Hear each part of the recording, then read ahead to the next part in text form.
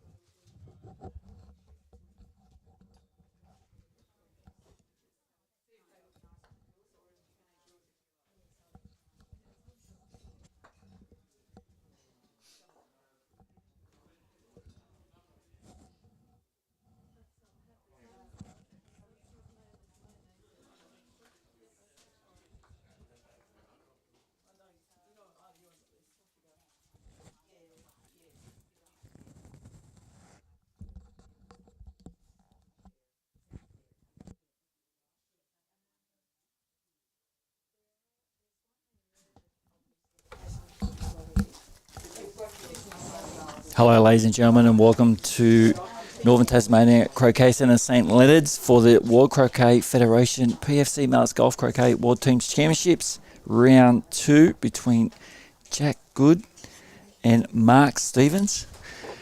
And the boys have just been getting their game underway. They're, what are they up to? Hoop 3.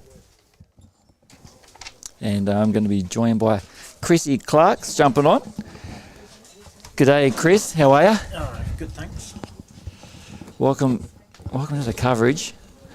We'll get that microphone up. Sorry, near your ears and near your mouth. And get it put on the correct match as well. Correct match. Oh yeah, that's true. We're still on over that last game. That helps, wouldn't it? There we go. So this is Jack Good from England against Mark Stevens from Ireland. Doubles this morning were split 1-1. Both these players lost their doubles. So Mark played with Rob O'Donoghue and lost to to Ewan and Jamie. Rob was particularly struggling in that one. Mark didn't play too badly. And Jack and Aston lost their doubles, and neither of them were showing the sort of form that I'm expecting. Jack in the warm-ups has been playing really, really well. I think he'll just need to settle down and get some singles play under his belt. The hoops are much more difficult today than they were in the practice. And a little bit tighter, but more importantly, they're firmer in the ground. And the ground is quite soft here. So jump shots sort of creating a little bit of indentation. So the ground needs probably 2 or 3 days of nice warm sunshine before it starts to firm up. But the hoops this morning have challenged all the players a little bit more than the warm-up. Jack won the toss, made hoop 1 fairly easily. They've been competing to hoop 2 for 10 minutes now, and Jack failed a very, very easy one into the jaws, but he's still got full control at the hoop.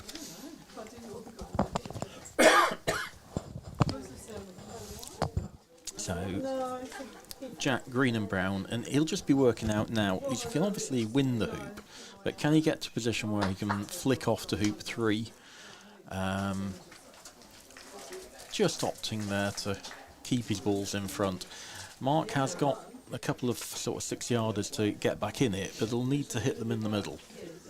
Lawns here, fairly easy paced, about 9.5 seconds.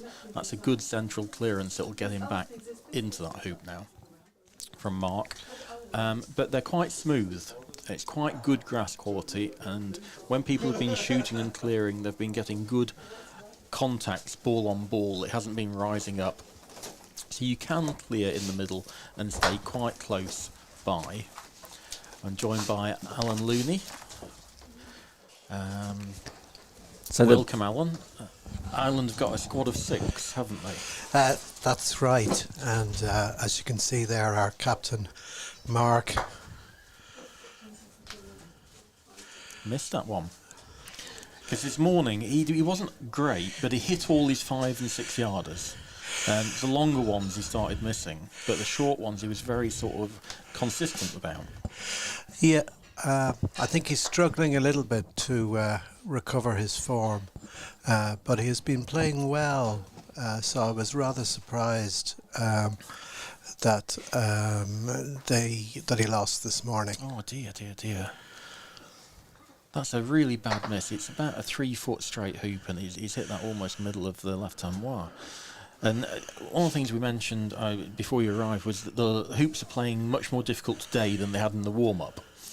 And you can tell by how far the greens bounced away that they're still reasonably firm. Yeah, I was surprised in practice that you could actually run the hoops at reasonable angles. Yeah.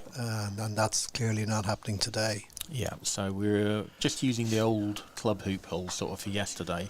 New hoop holes for the 3 days in the block stages, and then at the end of day 3 they'll put them in brand new ones again for the knockout. So hopefully they'll last a good amount of time. There's no rain forecast for the week, so I'm hoping the lawns are going to quicken and the ground's going to firm up, and we're going to get a little bit more testing conditions. Certainly, I think the conditions favour more conservative play.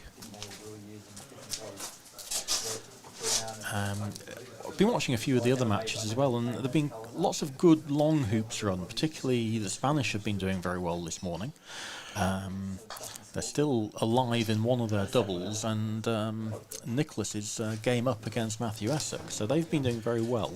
I think the England-Ireland match probably hasn't seen as many good long hoops run as that. So see if Jack can now take advantage. This is his 3rd attempt, and this is about 3 times further away than either of his first 2. See if he can get a decent strike. He's got a very good pre-shot routine. It's very consistent. Good stalk. Does the same thing each time. And he's again left hand. That right hand's coming through over the top, and he's just dragging it a wee bit left. I think you have to be a little bit more aggressive in these hoops and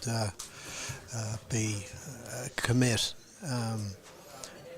I think you need to hit them a little bit harder and make sure you've got a full stroke and follow through. If you're in any way tame with these hoops, it's not good. I've watched Jack play quite a bit of golf croquet with Atkins hoops, and he's one of the better players at being able to stroke them through up to the next hoop. Obviously hoop 2 isn't particularly relevant as to how far you run it by. When he failed it for the first time, he was just trying to run it by 4 inches to block the opponent's approach to hoop 3, whereas he could have just hit it firmly through to the boundary and guaranteed a 2-0 lead. And certainly given where the balls are now, he'd be probably hoping that he had done that. Mark well back in this hoop.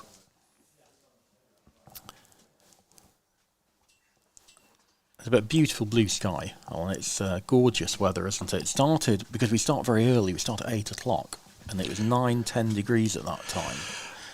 As I was driving over, it was actually showing 7 degrees. Wow. But we're due to get up to 20, 21, and it's a really very pleasant day out there now. Lawns were very well prepared. They've had a sort of dew mat dragged over them, so all that dew is being removed before play, and that will help the lawn speed up quicker. And certainly we noticed in practice that by lunchtime they certainly speed up. I'm just going to try to create a new scoreboard to get the colours.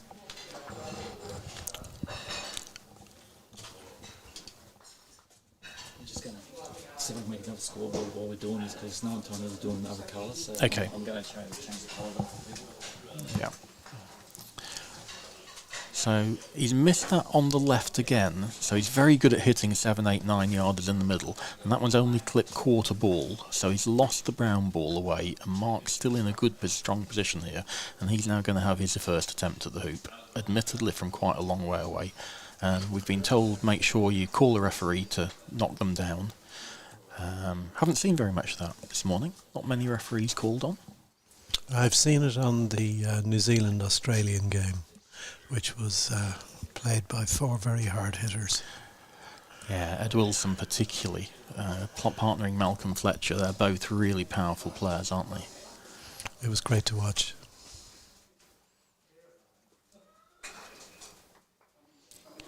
Good view from behind there. Lovely hoop stroke. And he'll be pleased to have got back to 1-1 because it really looked like 2-0 for most of that hoop. That would be huge for Mark now, and let's hope he can build on that. Lawns here quite interesting. They're very predictable, but they're not flat. So this is a downhill hoop approach from 2 to 3, and Jack's done very well to get it straight. So it's uphill if you're playing from the eastern side to the western. So from our picture, if you're playing from right to left, it's uphill, and left to right, downhill. Otherwise, fairly flat, and quite a predictable amount of hill if you're transitioning from 1 to 2 or 3 to 4. Probably about 3 balls one way. Or more, perhaps, although I think maybe the hill is not so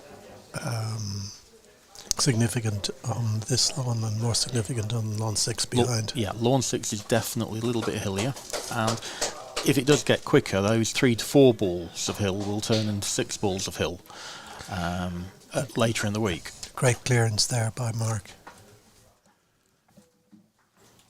In the background, we should probably mention we've got the other England-Ireland singles game going on, and that's between the 2 number 1s.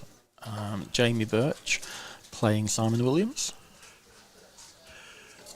And have we a score on that one yet? Looks like it's 1-1.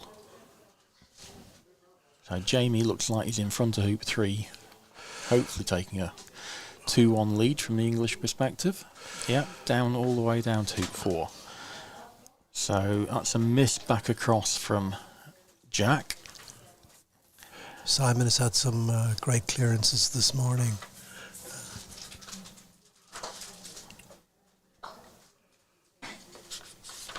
So USA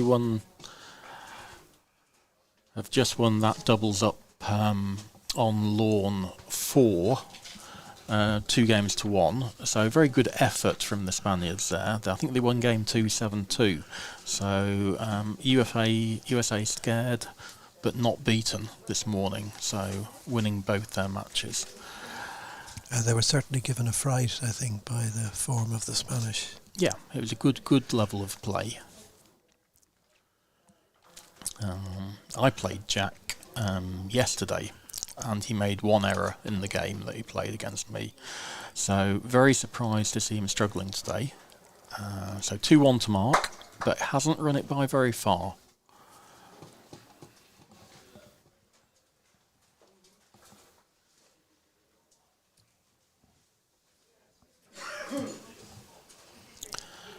I think when you're regaining your confidence, you don't get too aggressive.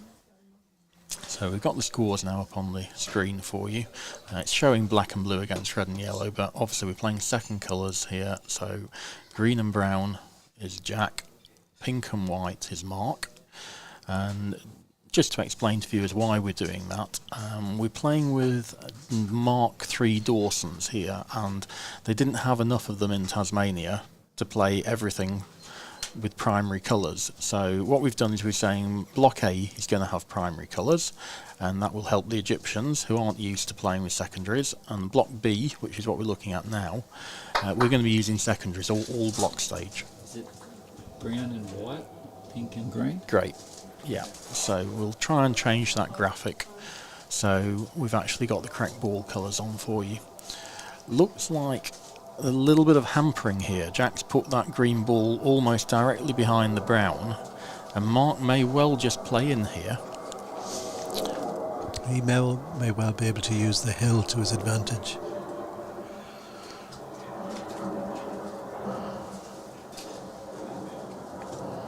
Nice setting. We've got an athletics track on the south boundary side, Big athletics track, and around these lawns, nice native Australian trees and lovely blue sky. So not entirely sure whether he took the shot at the hoop or the balls there. I suspect it was the hoop.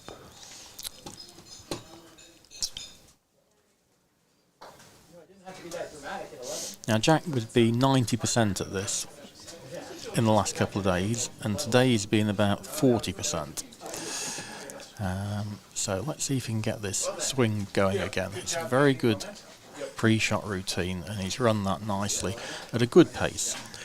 Excellent hoop there, committed throw. Because I had that same shot earlier from half the distance, but his ball was right there. So these short transitions from 4 to 5, from 6 to 7, and from 10 to 11, they're all uphill on this lawn. And one of the things I made sure the English guys were knowing this morning is make sure you get yourself straight in front of these. It's an easy uphill approach. There's no reason. You're always approaching an odd numbered hoop, so you want to be straighter so you can run it down to the next one. Mark again there. This is tight. That's a good shot. Super shot. And I think we'll see brown clear pink here, because I don't think white's a runner. The alternative is simply to play in with brown and let green clear pink. But I think pink's a bit too good to be wanting to do that. I think I'm going to want to clear that ball straight away.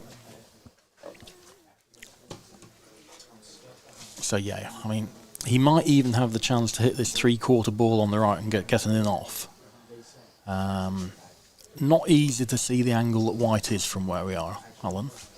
No, I'm just wondering whether white can jaws from there. Jack won't be too worried about that. He's a very good jumper. He'll fancy a 2.5, 3 yard jump shot from straight.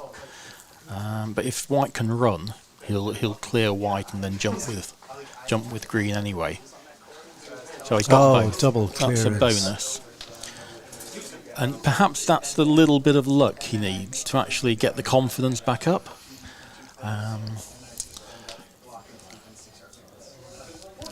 You can't let those incidents upset you, so I'm sure Mark will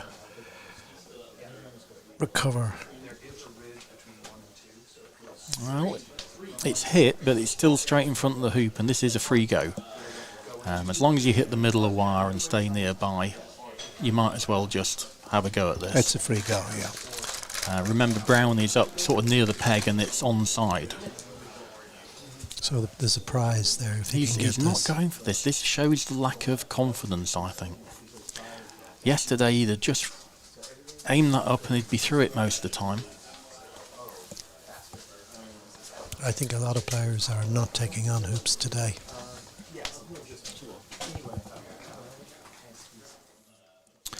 Very similar sort of cut, leaving it in front of the hoop, and he's lost both his balls now near corner 4.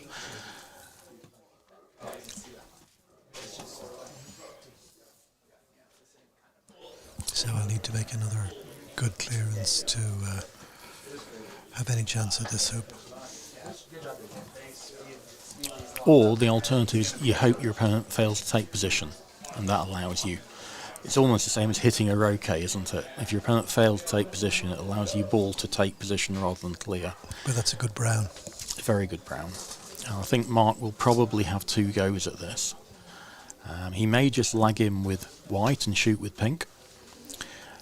I think if white does lag in, green will just clear it. So you've got to put white, if you are going to take position, quite close to brown, so that if green does clear, it might get unlucky and move the brown. Uphill approach again. Not a bad effort. That's a runner. But I think Jack is blocked. Is he looking at, has white blocked green at pink at brown? Looks as if it's a little bit north of that line to me. So I think it's still got a full ball at brown. And the normal shot is here, you'd clear the white. He's got to be careful that it doesn't cannon into brown. Yeah, so he's trying to put another ball in, and that's not done it, and definitely now pink is open on brown.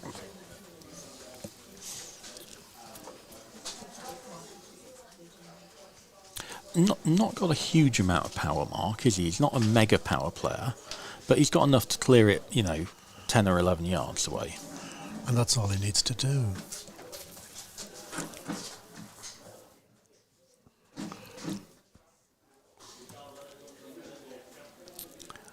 It's great to have so much play going on at once. All these tests are either finishing the doubles or starting the singles. We've got Australia against New Zealand in the background here now, and he's got the wrong ball there, so he's missed that by probably a ball and a half, 2 balls on the right. An easy hoop for Jack. This is all about running it between the peg and hoop 6. Try and get in front. We've got an update for you on the South Africa Egypt doubles. So I think that was Reggie's doubles. Reggie's won 2-1. So congratulations, South Africa. That's a big win for them, and very good from Jack. He's got into that space I was mentioning between the peg and hoop 6, and he's controlling the entire area and in a runnable position now.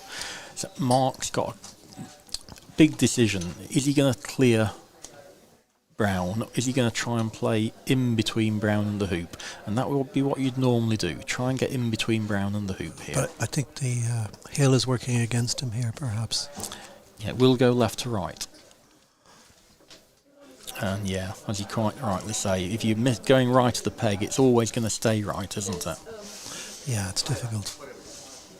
So now improve your position with green. Get green in a shorter hoop running position than brown. And then if pink misses, you can clear white to the north boundary, hopefully to a wide spot, potentially even getting closer to hoop 7. This is a downhill approach. No wind at all. You can see the trees in the background, absolutely stationary. So it's a lovely day to play croquet. 20 degrees, no wind, smooth lawns. It's a good venue, this. It's great. As a spectator, it's very difficult to decide which match to watch. There's so many good croquet matches being played today.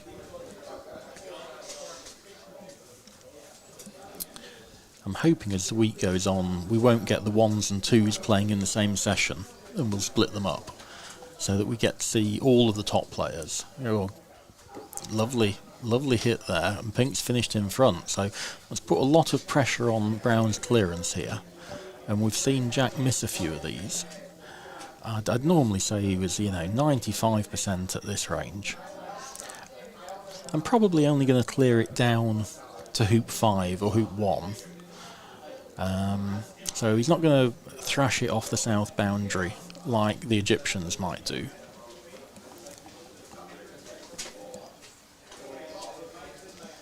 And he'll normally start off aiming slightly off target, and then as he moves forward it'll get closer. Yeah, the risk is the cannon into green. Yeah. It looks as if he's missing on our right, and then he's hit that where he aimed it. Normally his final swing comes through and it comes more back to the white ball, and that's missed by over a ball. Again on the left side, just like his misses of hoop 2. We're all on the left. It'd be interesting to see if Mark plays the white in anyway towards hoop 7, but it doesn't look like he's tempting that. To hit that 4 or 5 yards past the hoop to make sure he's in front. Clubhouse to the left of black, to the left of Jack. Nice shady spot when it gets a bit hot. He's got this one. Oh, close. That was close. I thought he had it. It just moves a little bit left to right, doesn't it?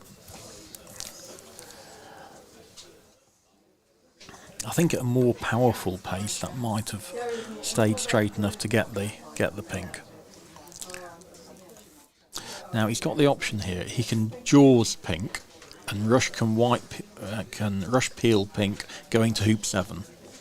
Is he going to do that, or is he just going to accept Brown's in a bad position and just run it. They're very difficult hoops to jaws. So I think he's tried to run it gently so white might be able to rush pink over.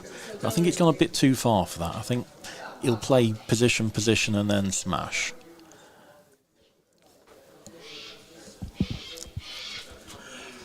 Interesting, well-balanced match now at 3-all. So, give me a bit of background. Do you want to talk about Mark a bit, about what he's done, events he's won? Well, he's almost a seasoned veteran at this stage, and a regular traveller to the Southern Hemisphere, so many of the top players will have met him before and not looking forward to playing him. He's close to the top 100 now. Probably had not had his best season this year, but we've every expectation he'll return to the top of his game. Meanwhile, Jack has had the most phenomenal end of season, winning every event he played in, and getting into top 5 or 6 in the world, really looking unbeatable at times. So we're really hoping that he's going to, find the form quickly. He's still struggling in this match quite a lot. He is taking this rush mark. I thought he wouldn't do this. I thought just white to position and not worry about green smashing pink away, because Jack's been missing. It's a risky shot. It is. Well, it's played it well. That's in front, but green can just clear that. Yeah, I would have preferred that on the boundary.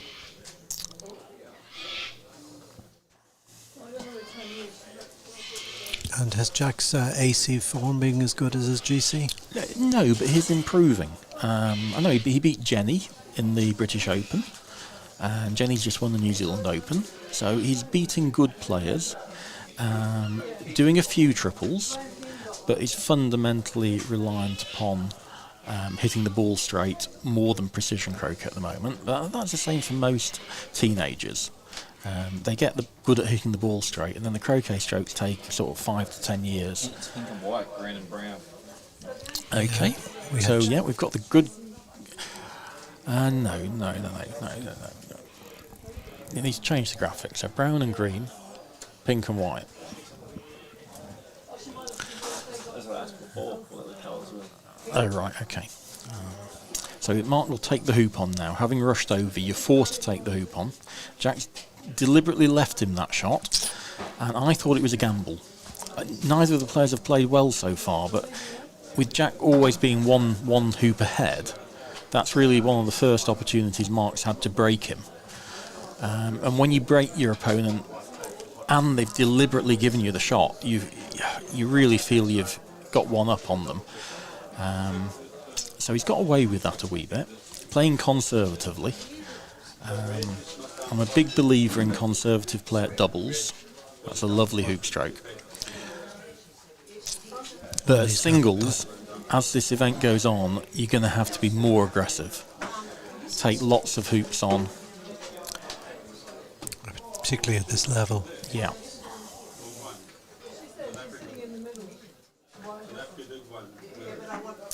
Now is Jack stuck behind this hoop? I think he is. Because the hill goes the other way, so he really wants to come to our left of the hoop. And his natural line is just to fractionally miss it on the right. So I don't think he's going to get a short hoop with green. And he'll probably play out towards the short boundary side, towards the left of hoop 8. Mark's got 2 perfectly open shots towards hoop 8. We don't quite see how far Brown ran that hoop and how close he is to 8. Let's see if we can move the camera. Can we move the camera? Down to hoop 8. There we go. So Mark's failed to get white into position. And Brown ran past the hoop? Yeah, Brown's got a smash back on white, but that's another... He's made sure he's in front, hasn't he? It's Jack. You see this hill, they're just moving left to right on our screen towards the end. Whether he plays brown between pink and the hoop or smashes white away, I think if he was playing to his normal standard, he'd smash white away. He may take the more conservative line here. I'm inclined to agree with you.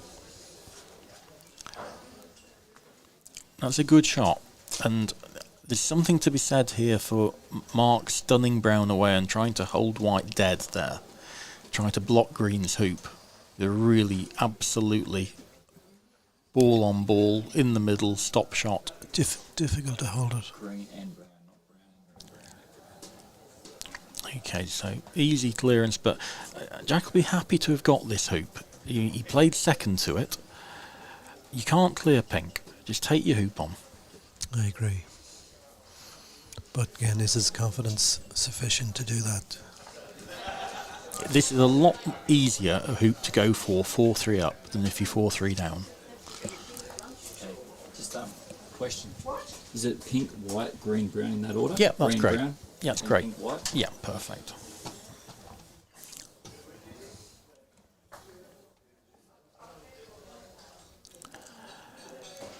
This is huge in terms of the context of the game. Yeah, and you're on a good hoop 7, so hopefully a little bit of confidence coming back. There we go. Well run. 5-3.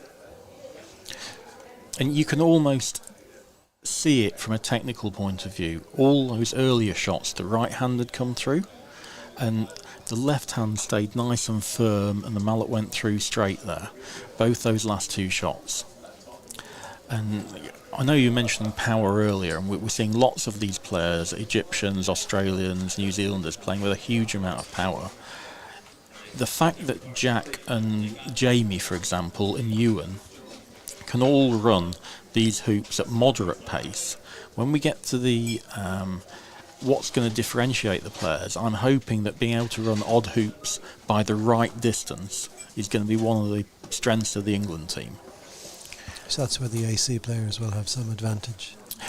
Yeah, I mean, all four of our players play AC. That's super great shot. clearance. Super shot. Once he gets in a rhythm, he's a scary good player. And he's now 5-3 up. Great to see the sportsmanship, though, from Mark to acknowledge the good shot there in terms of the hoop from Jack. Yeah, the Irish team, just historically, I mean, I've been playing 40 years. Every Irish team I've played have been fantastic sportsmen. And they like to see good croquet. They like to win by playing well rather than their opponent playing badly. I know Simon's been playing donkey's years now, hasn't he? And still playing at a high level. Yeah, it's great to see him coming back to his best. So again, this is a downhill direction. You've seen the white ball there fail to get anywhere near in front of the hoop.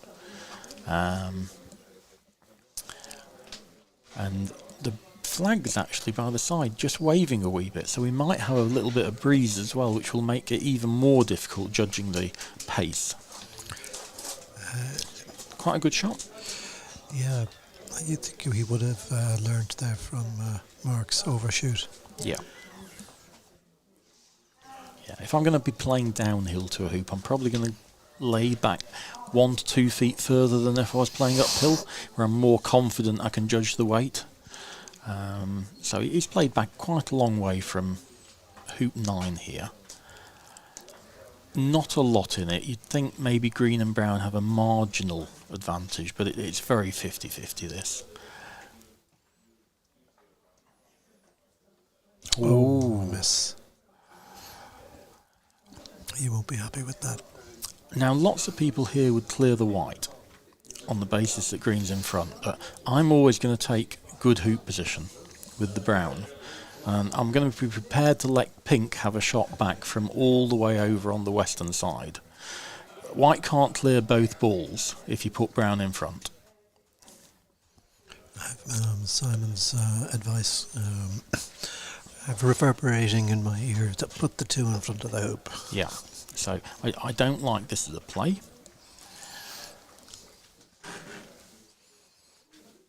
Yeah.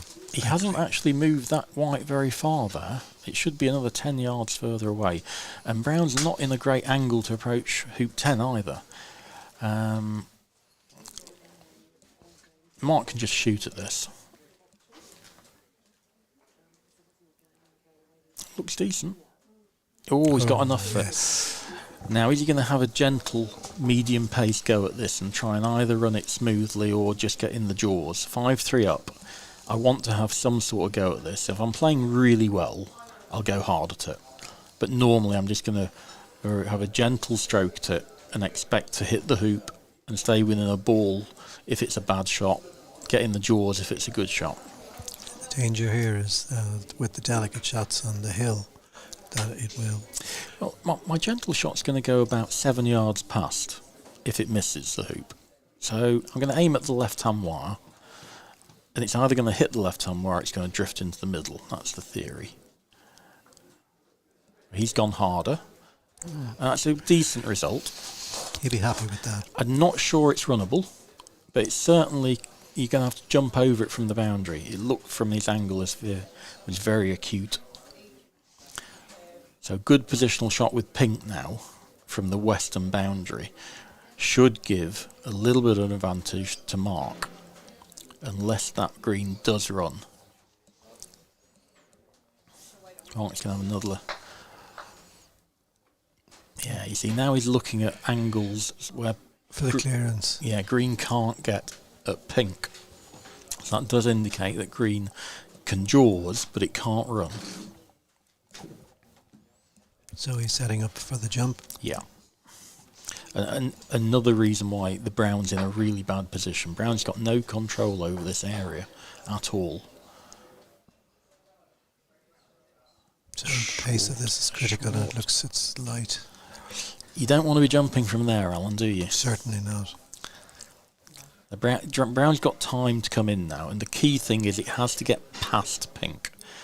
Pink can be allowed to clear brown, but only to a short boundary. So you've got to get past that pink ball, and I'd be playing to get 3 to 4 yards past it, almost in the line between the corner and the hoop. So white may have to take on the green here. Yeah. So is Mark 5 or is Jack 5? Mark is 3, Jack is 5.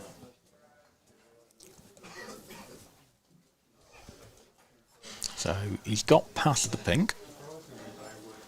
Has he got a block? Not quite. I'm not happy with that because pink can still cut brown on the right hand side and rush it north. I wanted to force pink to rush me to a short boundary. So just good positional shot here from white. Green won't be able to hit white, won't be able to run the hoop. Green can jaws. White can quarter ball brown north.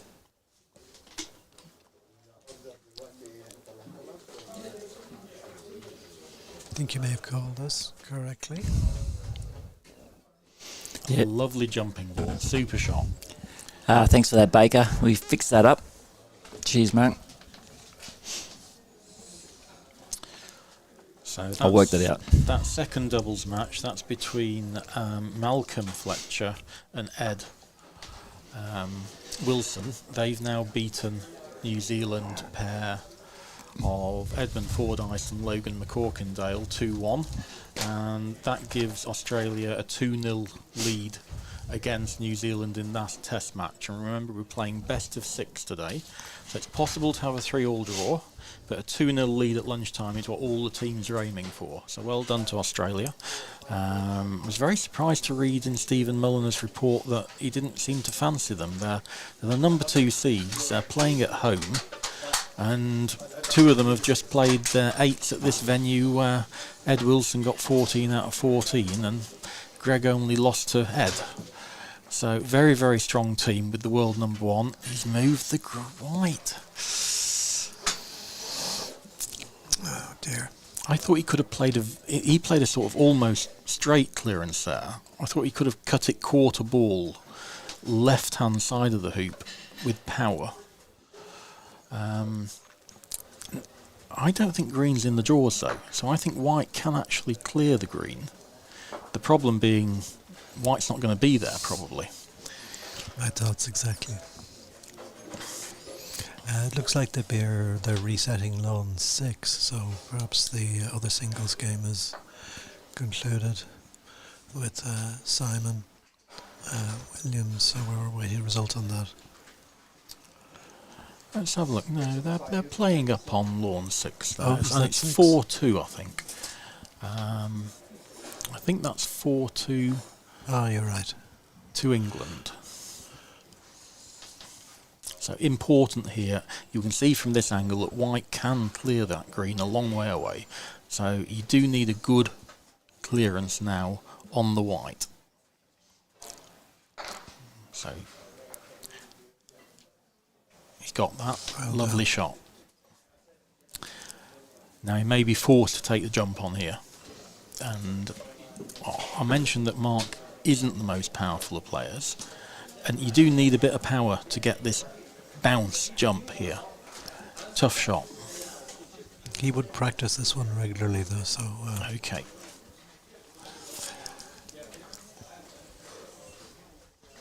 This is a shot now that isn't in my repertoire. My back just doesn't survive this. I'll give up the hoop and go halfway, unfortunately. But yeah, used to be able to play this. You're bouncing the white maybe 4 feet before the green and hopping over it. Oh, lovely bounce. What a shot. Direction was just a ball out probably. But lovely trajectory on the shot. It was always the accuracy there was my concern, not the ability to get the jump. So that's 6-3 now to Jack. White's offside, so he's directing that over to the west boundary. I think he's in front of hoop 10 as well, so good shot. So Mark is up against it now. Yeah.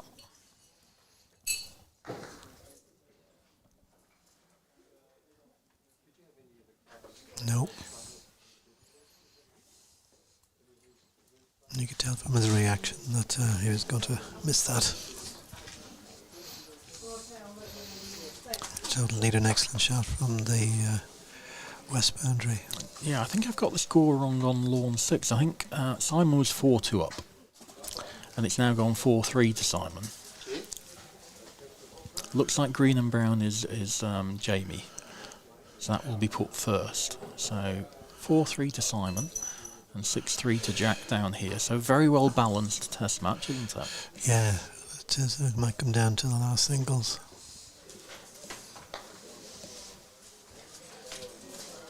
These short test matches often bring a little bit of tension into those last couple of singles. I think that's a great thing about the format. You know, even when you're 3-1 up, you haven't won the test match yet.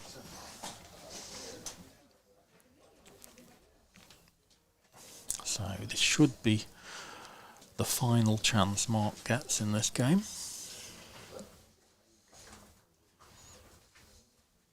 Wouldn't surprise me if he got this.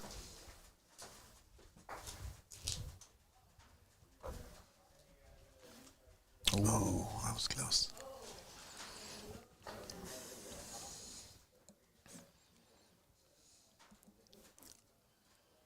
So that hoop 7 proved crucial.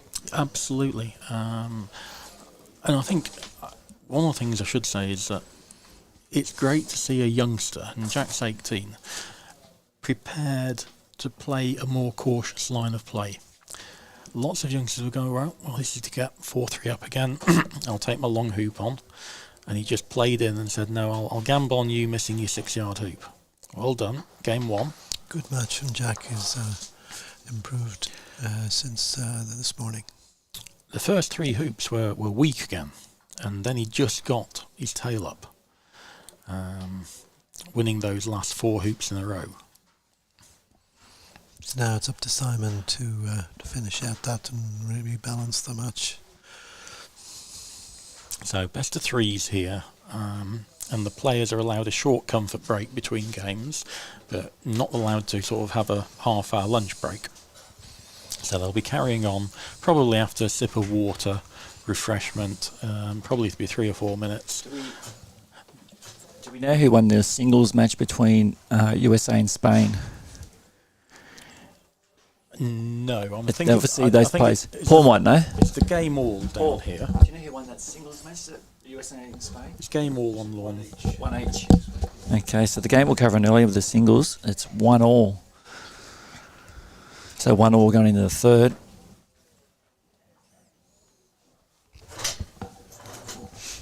Referees just checking the hoops between games, more really for firmness than width. The width won't change very much at all, but what Atkins tend to do is they just rise slightly, and they'll be like, 5 or 6 mil higher after a game, and you just tap them down, a couple of gentle taps with the hammer, and they're ready to go again, and they maintain the width very well. Certainly, we're not terribly familiar with the Atkins hoops in Ireland, so they're always a little bit intimidating for us when we come abroad and faced with them. I'll just take this moment to our event partners and give them a bit of a shout out. PFC Hoop Winners Mallets. Yeah. Massive shout to them. They're a major sponsor of the event. Super Turf Line Marking Systems. Croquet Tasmania. Events Tasmania and the City of Launceston. So massive shout out to all our sponsors for helping put this event on. And without sponsors, we don't get these events happening. Now, I know the Hoop Winner mallet that's been advertised here is becoming increasingly popular, and lots of our club members at United are using those and finding them very good. So great to have the variety in mallet manufacture now. I know when I was starting, there really wasn't much choice, and we've now got carbon fibre mallets, we've got aluminium mallets, you've got people like me who still use an old piece of wood, but generally now these modern materials are, coming into play more. Peripheral weighting on the end, so these PFC mallets have got the holes in the middle, so the weight's transferred towards the end. All so much easier to hit the ball with than the 9-inch mallet I started off playing with in 1984. So you can really get to a competent level much faster, and it's a bit like golf and tennis. A bigger tennis racket and a lighter tennis racket and a bigger golf driver head and a lighter one. It's easier to hit the ball well than it used to be. I think that's got to be a good point. Yeah, I bought myself a PFC mallet myself when I started playing a bit more golf croquet. Personally, I find them more suitable to golf than association. Okay. So we're just quickly moving over to the match between Nicholas Denizeau and Matthew Essick. And Nicholas won the first game 7-6, and Matthews equalised fairly quickly to make it 1-1. And they're having a little look at some lawn damage there where the ball might just have bounced and created a mini crater, and the referee's coming over to make sure they've repaired it properly. But the lawn's still quite soft. We had hail on Friday or Saturday, I can't remember, for Saturday, and it really plummeted in temperature, but lovely sunny weather again now, and the lawns will dry out fairly quickly. I think the forecast is good for the rest of the week, at least until the weekend, so I think we can look forward to some uninterrupted play. Yeah. So Matthew, obviously ex-world champion, lost his world title to Blake out at Chesapeake Bay. Enormously talented player at both codes, and tends to play very positively in both codes as well. Doesn't tend to leave it up to his opponent as to how well they play, which is what I try to do all the time. I tried to make my opponent play a whole series of difficult shots, and most of the time they wouldn't. Matthew likes taking it into his own hands. That black's trying to hide behind the red, so I think it's done a good job. Matthew would have cleared it by now if it was fully open. Might have half a ball. Matthew's a real gent as well. I visited him in Orlando, one of his home clubs last year, and he certainly gave me a great welcome to the club, and I enjoyed playing a game with him. Yeah, so tried the double clearance there, tried to clear his partner ball into the opponent ball. missed it completely, and now Nicholas does have an advantage here. Although that might have undone it a wee bit. Matthew will play into this, and black will move away. Blue might stay there, but yellow's still in easy clearing range. Interesting to see he's playing Solomon grip here. That indicates he's going to play it hard. Normally the sort of 5, 6, 7 yarders, he'll hit Irish grip if he's going to hit medium pace. So whenever he changes to Solomon at that distance, it means he's going to hit it harder. And whilst Nicholas does have an advantage here, because he's the first person to get a ball in front, it's a small advantage at this level. Matthew can keep hitting these 5, 6 yarders, and he'll hit them fairly centrally. I think he'll try to hit this on the right hand side and maybe get an in off. 3/4 ball on the right.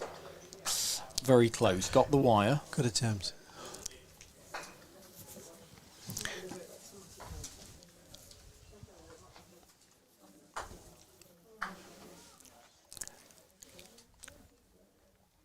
And that's not great, really. If you'd have hit it another 2, 3 feet in front, it's more difficult for Matthew to hit it half ball and get off the south boundary in front of the hoop. Whereas given Matthew that nice angle now, that's the wrong side. One of the things Matthew does is he hits those at the correct pace. I was watching Mal Fletcher and Ed Wilson, and they were hitting those shots hard, and it's the wrong pace to hit them. You've just got to try and get it so that even if you hit half ball, you're still within 5 or 6 yards of the hoop. If you hit the middle, you're staying in front of the hoop. Yeah, it's a long way back from the boundary. And the question is, at what stage will Nicholas become less patient and take on one of these 6-yard hoops he's being given? I think now is the time. I'm going to take this on as blue. Black can clear yellow. This is a free go. Oh, it's a bad shot. You missed that. Yeah, you think you're going to hit middle of the wire at worst from there, and your ball's still going to be a couple of yards away. Flicking the outside of the wire is not great. Referee's still on lawn 5, by the way, checking the hoops, so that match hasn't restarted yet.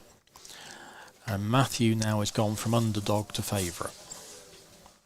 That ball should be in front. You can see his disgust. Wow. Uphill shot. Oh no, it isn't. That's the one. We're on the wrong side. That's downhill this side. So lawns 1, 2, 3 and 4 go the opposite hill to lawns 5, 6, 7, 8. That's right. So that will probably explain why Matthew got that distance shot wrong. Another go. He's run that. What a hoop. Super shot.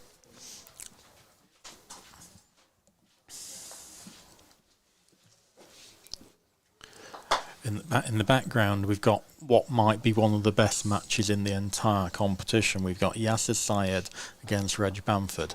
Now, Reg's not quite as good as he used to be, but still a fine player. And Yasser, in the practice session, I thought Yasser was the best of the 32 players, or, well, more than that with you guys turning up with 6. So Yasser looked enormously strong in the practice session. We made the same observation. It was very impressive. So many, as you mentioned earlier, you don't really know which one to watch, do you? There's so much good stuff going on. But we'll go back to lawn 5 when that starts again. But in the meantime, Nicholas has got this 1-0 lead in the deciding game against ex-world champion Matthew Essick. And Matthew has overrun that yellow, so he won't be happy with that. Yeah, and the lawn's gaining pace all the time. But still a big advantage to have power on 9-second lawn. But again, if we can get them a little bit quicker, it'll make for more interesting matches because the hoops will firm up. And also that delicate touch play will be more challenging. Yes, yeah. Just enough, but he's lost the black all the way south. Matthew will make sure blue doesn't have any sort of go at the hoop here. Now he's Irish grip, you see. that gone to that mid pace. Yeah. And that's the shot I'm saying is really strong for people like Matthew and Jack. If they can hit those 5-yarders in the middle, mid-pace, their ball stays in front, and their opponents eventually get into a no man's land. Mark Stevens normally has that one in his repertoire as well. Okay. So yeah, they're still setting the hoops over on lawn 5. Here we go. Is this still practice, or have they started? Maybe it's lawn 7 I was looking at. So this is the start, the 4th ball in. So if we pan back to lawn 5, hoop 1, we've seen white's just played.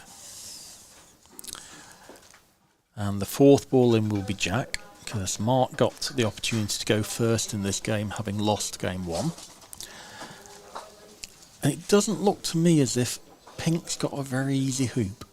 I think I'm going to just play in here with green rather than shooting. Yeah, I don't think pink will take that on. I think from this picture here, you can see quite how good the grass quality is. Really very nicely tight. Plenty of grass, very short mowing height, 3mm. And he's overhit that. Yeah. And not only has he overhit that, it means that there's a wide area. If Mark can hit brown sort of 3/4 ball on the left, he might be able to cut it so green's in the way of brown being able to clear white. No, he's tried to get his own ball in the way. That's a good effort. Not sure if he's achieved it, he may well have. It's much more difficult to play that shot than the one I was suggesting, because you've got to get tight control. Now, has he managed to get any of it covered? Referee just helping Jack move these very good ball barriers, this black tubing, very good for stopping balls, irrespective of how hard they're hit.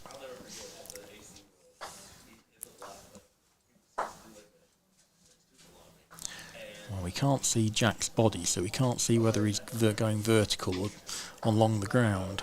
Along the ground, and he's got whatever was left Part of it anyway. So we don't think green has a shot on that hoop. So this is the 2 balls in front we're mentioning. The one thing you got to protect yourself from 2 things. You don't give a double clearance away, so he's done that, and you don't give an in-off away. So if white had been 3 balls further, green might have had an in-off of white. But now it's saying, well, my best chance of winning the hoop is to hope that pink fails the hoop. the brown, yeah. Now he's giving this hoop shot away, and he's saying that he thinks that's his best chance of him winning it is Mark failing a not trivial hoop.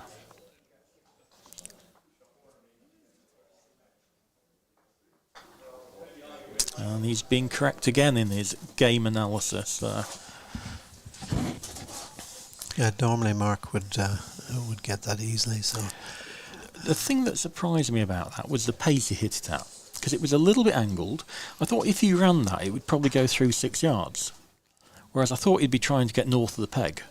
So I thought he'd probably hit it 50% harder than he did, and it might indicate a slight lack of confidence. I think you're all right in that assessment. He's still struggling a little bit.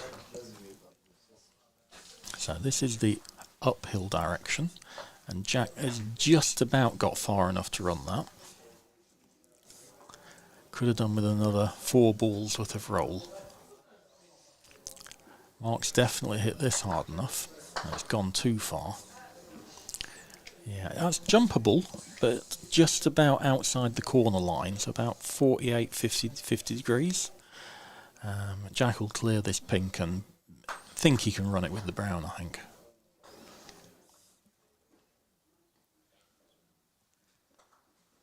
So will he try and cut this? Yeah, he'll be aiming half ball. It does 2 things. It gets pink further away, but equally relevantly, it gets you off the short boundary. So his ball's not going to go that far either. And the further north you can get the pink, there's a chance that even if pink hits brown, it might leave it in front of the hoop. And as you see, this white is very, very angled here. So Jack will be fancying having a go at the hoop. Perhaps Mark should leave it to him.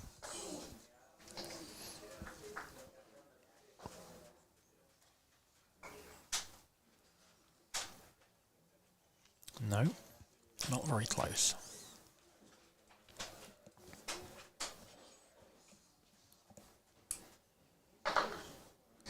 Another test here for Jack.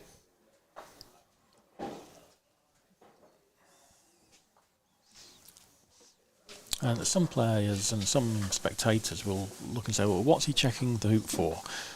He wants it to be firm, so that if he just flicks off one wire, he knows how far it's going to go up to hoop 2, rather than the wire wobbling and taking a lot of strength out of the ball. So he's run that well, probably a little bit too well. It's just gone past hoop 2. Good hoop nonetheless. Yeah.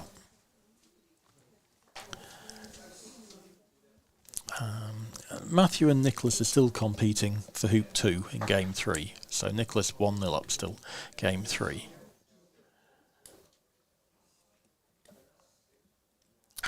So Paul Kaiser's been commenting on the hoop winner mallets, and he's saying they're basically as good as a trimmer, and the great thing about it is that they're available on demand, whereas you tend to have to wait a few months for the trimmers.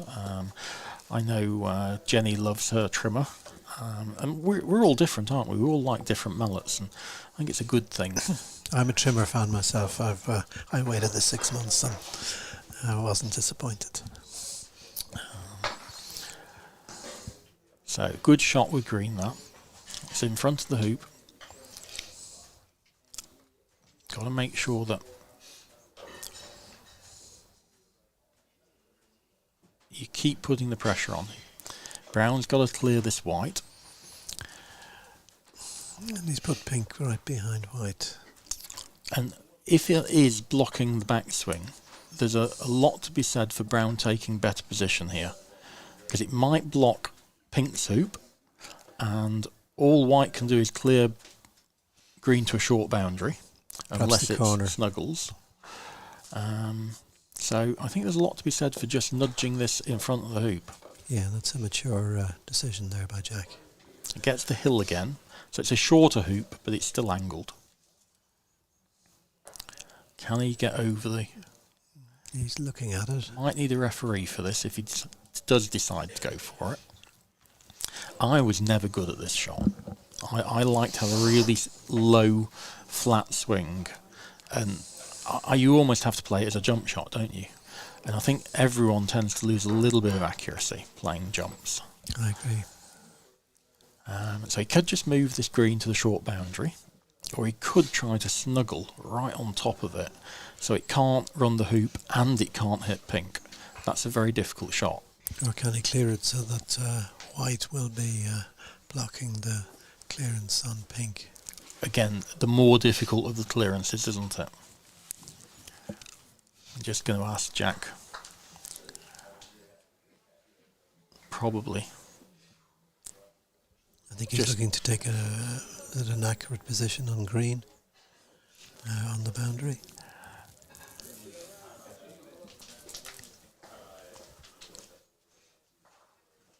So in the background you can see Jamie about to run hoop 12, and I think that's to equalise.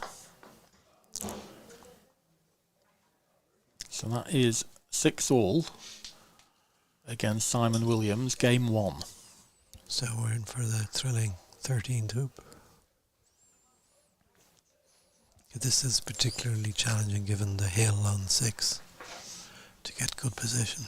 You've got to aim it at least at the hoop, if not right at the hoop, haven't you? Yeah.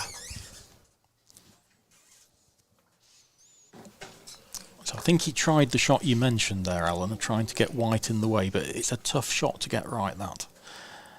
And now Jack's going to have the advantage of this short boundary. He can clear pink a long way away here. And I think his confidence has been building throughout this match, so you'd expect him to get this clearance. Yeah.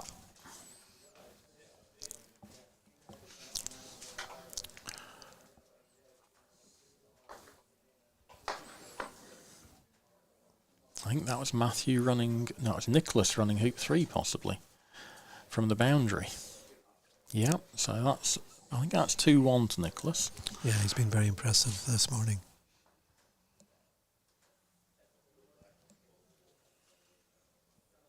Just the familiar routine of Jack. It is really a unique competition, this, because this is the strong any event. You know, when you get a World Championship, you get 80 players. You don't just get 32 players on the lawn who are playing doubles who are really good, or 16 on the lawn playing singles. It's just good croquet everywhere. Let's see if you can get the power here. Yeah, that's good. Centre ball. It wasn't. He's unhappy with that. And that shows the standard he sets himself. He expects to hit that, you know, a full ball rather than 3/4 ball, and he'd want it off the boundary instead of 3 yards past hoop 3. Let's see if Mark can keep himself in this.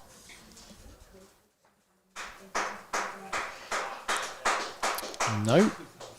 And there's a brief view there of Simon on 6.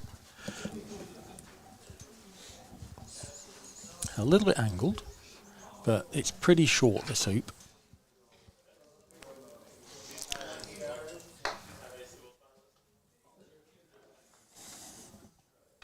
Oh, he's missed. So it looks like Jamie's favourite. Oh, no. Again, missed on the left side there, Alan. You notice all his misses have been on the left. And this is a much more difficult shot for Mark than Jack had. Jamie's missed. That's a 3-yarder Jamie's just missed there. Oh. The hoop's definitely standing up to these shots just being hit into the far wire much better than they did during the practice.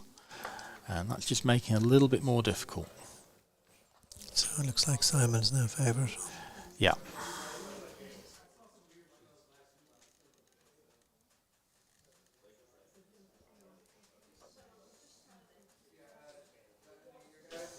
There's a lot at stake here when you're playing for your country, not just yourself. So it's extra pressure on these guys.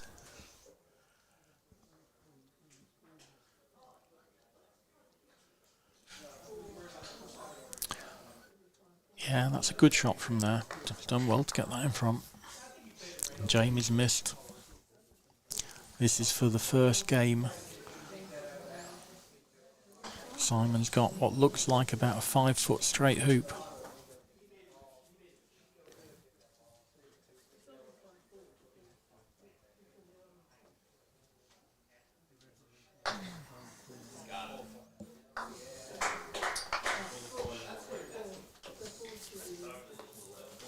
Looks like he's taking his time on this one.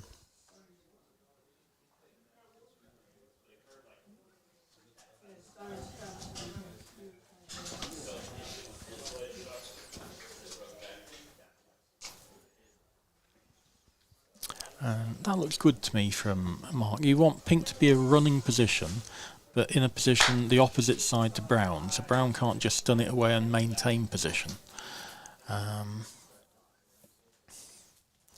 Jack's got a little bit of a decision to make here. Green's far from an easy hoop.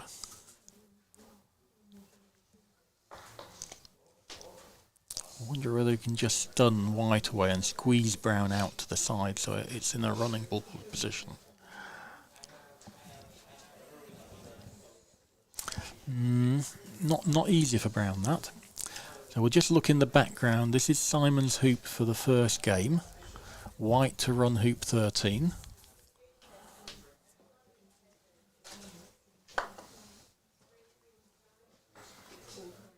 Yep, jumps it through from straight. First game to Ireland up there. First game to England down here.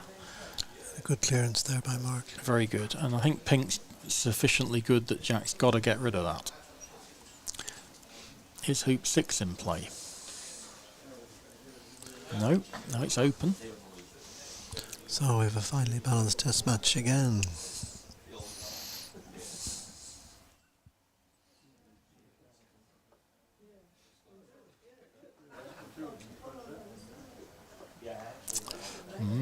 That might have missed on the right for the first time. so I presume he'll try and jump through this. It's runnable on the ground. I mean, I'm gonna run that on the ground, but it is a little bit easier to run them in the air. Yeah. No, you were right. 1-1, game 2. Jack's already broken serve, so Jack's already got the minor advantage in the game of playing first to the odd numbered hoops. And this one's a little bit downhill. He's judged that well. That's a super shot. And it's shots like that that win games. You get hoop 3 and you probably favourite for 4 as well. He's missed that by a yard.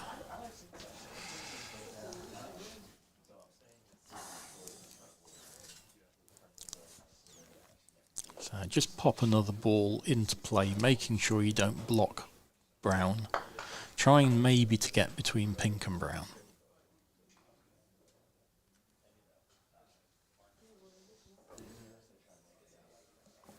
So he's made sure that's a runner as well. That's another good shot. So we'll need a very good clearance here from Mark.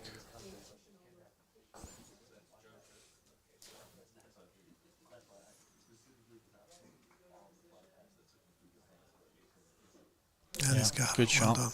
Good shot. And this is a standard position where brown and green are going to have 2 balls in front. The question white needs to ask itself is his team, pink and white, going to get a better chance of running hoop 3 than white's got from the boundary? Are you going to hit 5 or 6, 7 yarders in the middle, or are you just going to try and play one shot absolutely perfectly? Yeah, I think he probably needs to take on the hoop if it's clear. I'm going to try and take position with brown to block white's option of doing that. I'm not sure he's achieved that. Right, yeah, that's an indication he's going to take the hoop on. 2 balls down. Nothing wrong with this as a choice.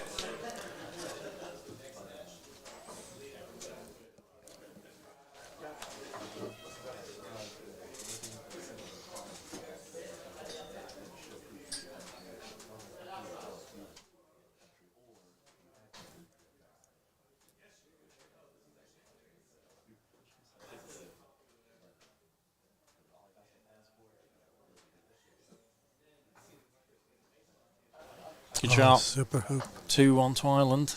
Breaks back again. It needs big shots like that. That'll do his confidence no end of good. Yeah.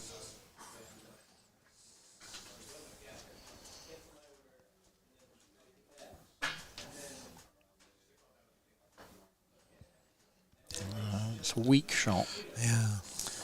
It's well north of the hoop, that.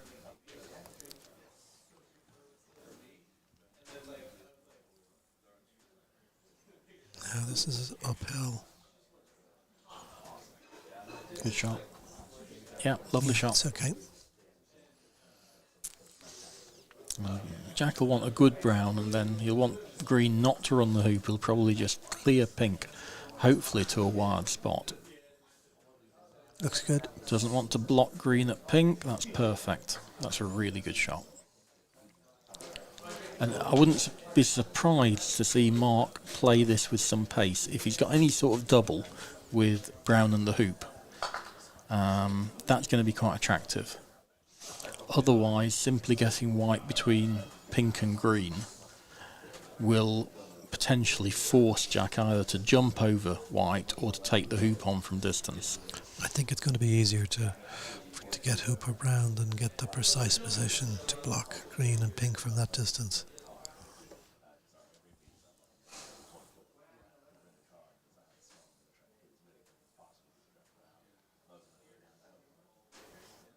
It looks like he's clearing. It's gone with power. He's flicked the brown. A bit unlucky there, really. So Jack will clear the pink here, and he'll be looking for a spot on the south boundary where the hoop's in the way of where pink goes off and brown. So do you think Brown has a Yeah, shot at the hoop there? definitely, definitely. That's a good shot. Played that well. He's anxious that he gets the precise spot. Yeah, when you watch Jack and he's double banking a game of golf croquet, he walks further than, runs further than any other player. He loves a bit of a run.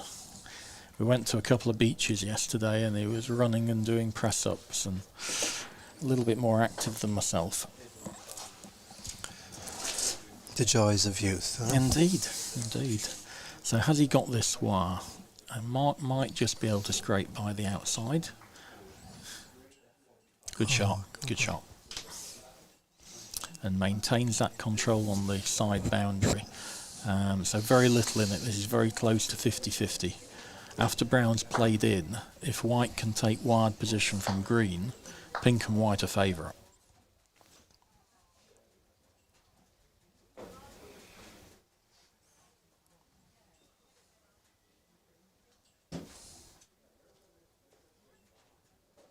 That's okay.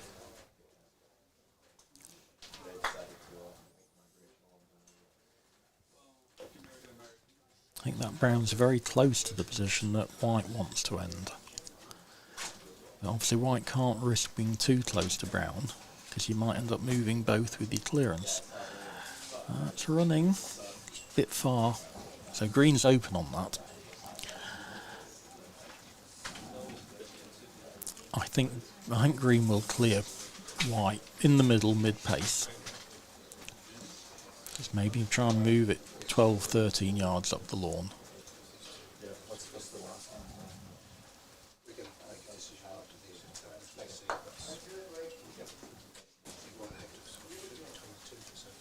Give it to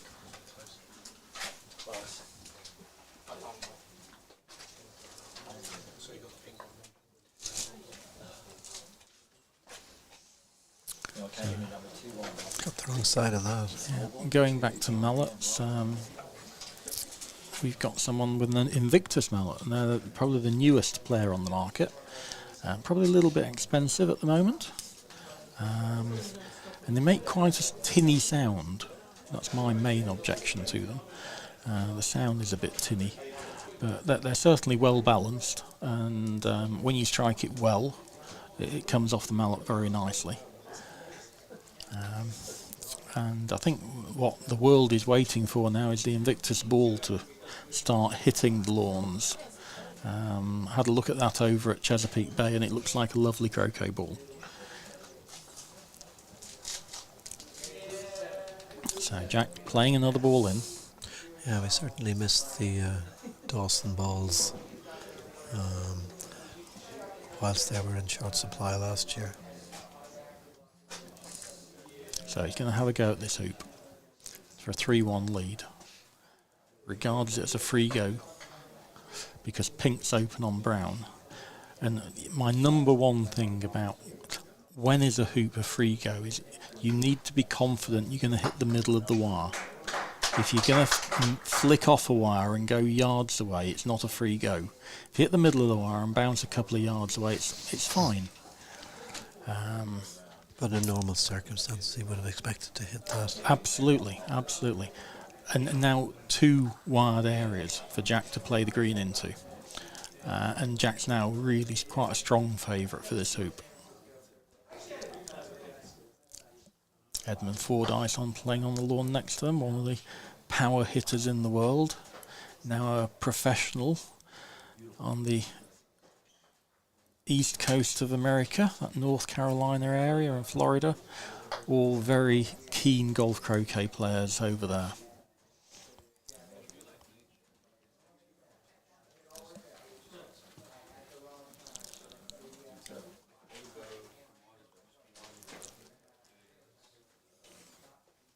Yeah, that's nicely in front again. It's probably open though. It looks wide from White to me, which is the key ball. Yeah. So no need to go hard at this hoop. You could just take position if you want to be really defensive, but I would play at quite a smooth, gentle pace, and the draws is a good place to finish here.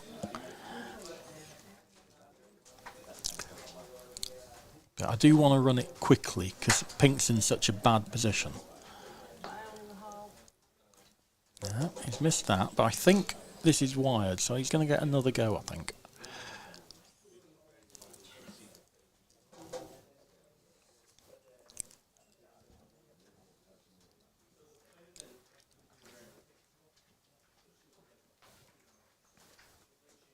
That's trying to hit brown onto green, so he was in a really weak position. It's got quite a good result in many ways, because white's not far away from hoop 5, and brown's been moved quite a long way away from 5, so Jack just needs to make sure he runs this one.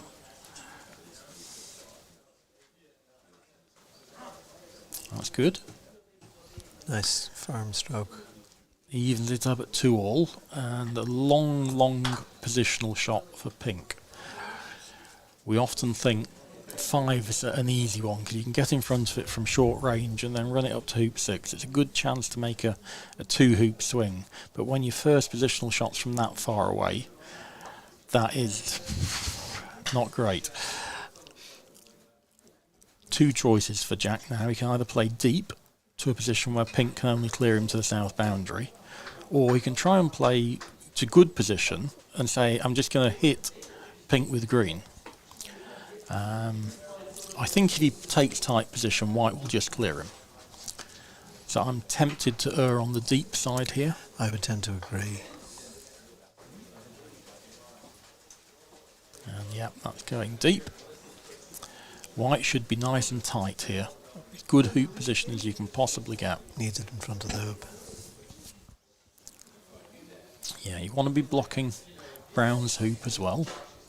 But 1 foot back, blocking brown's hoop. Factoring in the uphill. Yep.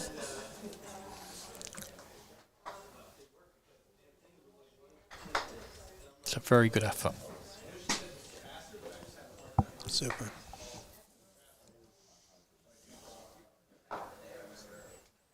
So Jack getting in there, but he's He was trying that one. He was trying to drift behind the white, but not that far. And you've got 2 choices here. You can either just hit it the south boundary, or you can just try and snuggle dead weight up to it. Difficult from this distance with the hilly lawns. It is, but you're only getting an extra 3 yards if you rush it to the south boundary. So case for getting a block. Absolutely, that's what I was going to say. If you don't fancy the snuggle, the block is probably a good choice. It's going to hill towards us.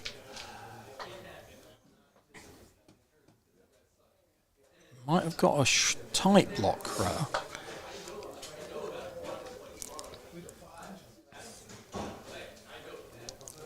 Yeah, that looks like he's done that. So can he jump? Or are they both too close? No, I think he can jump. He'll be able to get over that. Although his normal jump is quite a flat shot, he may go down to the sort of what we call a flip. So get his hands down the mallet and play it like we call it a froggy flip. Martin French used to play these shots. And try to get the ball up quite quickly. There you go, hands down the mallet. And he's going to try and go vertical quickly over the pink and hit the white. Calling a referee just in case the mallet goes into the ground and causes any damage. If the ball damages the ground, it's not a fault. Always hit the top of pink. The only positive about that is that brown's now onside. So he's going to go 3-2 down, I expect, but brown's going to be in a good position for hoop 6.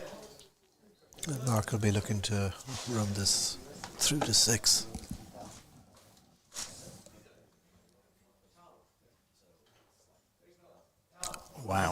Wow. So now green has to play a tricky shot. It's easy to get rid of white, but he needs to probably hit it just a fraction off centre on the right, so it tries to go down the blocking line of pink's hoop. And it is literally 1 or 2 degrees off centre, I think. That's a good effort. Not quite got Not it. quite. The hill at the last minute took that down. I don't know what he's going to do here. He could go for the hoop, he could clear green. They're both legitimate choices here. I'd clear green. The reason being that even if you're on the hoop, brown's in a good position. And one of the rules I teach anyone who's playing golf croquet is if you're in a position to clear the ball that's just played, leaving your ball near the hoop and all the other balls away, you've got the advantage then. So clearing the ball that's just played gives you an advantage. So pink clearing green there would have been a big advantage. That's gone 3 or 4 balls in 7 yards. Really hilled quite severely. So I think Jack will fancy that that hoop with green, so Mark will need to clear it. Yeah, you want to clear that, definitely. Over there. So, quite a long shot. It's, sorry, I was wrong. I had to go at the green, missed. A lot more difficult this hoop than the one that Mark just had. Double the distance and a fractional angle. But I still expect him to run this. And ironically, I think these are easier to run through to the next hoop when they're a little bit further away. Good shot. Good length. So continually breaking each other. Jack takes a 3-2 advantage. Game up. They've not started, I don't think, on lawn 6. That's a good position for green. Very nice length. Mark's taking maybe a double? No. So I think Jack now looking like he's going to take a 4-2 lead. He's 3-2 up at the moment, Jack. Though it's all hard to call these hoops too early. And I'm interested as to whether he's deliberately played that out to the right on the basis that if green jaws he can flick off to 7. As it is, he's overhit it. So it's not a great flicking ball and it's not a runner. So if Mark can either get rid of green or green misses, Mark's well back in this.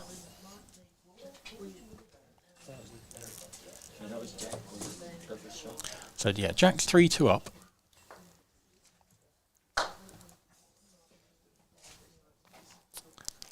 Gone for a block.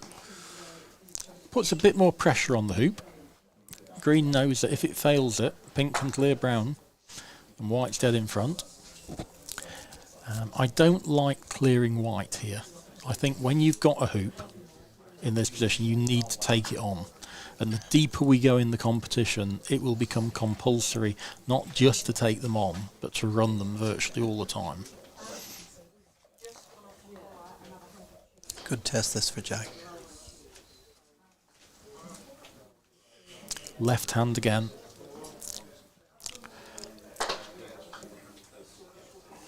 Just the one shot he's missed on the right, everything else been on the left. But a testing enough clearance for Mark.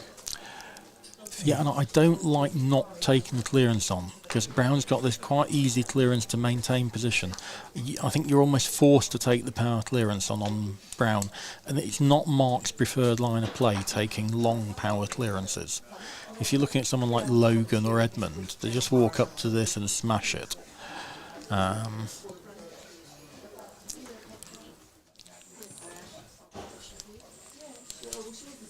So I think Brown and Green still have the advantage here.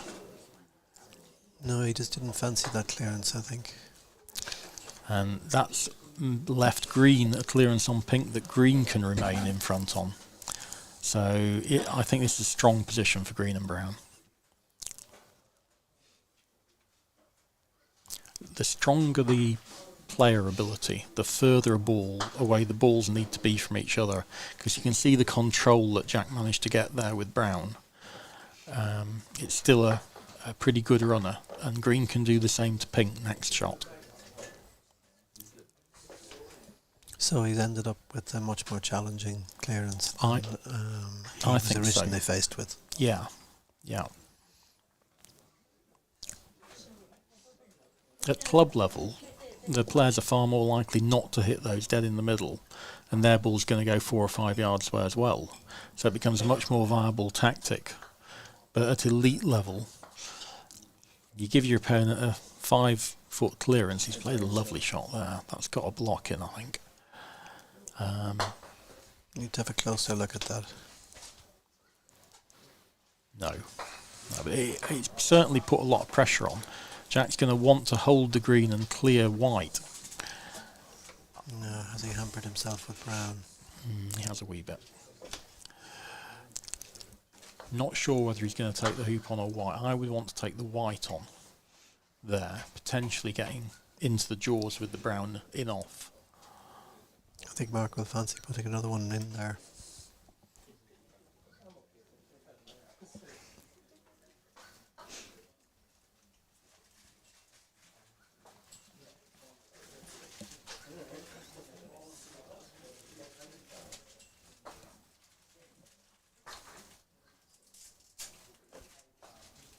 So they're playing hoop 11 in the deciding game between Matthew and Nicholas. So I'll try and get you an update on that score. 6-4 Nico. So Nicholas is 6-4 up in the decider, and Matthew's taking on a long jump shot at 11.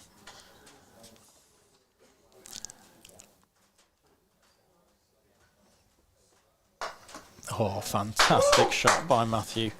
6-5 down still, but that was a 3-yard, 4-yard, 30-degree jump shot. And that's another lovely ball that's got a perfect block. I think Jack's going to go vertical and take the hoop on. I think he's no alternative. For Mark to play one of those two balls into such good position is fantastic, but to get both of them, I thought he was a big underdog prior to those two shots, and that they're both on the blade of grass. And Jackie's very, very good at jumping. I'm just a bit worried that this right hand's been coming through and just pulling them off to the left. And that's more likely to happen on a jump shot than a clearance. He got all of these when he played me yesterday. No, didn't get the height. Oh, I clipped blink. Going to go back to 3-all. And I'm going to ask our video man, is it possible we can just pan over for what's the end of this finish on lawn 3? Yes, we'll just watch him get this through. And Yeah, he does. 3-all. And we'll come back to the England-Ireland game. It's only game 2 at the moment. We are at the end of game 3. And a very exciting game between Matthew Essick and Nicholas Denizo. That's Nicholas trying to clear the yellow and failing. Matthew's already played that fantastic jump through 11, and he's got this to take it to hoop 13 in the final game. Goes back to his Irish grip for his smooth, gentle shots.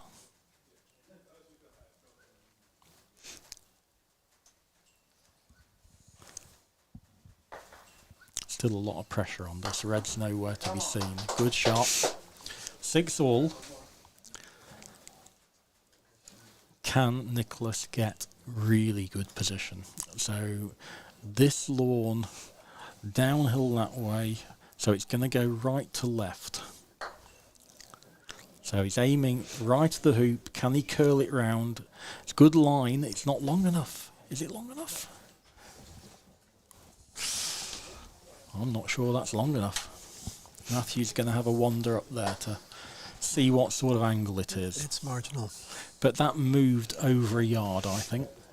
And as the lawns speed up, the hills that were 3 and 4 balls yesterday and the day before are going to turn into 5 and 6 and 7 balls as the lawns get that extra pace in them. I think Nicholas would fancy that hoop.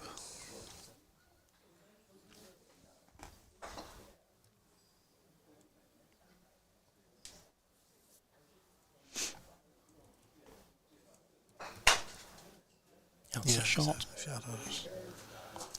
So it's in front. I suppose you'll say that about red, but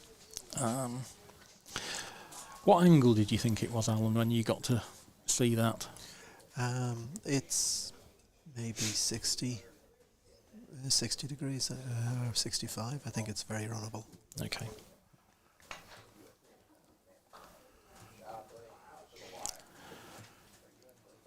So I'd be aiming this right of the hoop to start with.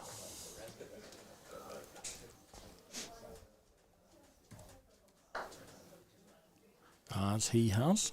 Where's it going to roll to? Oh, That was always the danger. it's a little bit of guesswork, isn't it?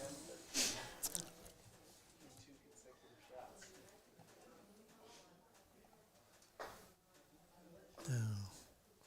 You might be better off putting this in a jumpable position. In the hope that blue will jaws.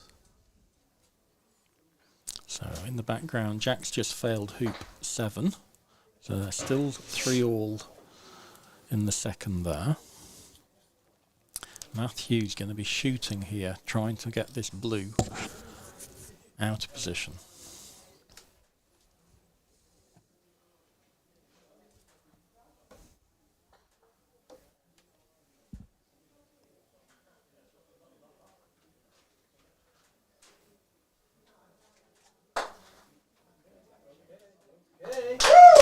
Super shot. Great hit. Half ball on the left is exactly where you want to hit it. And I'm going to let Matthew have his 7-yard hoops here. I'm not going to do anything exciting. I'm going to put blue 2 feet in front of the hoop. I think it was further towards the corner. I think that's right. I'm not going to take the hoop on here. It's a good choice. Matthew runs this with red. You shake his hand. You say, well played. Has he blocked red from the hoop? I don't think he has. Matthew's a positive player. He'll probably take his hoop on here. There's nothing wrong with clearing blue, though.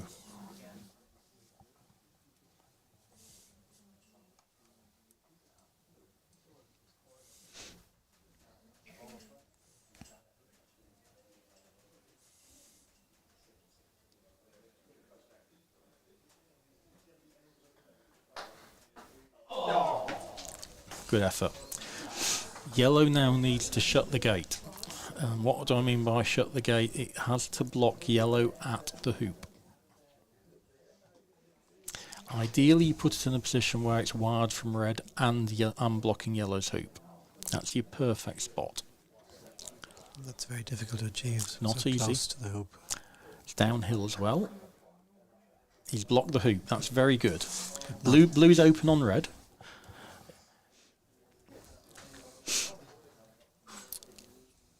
Matthew clears blue. It's probably going to still be open and have a short shot on red. Yep. He hasn't got much of an alternative unless he takes the jump on. Which is not advisable from that distance. No, that needs angle. to hit this half ball on the left, hitting it down towards our commentary position down here in corner 4. Oh, too much. On the other hand... It's clearing the short boundaries. Yeah, so Matthew's still alive here. One of the things you can do if you're really confident is dribble red off and move it 3 balls to wired. I don't think Nicholas is going to do that.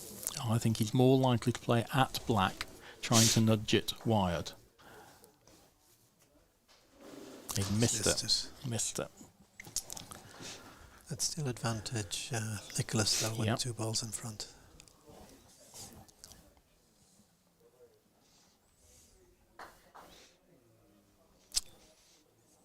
Interesting. Deliberately leaving black the hoop on the basis that red is now in position and yellow can clear blue. So I might be tempted to clear red. If you clear red and both black and red go miles away, then yellow has to hit blue either in the middle or on the right hand side.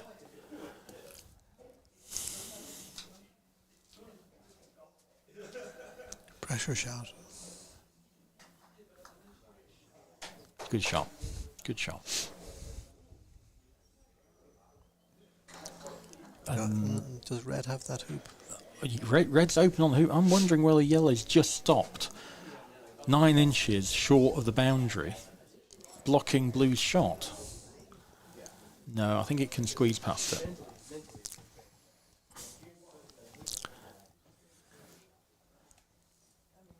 Now, you can certainly afford to hit this firmly.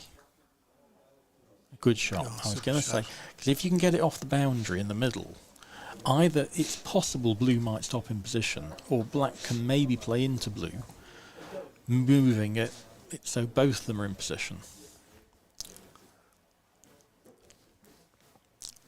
And I think the shot here is to rush blue off the north boundary, getting black in position. Yellow can't clear blue then.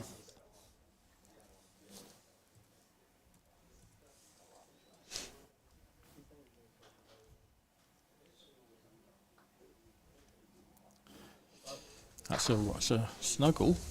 No. It's an aggressive shot at this time to play a touch shot. Snuggles are very difficult in these conditions. So blue's obviously not a runner, or else Matthew would have cleared it. He's in all sorts of trouble here, is Nicholas. Yes. This is a really weak position now, having failed that snuggle.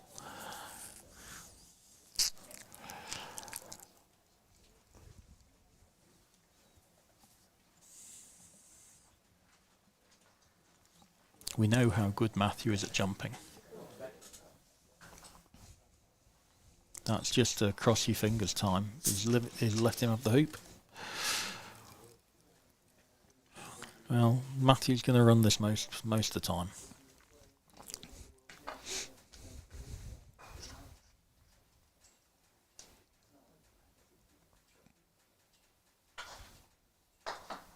Yeah, very good. So, great play from 6-4 down there from Matthew. Wonderful jump at 11, and kept himself in the hoop at 13. We'll go back now to continue with England v Ireland, but that's another win for America. And I think that means it's 3-0 in the Spain-America test match. That just showed, I think, how shot selection is so important. That snuggle proving to be the wrong option. So we've not missed any hoops while we've been watching the end of that, but what we have missed is Mark get to a very, very powerful position. So the green's just missed white, leaving us in the jaws, and pink's now got choices. It can rush peel white, but the normal play here is to rush brown to the side, so that eventually you get to run the hoop all the way down to hoop 8 and get a 5-3 lead. So that's what Mark's doing.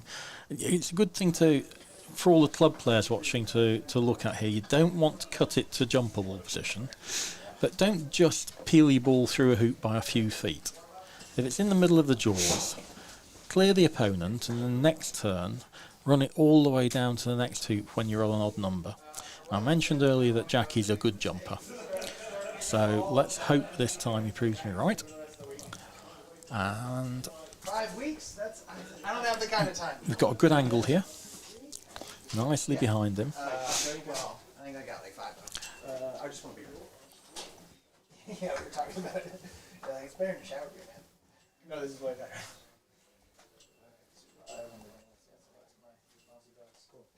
I need to get something out anyway. No, again, it's that left miss again.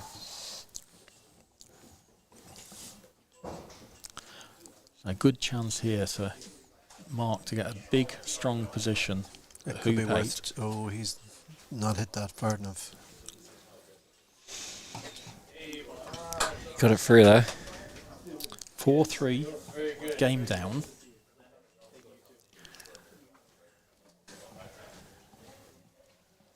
We'll give you a little update on the other match, and it looks like Jamie is 5-3 up in Matthew, the second. that No, sorry, I'm looking at the wrong lawn. I'm looking at the wrong lawn. They haven't started yet.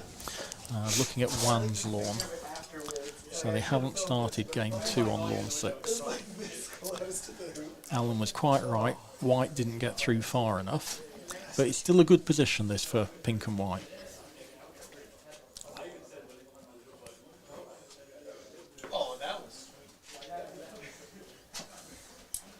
So was Brown offside and is coming across from the boundary? Yeah, I think so.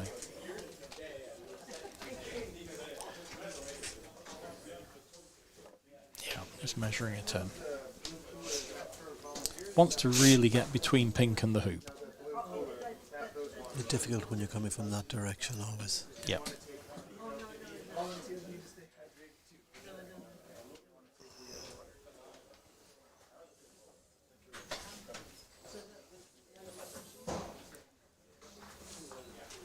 So White's got a choice here. Taking the more aggressive option of immediately taking the hoop on. Nothing wrong with that. He's probably out of respect for Jack and his clearing ability. Yeah. Yeah, straight through. Good one. 5-3. And this all-important approach to hoop 9. And it's downhill on this lawn.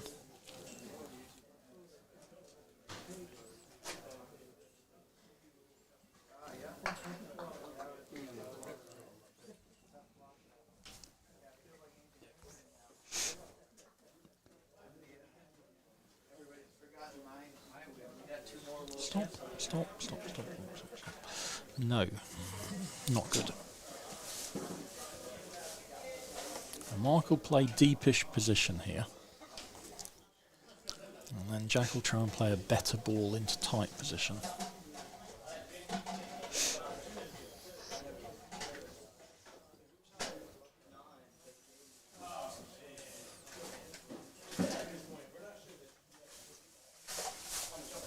Yep, as predicted by Chris. Perfectly good shot that. Can you get the weight right second time round? Lawn's now clearly quicker than they were at 8 and 9 in the morning. It's not a lot better, but it is a runner.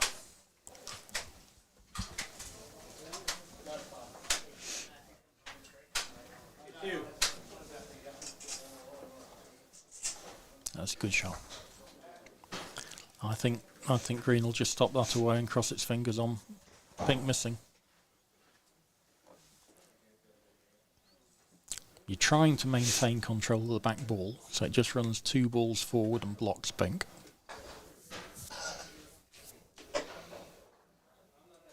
Good shot. Got the block. Yes, excellent. That was great control. I think Mark will go vertical here. 5-3 up. This is going to be the best chance he gets at running the hoop, taking the jump on. Yeah, it looks like he's eyeing up that option. Yep.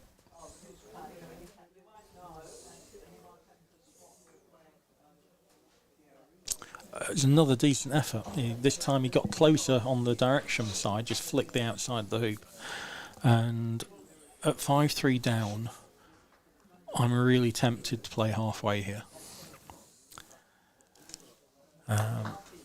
One thing you don't want to do with brown is put it directly dead straight in front of the hoop, because it's got to get down to hoop 10 if white misses green and green runs the hoop. So you've got to leave yourself an angle to get to 10. And being 5-3 down, I might just play halfway and cross my fingers. I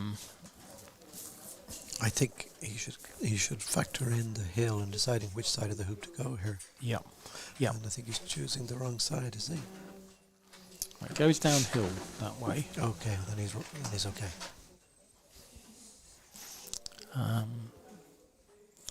And some people go, well, if you're going to go there, why don't you just try and block white at green? I think I'd rather have a ball in running position wide from pink.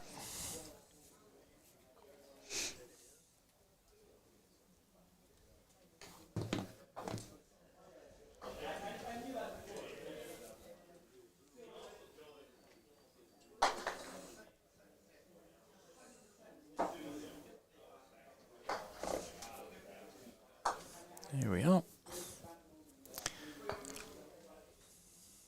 Testing one for Mark.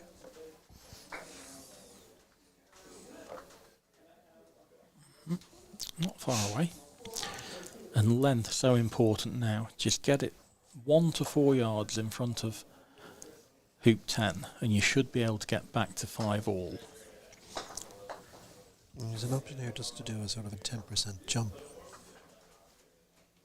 That's good. Lovely shot. He's right back in this game.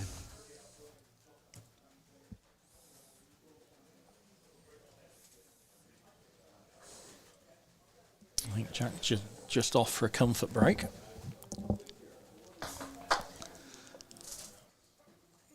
I think Mark will be tempted to clear. It's a long way away. Pink's shot is a lot shorter, isn't it? So I think I'm going to, just try and clear this green ball first up. But yeah, they're both just taking a very short break at the moment. We could see from the back of a few of the players' shirts that there is just a very slight breeze now. So that will help quicken the lawns up and firm them up. And just a reminder, a big thank you to our event partners, PFC Hoop Winner Mallets, Super Turf Line Marking Systems, Croquet Tasmania, Events Tasmania and the City of Launceston. And we had a lovely welcome at the Mayor's Chambers on Friday evening, didn't we, Alan? It was super, actually. The whole community seemed to come out. We had a lot of local dignitaries and politicians, and they made us feel very welcome indeed. Yeah, and lots and lots of croquet players in Tasmania. Just this area, I think they said that we've got 1,000. This northern Tasmanian area. And the 8 Lawn Club here, we had the pleasure of a lovely match at La Trobe. I had 4 lawns, and we played there on Friday against the Tasmanian team. And we also were put up really well on Thursday night, just after the team had landed at Royal Park, which is a 1 lawn croquet club in the city centre. And many thanks to Diane for all her work there. But we've been welcomed with fantastic hospitality everywhere we've been, so it's been really good. A similar welcome for the Irish team. We were out in East Launceston Croquet Club with the South Africans, and later on some of our New Zealander friends arrived, and we got a wonderful reception and great hospitality. They made us feel very welcome indeed.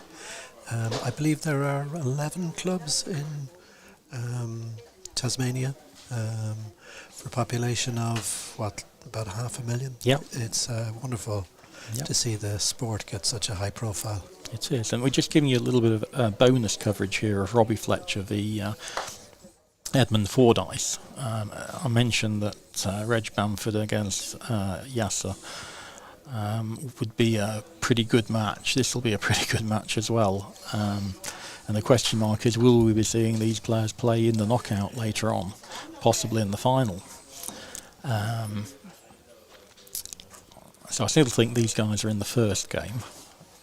And you can see Mark's Mallet waiting to start on lawn 5 again. But lots and lots of good croquet to watch, and I think a couple of these test matches are going to go down to the 3rd session.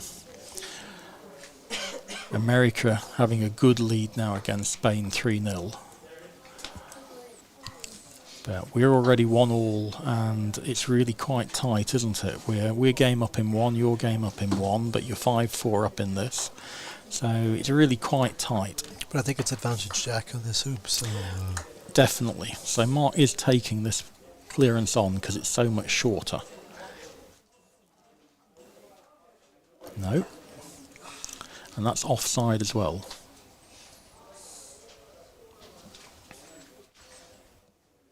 So he'll need an exceptional white to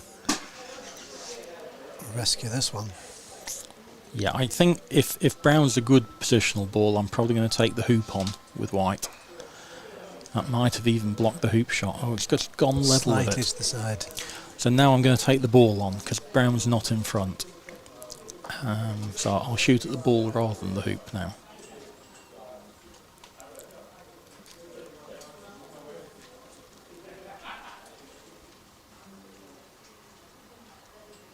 You can see Jamie waiting in the background, the scoreboard 0-all.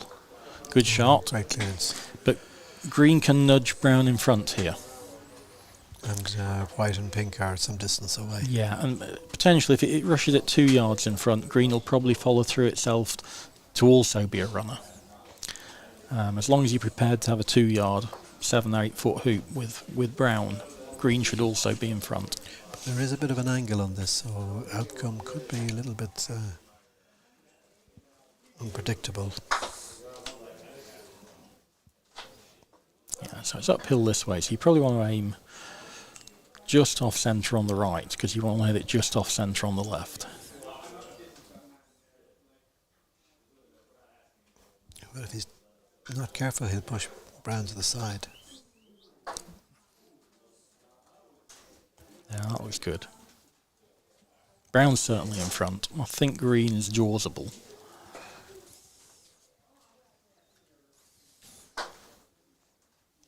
White's on side, remember, though. So that's not a bad ball to have. I'm not sure he's done enough on that.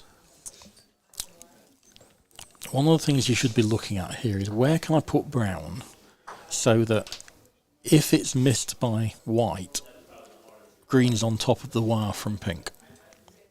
You want to give it a good... He's going to take the hoop on. I thought he might not take this hoop on because the white's on side. I thought he might just play position. And he's run it nicely. So all square. Yeah, I don't think Mark will do anything aggressive like take the hoop on. But because he's coming straight in front of it, he should be guaranteed to get hoop position. And we'll put pressure on Jack to Clear with clear one of the the two first ball, balls. perhaps. Oh, it's short. Oh, it's very short. I think he'll play in between white and the hoop now. He's got a big area to play in between, and it's not a guaranteed hoop that for white, is it? That's a good shot. Great shot. Has he got the block? I think so. So this pink will need to be equally good.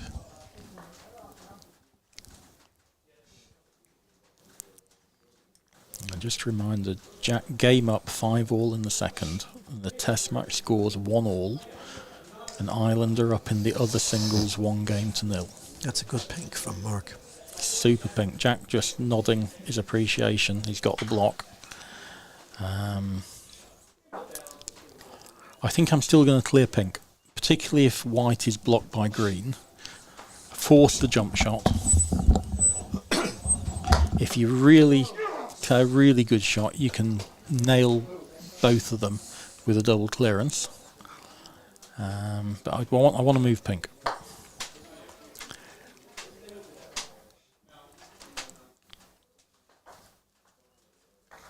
Yeah, Great shot. got that. And equally importantly, brown's gone down to 12. So Mark taking the jump shot on now gives him a bit less. So he might play quite a neutral shot here and just nudge green to one side and go to the other side himself. And force brown back. Yeah. Unless he's completely open on the hoop.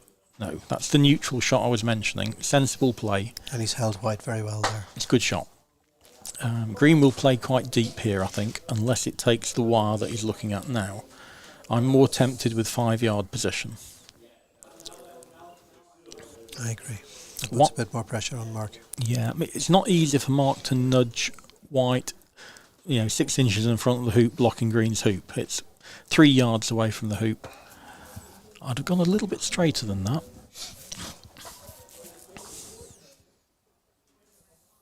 So will pink go for the block on green on the hoop?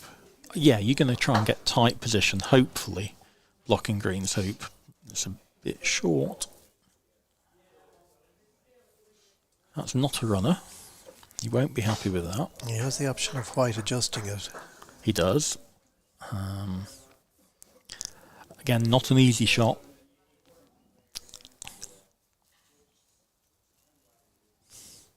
The green is some distance from the hoop, so he mightn't be too disappointed if he took it on.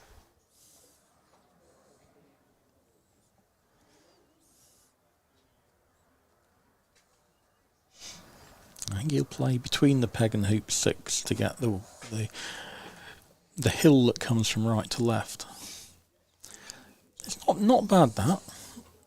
I thought I'd be trying to get to the right hand side of hoop 6 and swing it round, but it's a runner. I think he has to clear brown. I think you're right, and I think Jack will fancy this hoop. Having been 5-3 down, he'll be thrilled to be in this position to have a go at taking the lead again.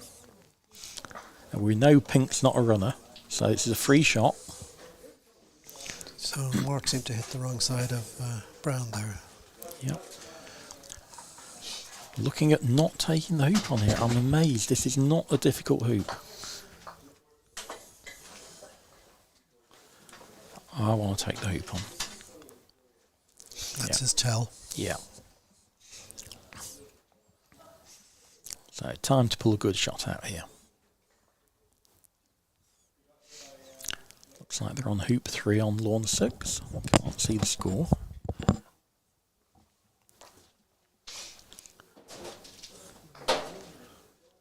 Good jump shot by Simon. No. Now this is one of the positions where I think if you stun the ball the way that's just played and make sure pink... I think he's looking at the hoop. He's looking at the jump shot. I think that's tough. But I think you're right, a stun shot on green is the sensible play. Yeah, making sure pink doesn't finish directly behind the hoop. So you're not offering big wide areas. Further brown, yep. The alternative is just to play east of the hoop to wires from green. Which might be what he's looking at.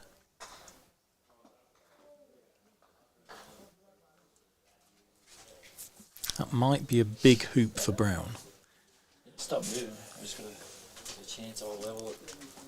Not level now. I'll be surprised if Jack can't clear that with green. The question is it making brown's hoop bigger or smaller? I'm expecting brown just to take position, assuming he fancies the shot with green. And that'll force Mark to clear. Yeah. Remember where the hill goes. That's okay. Yeah, he has to take this clearance on.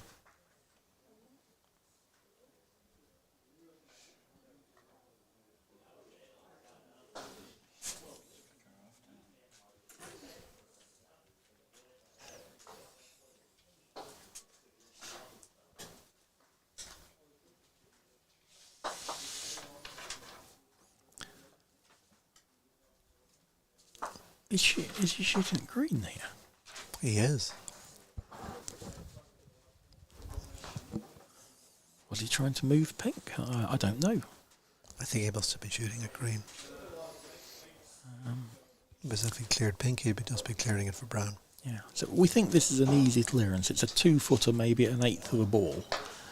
Yeah, it's a 2-footer, 1/8 of a ball. Reg won game 1 against Ahmed Yasser Ahmed 7-4.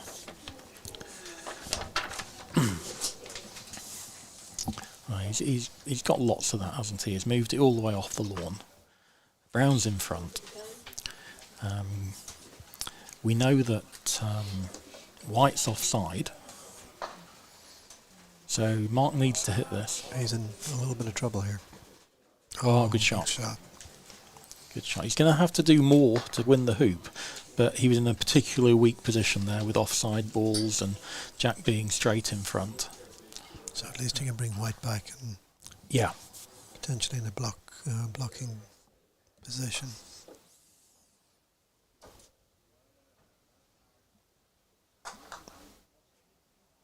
That's okay.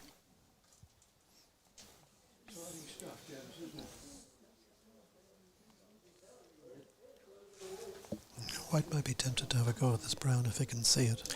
I would always shoot here.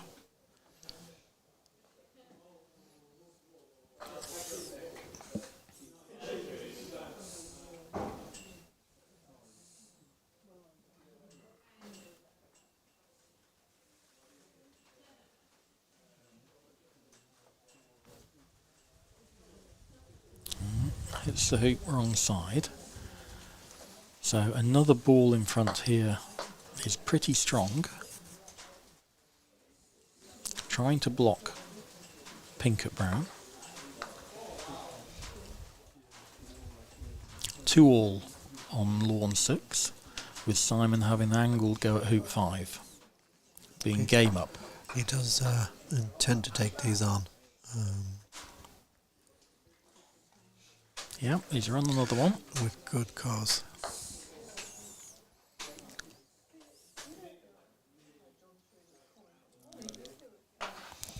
Jack not happy with That looks one. really good to me, Alan. I mean, I don't know what he's unhappy about, but it looks really good.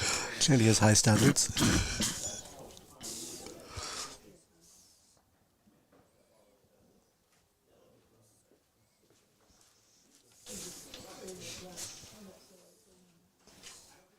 So how much of brown can pink see?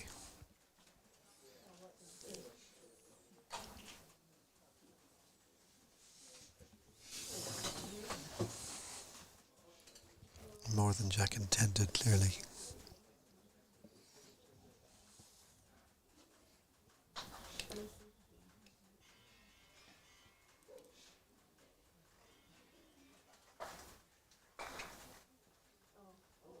Oh dear.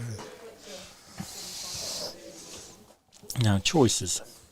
Brown can clear white, trying to hit it really hard and power brown down towards the peg. So that so white goes off the south boundary, but brown gets halfway to rover. Or it can just say, no, this is good enough, 6-5. I expect to run it at least to the peg. Is green behind the hoop? Is it in? Green is in position, and it can get to 12. It's about to the peg. So 6-5 up from 5-3 down. And then probably favourite for 12. You would think so. Mark needs to get this wired from brown. And he's got a big area, but it's not close to the hoop. It's going to be 4 yards back from the hoop, probably. Well, that's open.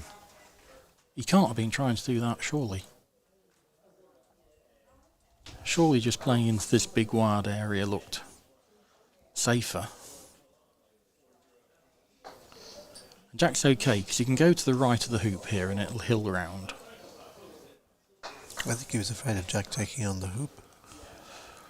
I'd let him have that at this stage.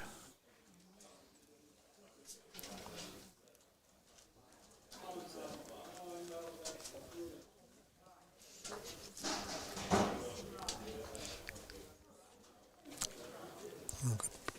That was strange. Yeah, it's always risky. It's almost indicating brown couldn't hit white, but from our angle, it was wide open on white. And he could just have played to the right of the hoop and had the hill drift it round into position. Anyway, this is a fairly neutral position now. If anything, pink and white are slight favourites.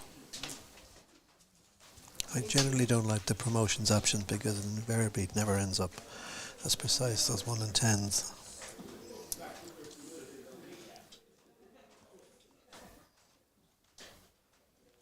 Lovely positional shot. I think he has to clear the white here. And then if he hits it in the middle, white's going to have the option to shoot at green half ball and get into the right quadrant.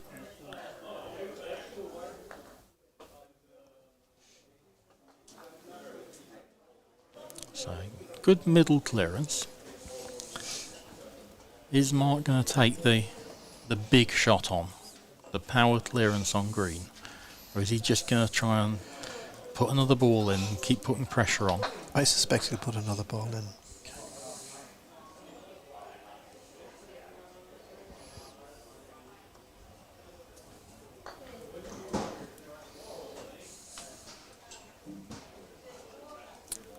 He's definitely seen the option. And he's turning it down, and you're quite right. He's going to pop another ball in. Try and block green's hoop.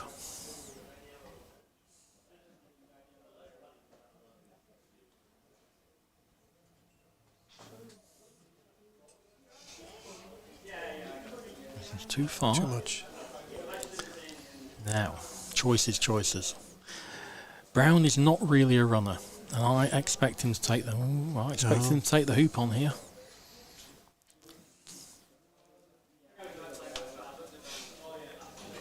Six-five up. 6-5 You'd be up. tempted, wouldn't you? I am tempted.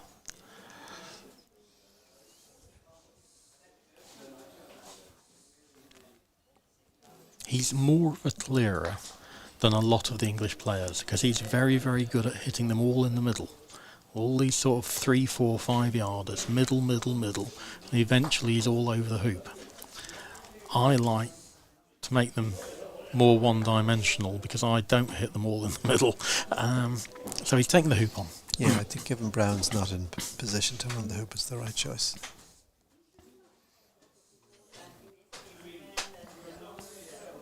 So, to win the match.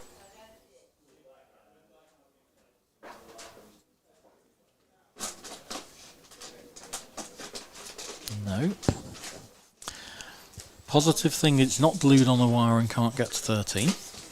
Negative, Mark's got a much easier hoop shot now than that Jack's just had.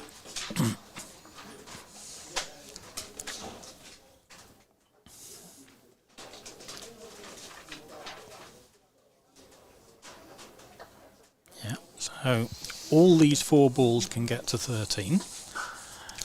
Now, who can read the hill correctly? The hill goes left to right, so you want to start it off about 7 balls left of the hoop. Aim for 8-foot position. Wanashada has taken the first off the current world champion, Blake Fields, 7-6. So Spaniards again really being highly competitive. That's drifted right as I anticipated. So he hasn't given enough to allow for the hill, but it is runnable. It's just, it's tough. I think Mark's going to go off the boundary here. So straight in front of the hoop.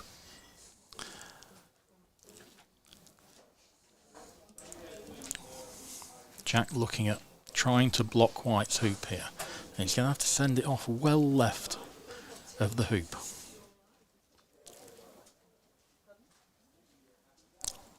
Lawns hill more in the afternoon than the morning because they're faster. This is close. This is a good effort. What a shot. That's a super shot. Gives it a little fist. He's happy with that. Mark gives it a round of applause as well. And very much what I was saying earlier, whilst there are hills on the lawn, I think they are quite predictable. And you should be able to, you know, get within a ball or two most occasions. So you're going to get a lot of blocks during a game. And you just need to remember which lawn you're on. You because do. The hills go different ways. Which side of the club you're on, really. And the extent of the hill also depends. Yeah. North or south. Has a go at the green. Misses. Brown will take the hoop on. And I'm going to take it on comparatively softly. So it might go 5 or 6 yards past if it were to miss the hoop completely. I'm going to aim at the far wire and it's going to hill into the hoop. If you want to take it on harder than that, fine, but I'm not going to thrash it.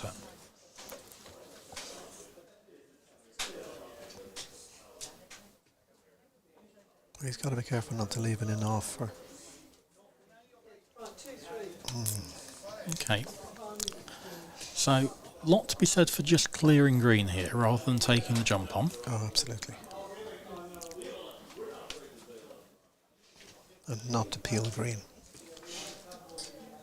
Yeah, that's a good shot. White's gone a mile away, but what Mark's saying is here, I want to go at the hoop with pink. You relish that. Yeah. And this is an uphill approach. Jack won't be looking at promoting brown. He'll just be trying to get green in hoop running position because White's miles away. If he gets the block, fantastic. Otherwise, Mark's going to get his shot for the equalising game. Just trying to remember which way it hills. And if he gets it in position to run the hoop, you'd given that white is so far away. And Brown's so close for a block as well. Mark is going to get probably this one shot.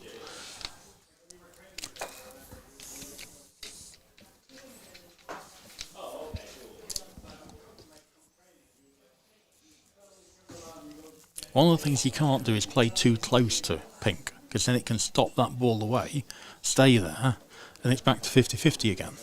So he's got to go within 4 or 5 feet of the hoop, probably.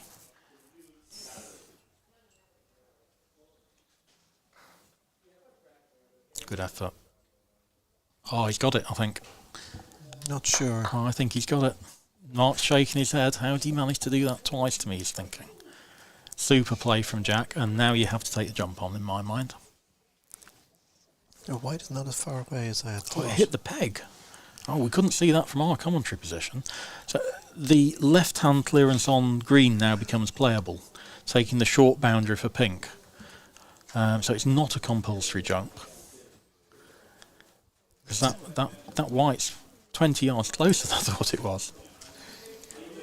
Anyway, he's going vertical. 2 very good efforts at hoop 9 so far. Can he do a little bit better?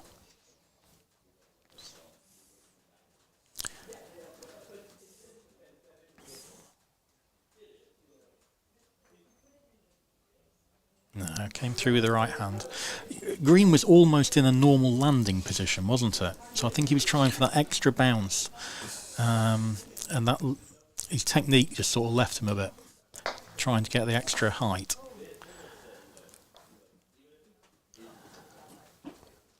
So you cannot put brown in a position that allows white to clear brown and green. That's your number 1 priority. He's looking at a position wide from pink, knowing that he's guaranteed to get that hoop shot then. White's going to still have to hit green, but even if it does that, the theory is brown's wide from pink. He looks happy enough with that. I think similar to the last game, they may rue the choice of shot in terms of the snuggle in the last game and the jump on this one. Yeah.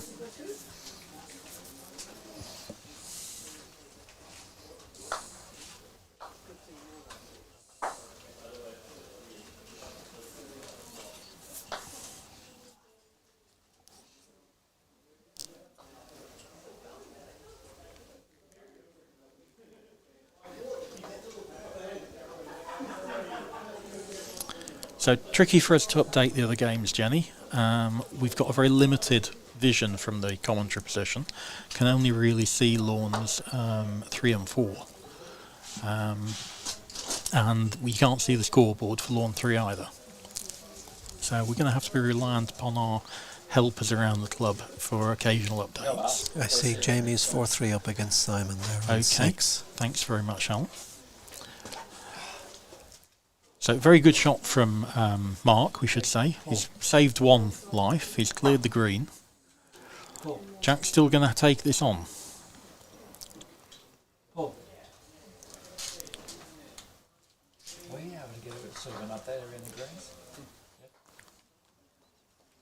No.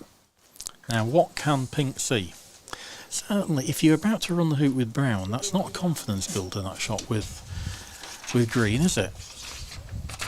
No, you know, pink so far away, with green so far away now. So pink was completely wild. We've sent a runner out for trying to get you some feedback from the other lawns, and now this is for the match. Better hoop shot than last time, hopefully. That was unfortunate for Mark to be wired on that occasion. I think Jack's played for the wire, so I think it was a good shot from Jack, but he's failed a pretty straightforward hoop now, and now Mark's favourite. That was extraordinary. It's the pressure. Yeah, it's one of the things. You play them at Robertson Shield, you play the Openshaw Shield. It's a fantastic event. You're playing for your country, big pressure matches against the quality opponents. So that's just a cautious mid-pace clearance, and he's just going to hope. The reason, the fact that green didn't hit the middle of the wire means that instead of having a 3 or 4 yard clearance on pink, he's now got a, what's this? It's a good 14 yarder. It's more than that. Yeah, it's more than that. This is close to 20. I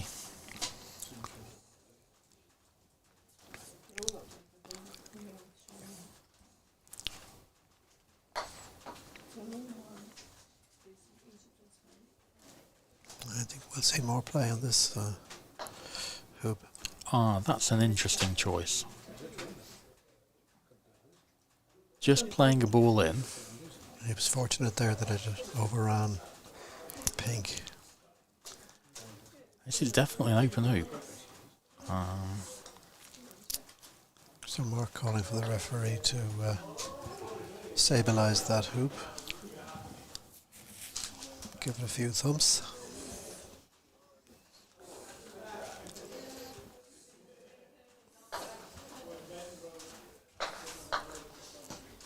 So certainly swung one way and another this game.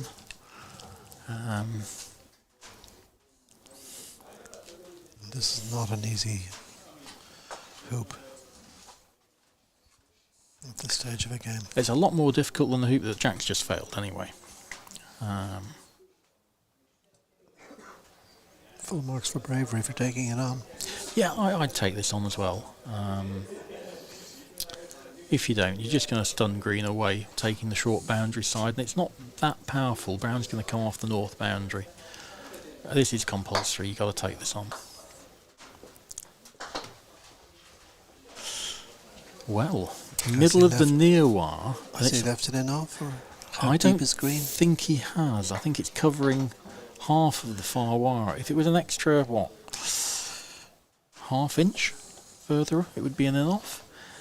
Can he run it is the next question. Jack's angle tends to suggest it's possible. It does, yeah.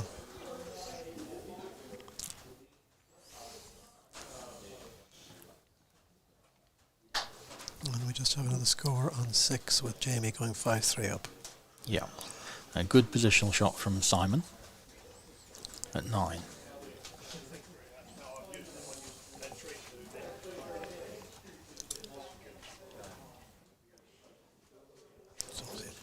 Needs to keep running.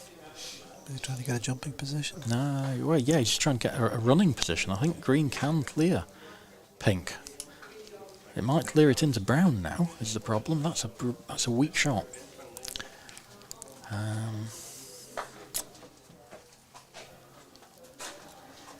So white to clear brown. I think he's shooting at green here. I think he's worried about this in-off you mentioned. I didn't think he quite had the angle for it, but it's a good clearance. And we think, pink can just run it. So it makes that clearance of Jack's twice as long. And he's only got about, 60% of the ball to aim at. Yeah, I must be certainly partially worried. Certainly had Mark hit it half ball on the left, he'd have probably only had a third of a ball to shoot at. These are difficult.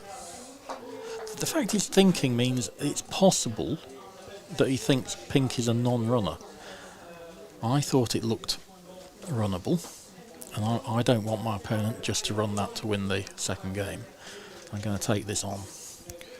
I think pink will have no alternative but to go in the hoop. Yeah, I'm going to take this on hard as well.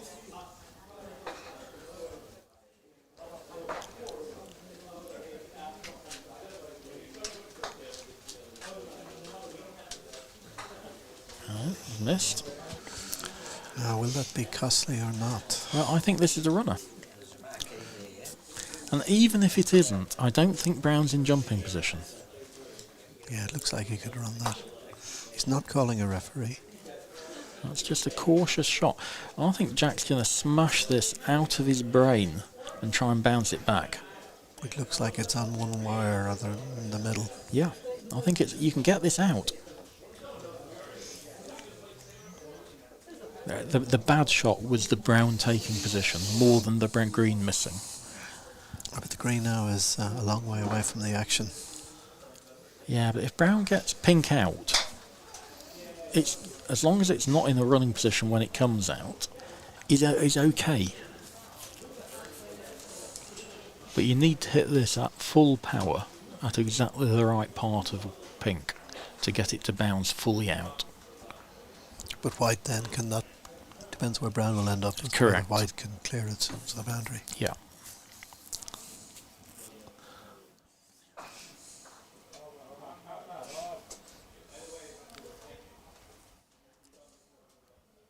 A 6-3 to Jamie. So it's, at the moment it's looking like both these matches are going to go to a decider, isn't it? It does.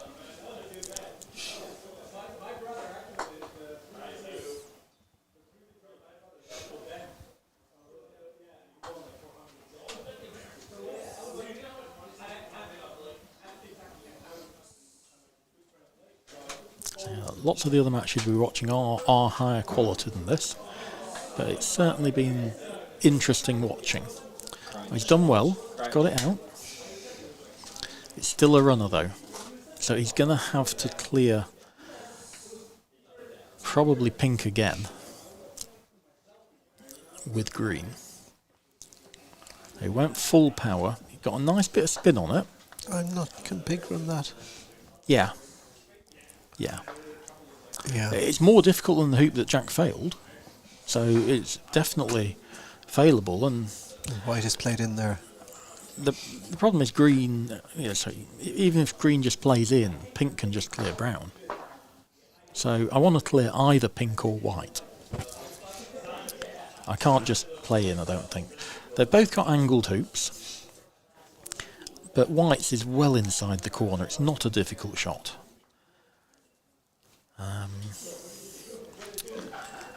The other potential plays, if you think, is if pink is a difficult hoop, which it is hitting brown.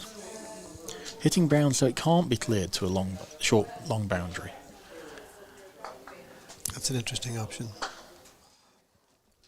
Or the third, he might just get one in there, given that pink is difficult. Give him the pink's go. What, pink clears brown, white gets a pretty easy shot. I don't want to do that. I want to be more aggressive than that. So he's definitely shooting at something. It looks like it's an opponent ball. I think I'd shoot at pink. I think he is taking on pink.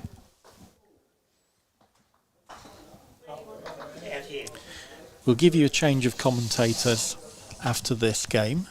We'll get another couple of commentators in for what might be the decider. Give you a change of view. Oh, good shot. He's got that pink. And now he's well back in it again. He's on the short boundary again. So, again, the standard of this play hasn't been as good as some of the other lawns, but it's been enormously entertaining and variable. You've been swinging one way and then the next. And you really couldn't call the winner of this second game from here. Not after that shot.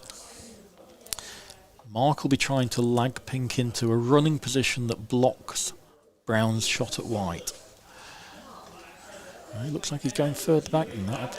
I don't think that's necessary. No, he's just checking the line. So he wants to get it about 4 balls past white, blocking brown at white. It's uphill. Length's good, good length. Fraction short, I think. Has he blocked white? No. No, he might have got half of that blocked. So this is a choice. You can either hit the bit of white that you can see, which is what I think he'll do, or you go for both. Go for both is the really aggressive. It's tempting, isn't it? I'm going to clear white. I think in the past, in similar circumstances, he's chosen one ball.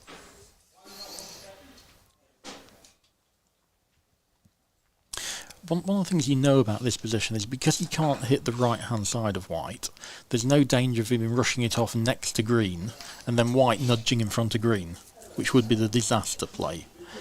So it looks like if he hits white, it's going to go off the east boundary.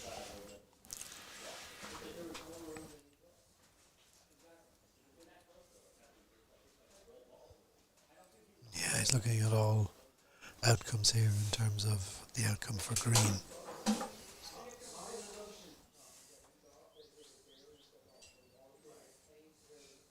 This is now looking at the double clearance with where that mallet's pointing. This is going at pink. tough shot. He doesn't want to do too precise because pink will just stop. Nope. Oh, he's got the wrong one. So he was all over this hoop, wasn't he, Jack? Absolutely all over it. And it's going to go probably now to a decider.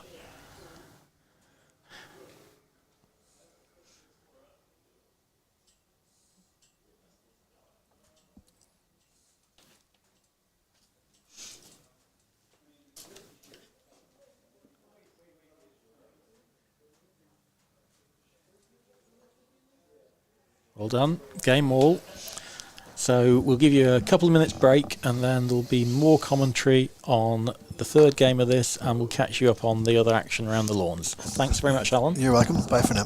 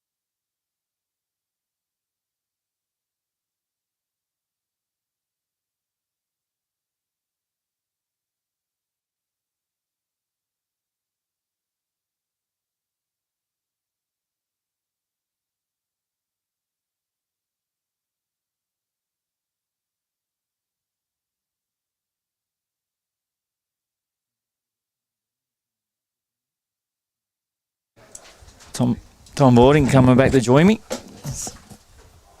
So, hello. Welcome back. We got the back of the English, the Spain. Hello, everybody. Back in We'll, the saddle again. we'll turn you on. Turn you on. There you go. Hello, everybody. Welcome back, Tom. All right. They gave you the sheets. They gave you the 2 sheets. All right. Can everyone hear me all right? Yep, you're good. Okay. Well, I'm back, everybody. Glad you're still with us.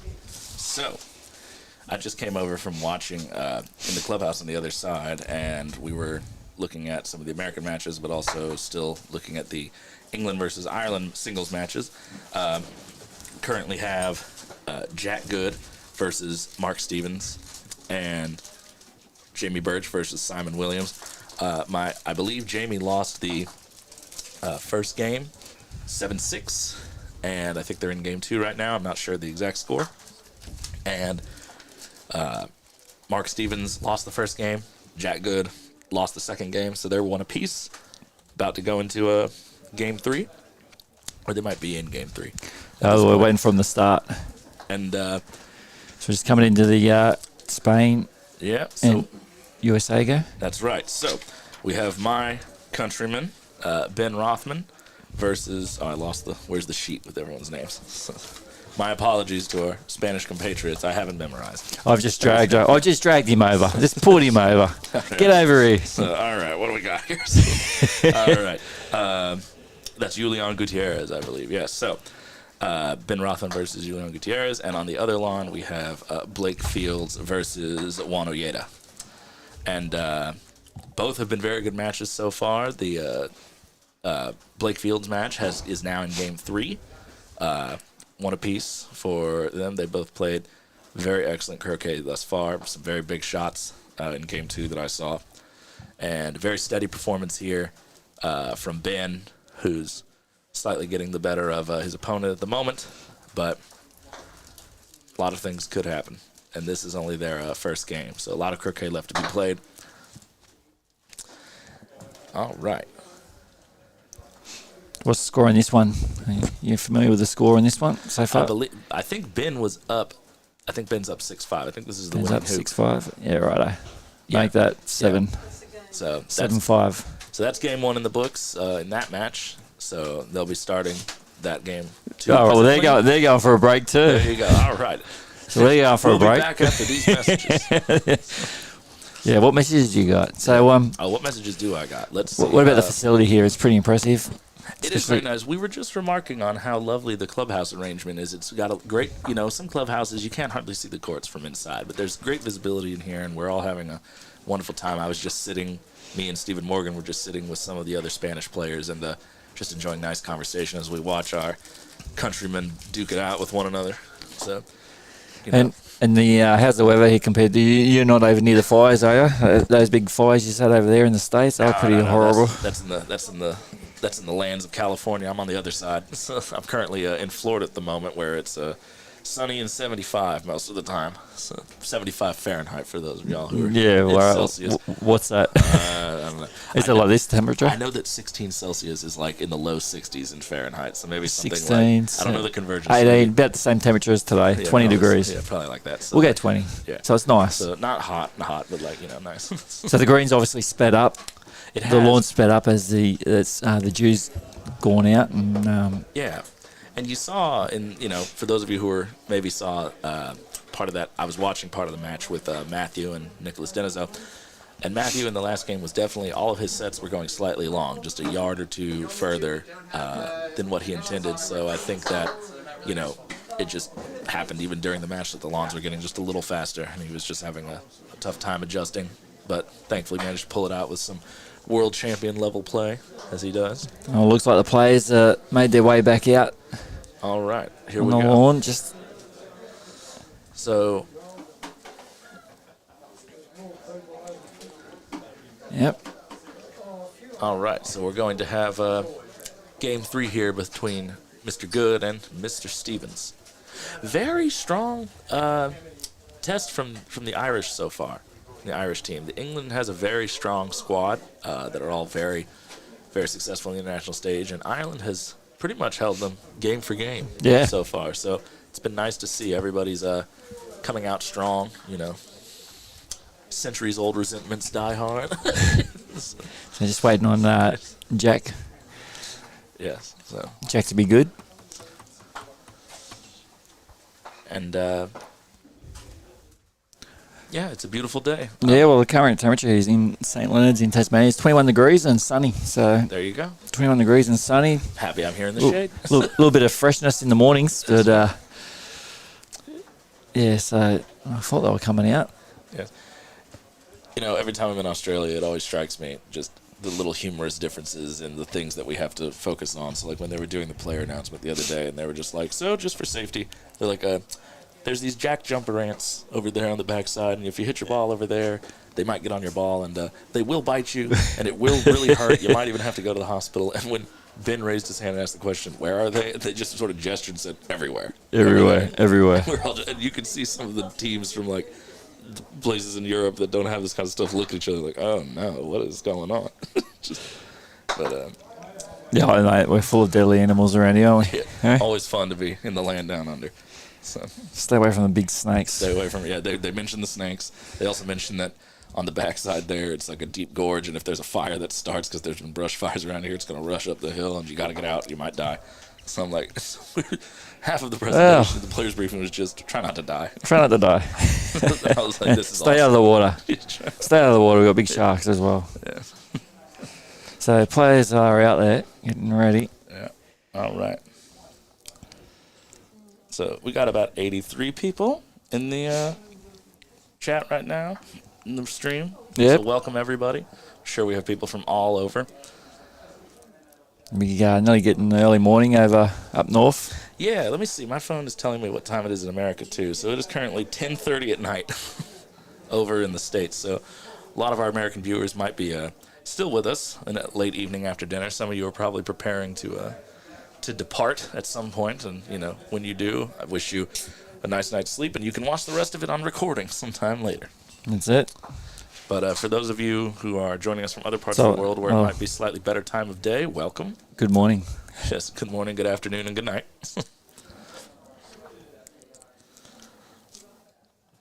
But we will be commencing here shortly. Jenny Clark's in the chat. Hi, Jenny. Yeah, jump on. Let us know where you are watching from. Say good day.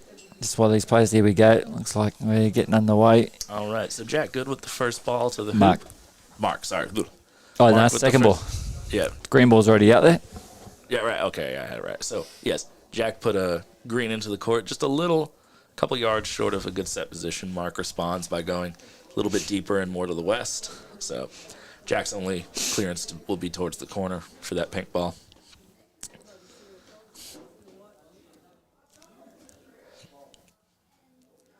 And we'll see here where Jack decides to try and lay in this brown. Gary says, "Hi, Tom. Does the champ get a run tomorrow?" If you're referring to me, yes, I will get to play tomorrow. Someone injured, are they? So, no. So America made the decision to bring a squad of 5 this time around. And for these first few days of block play, we have a sort of rotation plan. But obviously, as things progress, the top 4 in the squad will be our lineup. But almost got a little promo. I'm sure he didn't intend to do that just based on the pace that he hit that shot on. But it's a little unfortunate. It probably curved into the back of that green ball. There's been some close little battles. There have been, these though the hoops are a bit forgiving compared to maybe what some of the players experienced in the World Championships. The courts themselves are actually a little less forgiving. So there's some really big ridges and hills. I mean, we saw some of these. If you shoot from like hoop 3 to hoop 4, I mean, as it slows down, it starts to break 3, 4, 5 feet. Yeah, right. And so it's just creating some interesting dynamics around the hoops, and long clearances are not very easy. You can hit a shot that's right on it, and by the time it gets there, it's a foot or two off. So pink and white have definitely won the positional battle here and have sort of nullified any advantage Jack might have on this hoop. It looks like he's going to be playing this for the jaws, or very tight position in front.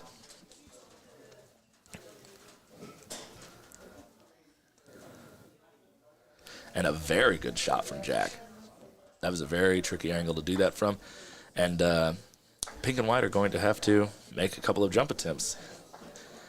Now, green is not deep in the hoop, so if brown does end up having to clear white, white may end up having some angled shot to get him out, but Mark's going to be hoping this jump attempt goes off. Oh, great. Disaster. No. Disaster. So, he's put it through. So he overhit that slightly, and he hit it where it landed on the green ball. So he would have actually been served a little better to maybe hit it just a touch softer, let it bounce back up over the green, or if he could have hit it a little bit harder, got in the air. But you see that Mark sort of does a split grip jump shot. He has one of his hands sort of halfway down the mallet as if he's playing a half roll in association. So it's very difficult to get a lot of power when your hands are sort of split like that. So he probably would have been better served and had a more natural swing if he had just tried to take just a little bit off of that and just go steep. The Barnes-Wallace, as they refer to them. So Jack with a very lucky beginning, part 2, game 3, with control of hoop 2. But as we said earlier, hoop 2 doesn't matter. Hoop 2 doesn't matter. And by the way, just to prove the point, Matthew was down 2-0 in his third game against Nicholas Denizo and ended up winning the game. And he, at some point, was up 4-2. Yeah, So- well, we got the back end of that. Yeah. It was- So he went from 2-0 to 4-2 very quickly because hoop 3 is ultra important and hoop 2 is not. But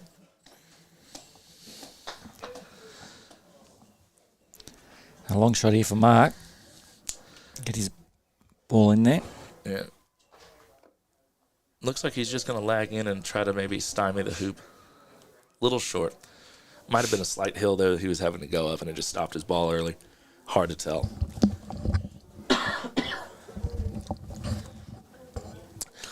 I've noticed just from watching through the window that Jack's been struggling a little bit on his hoop shots. I've seen him hit sort of in the middle of a lot of them, but just sort of bounce back out from these sort of medium ranges. So just not quite been in rhythm for his hoop stroke.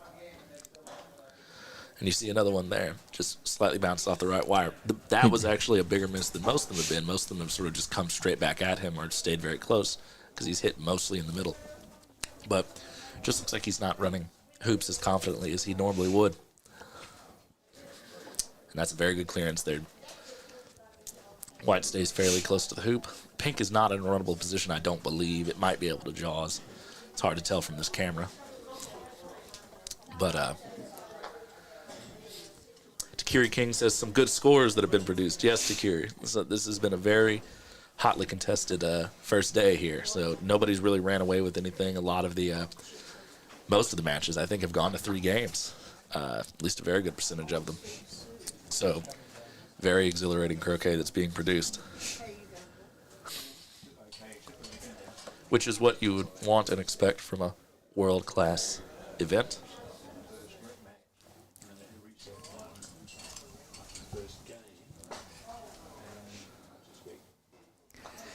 There is a link to the scoreboard. It's in the post comments. So maybe you can jump on and have a look at the scores. You might be able to update it for us, let people know for me. So yeah, in the information, there's a link in there. Want to keep you guys updated with all the details. Russ Dilly's in the chat right now, who is the manager of the United States Croquet Association YouTube channel, who's been doing a lot of our croquet filming in the States for many years now. So, hello, Russ. Russ's channel was the Oh, that's a great shot. So, a little luck never hurt nobody. He clears white into pink. The only downside is he's left white a admittedly somewhat lengthy hoop shot, but if white fails to make this, pink is no longer a threat. So,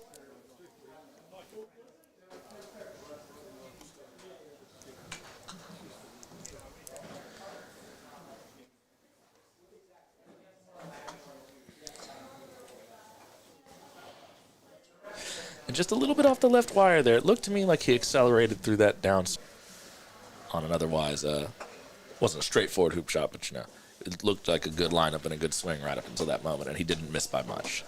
You can also kind of see that Mark does pull his mallet slightly to the left on his follow-throughs, so that's probably a byproduct of slight acceleration that he had.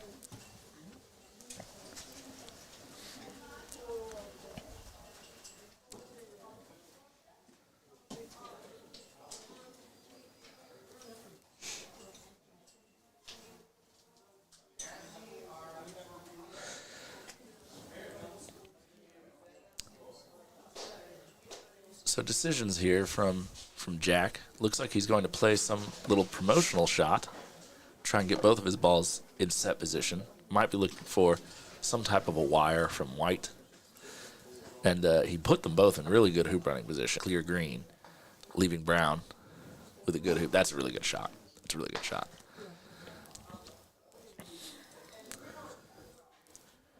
So interesting decisions here. If I'm Jack and I know that pink has been clearing well, I probably would clear white here. Jack is opting just to try and lay a ball in. He's overhit it, failed to get hoop running position. There's nothing wrong with that line of play either, because white is a little further back. You could easily get some sort of a block or just put a lot of pressure on the hoop shot.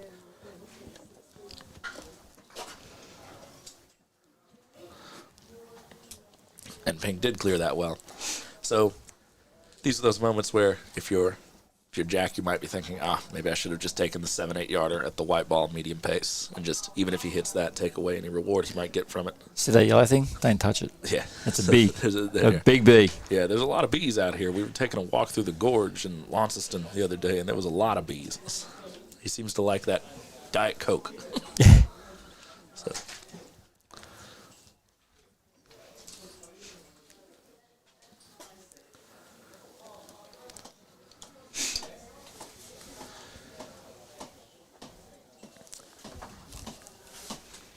All right.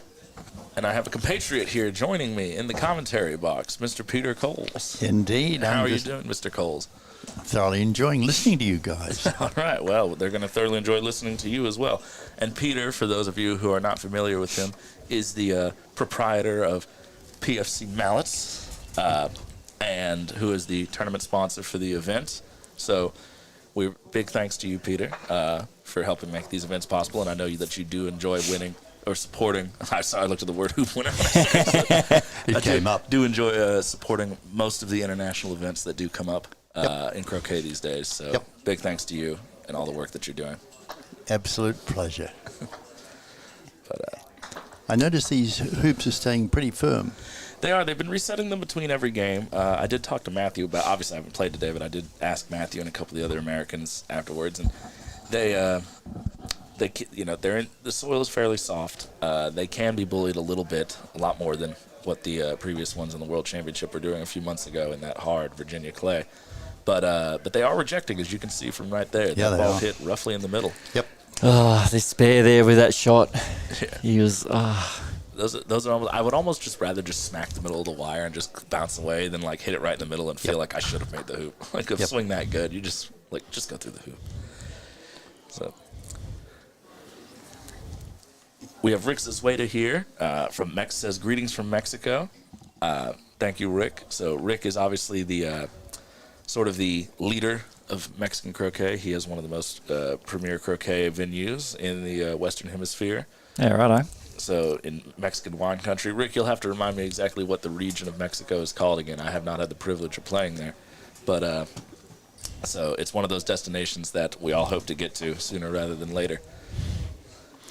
And so much easier for you to get to these locations than it is for us. This one here. So, hey, listen, I felt the same way coming over from the East Coast. Exactly. So, my goodness. So, for those of you listening at home, don't go through San Francisco Airport. So, whatever they tell you, it's not a good idea. Yep. You don't know what jet lag is about until you get to Australia.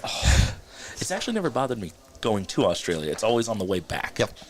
And It's through. there's a good He's hoop. through. Good through. all right, good hoop. And just in time, Rick says we are in Valle de Guadalupe. So that's Mexican wine country, as I've been led to believe. And Rick has a very stunning venue up in the hills with croquet courts and a nice, beautiful stone clubhouse. So any of you who are interested in maybe taking a trip to Mexico or just the Western world in general, the Western Hemisphere, put it on your list. Remember the name. But and Rick is one of the best hosts in all of croquet. I can say that from experience.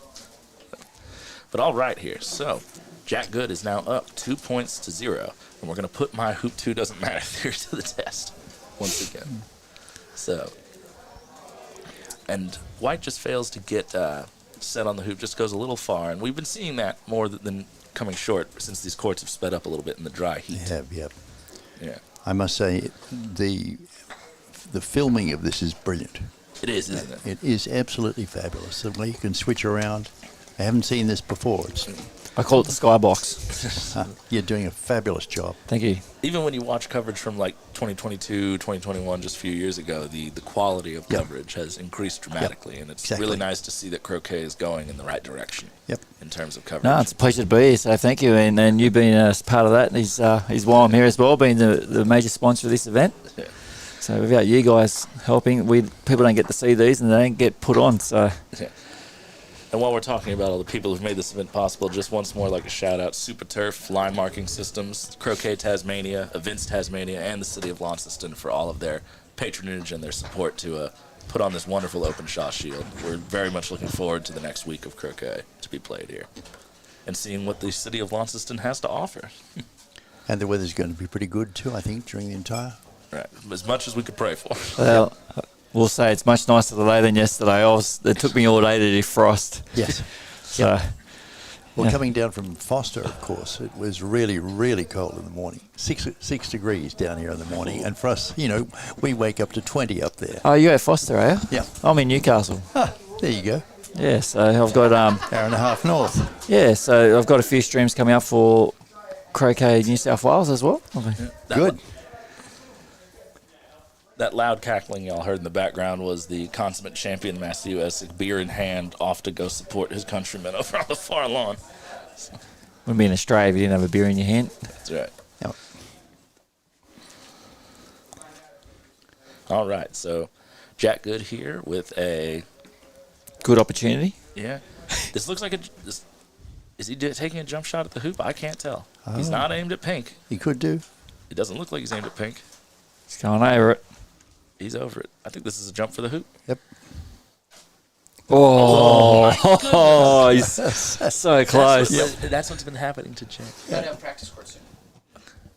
And that's what's on one of those. We'll see.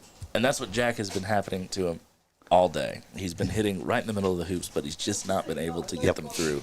So it must be very frustrating. You can see it in his body that went language. through like a dream. Yep. Hardly touched the side. So, Let's watch the Yeah, replay. very- yeah, let's get a replay of this. Let's get a replay. Oh, that'll be Incredible. good.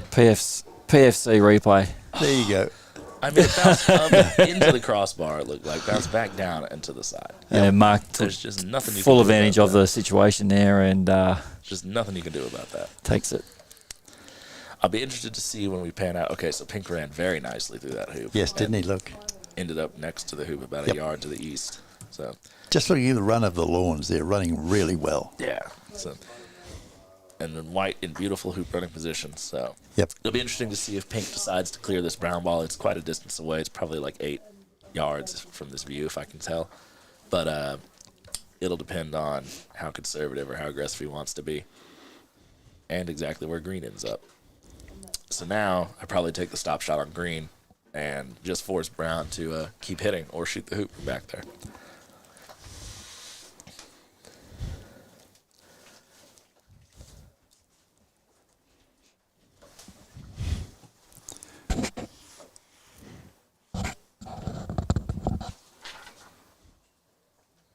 Very nice.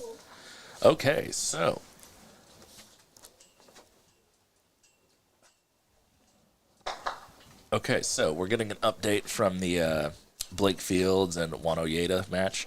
I believe Blake has just won 2-1 and has finished up his match with a victory. So a couple of very narrow victories from the American camp in the singles to start off with. Matthew Essick had a very riveting final. Alex Lake says, odd shot choice from Green. No. I looked away for a second. I didn't actually see what Green did. So just if we're talking about just lagging in near that hoop, I don't necessarily think it's a problem. You have to get the ball in some usable position. A clearance from that distance, especially if these courts have the character that they have, is not super reliable. Deja vu. Yeah. Yep. He probably didn't mean for it to get as close to Pink as it did. Probably meant for it to lag a few yards further back where a controlled stop shot was not as easy. But if he just overhit it slightly. The last ball he hit went short. Brown was much shorter than he intended, so he might have been overcompensating in the other direction. Oh. And once again, right in the middle, and Yep. it just bounces out. There's a certain pace, I think, that if you hit these hoops at, they really don't like it. Exactly. Like, Yep. and it's easy to be a little bit too soft or a little bit too hard Yep. over the ideal pace. And you saw some of that. Matthew actually switched from his Irish grip hoop shot to his Solomon, trying to sort of get out of that tempo that just the hoops were not responding well to. Here's a replay. Yeah, you see, right in the middle. It doesn't go anywhere. Nope. But We find with these hoops, particularly up where we are, with a lot of topspin and not hitting too hard, the topspin takes it through. yeah, And these guys are not top spinning, they're blasting. yeah, that one was fairly soft though. Yep, so I it don't know was. about that. Yep. So in that particular instance, but yeah, Jack Good has definitely been hitting at a slightly firmer pace for his hoops, and it's not quite been successful for him. So it'd be interesting to see if, as the week goes on, the players are going to start moving towards a softer stroke Yep. on their hoops once they sort of get a feel for the lawns. They are terribly unforgiving. They are. So there'll probably be a lot of conversations tonight in the team Yep. lodgings. Yep.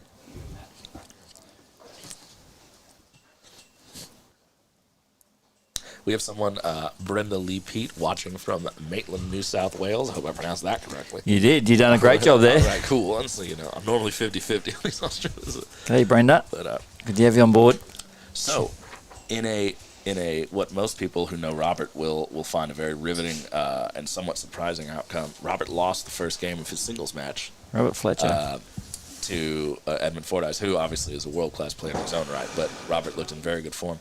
He lost 7-5, and now Robert is coming back. There you to go. win. Oh, beautiful hoop Good shot. shot. Went through And that's a beautifully. good pace for that. Yep, that's exactly right. So, That's 3 in a row now. 3 hoops in a row there to Mark. little replay on that. Watch how like what we were saying, this nice smooth hoop stroke, and just sort of let it roll through the hoop. Yep.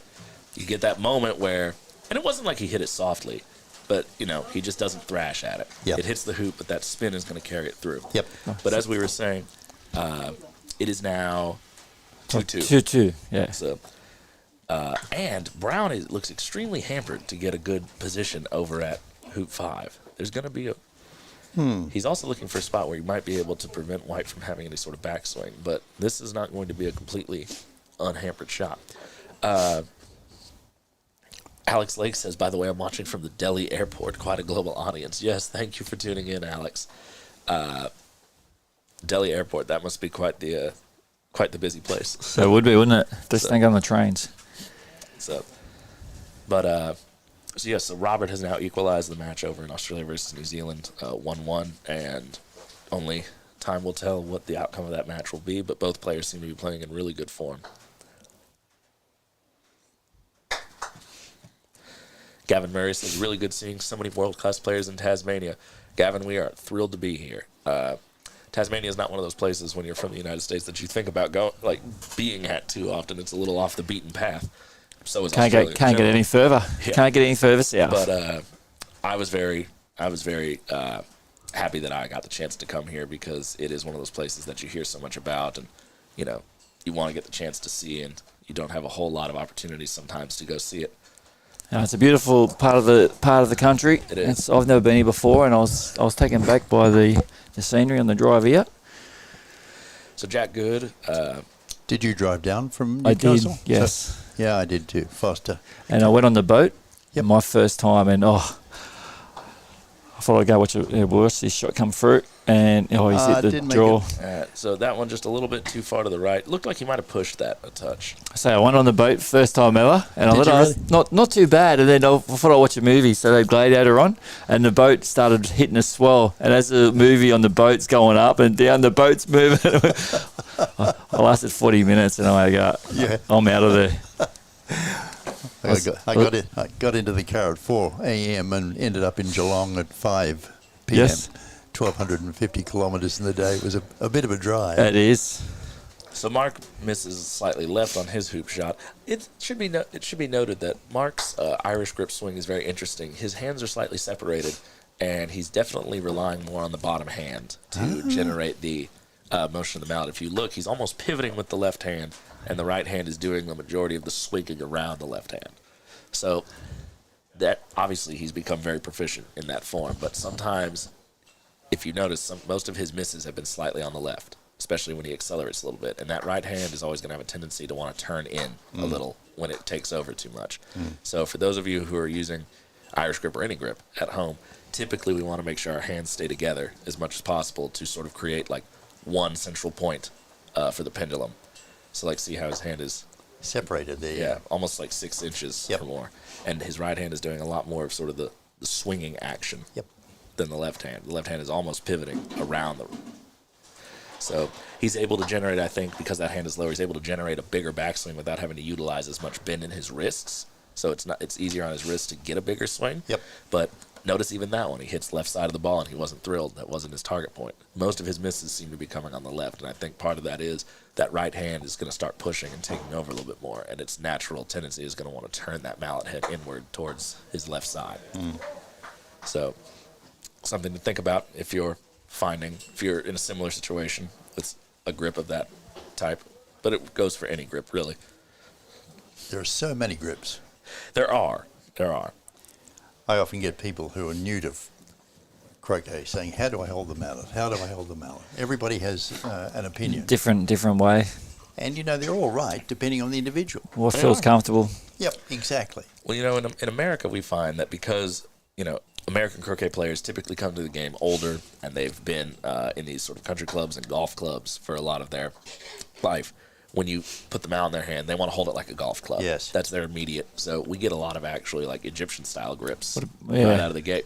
They got a good bit of power, the Egyptians, I've been told. They do. Well, unfortunately, they do it a little bit differently than the members at our clubs will do it. So we typically, at least I do, I try to sort of dissuade people from starting with that grip if they're starting at an older phase of life, because just a little bit harder on the wrists, Yep, harder absolutely. to get that big backswing. Yep. So, much more prefer maybe starting with a Solomon or even a standard. And a lot of people often ask me, how long should the handle be? And, should it be to my wrist? Should it be to my belt? Should it be to my belly button? Where should it be?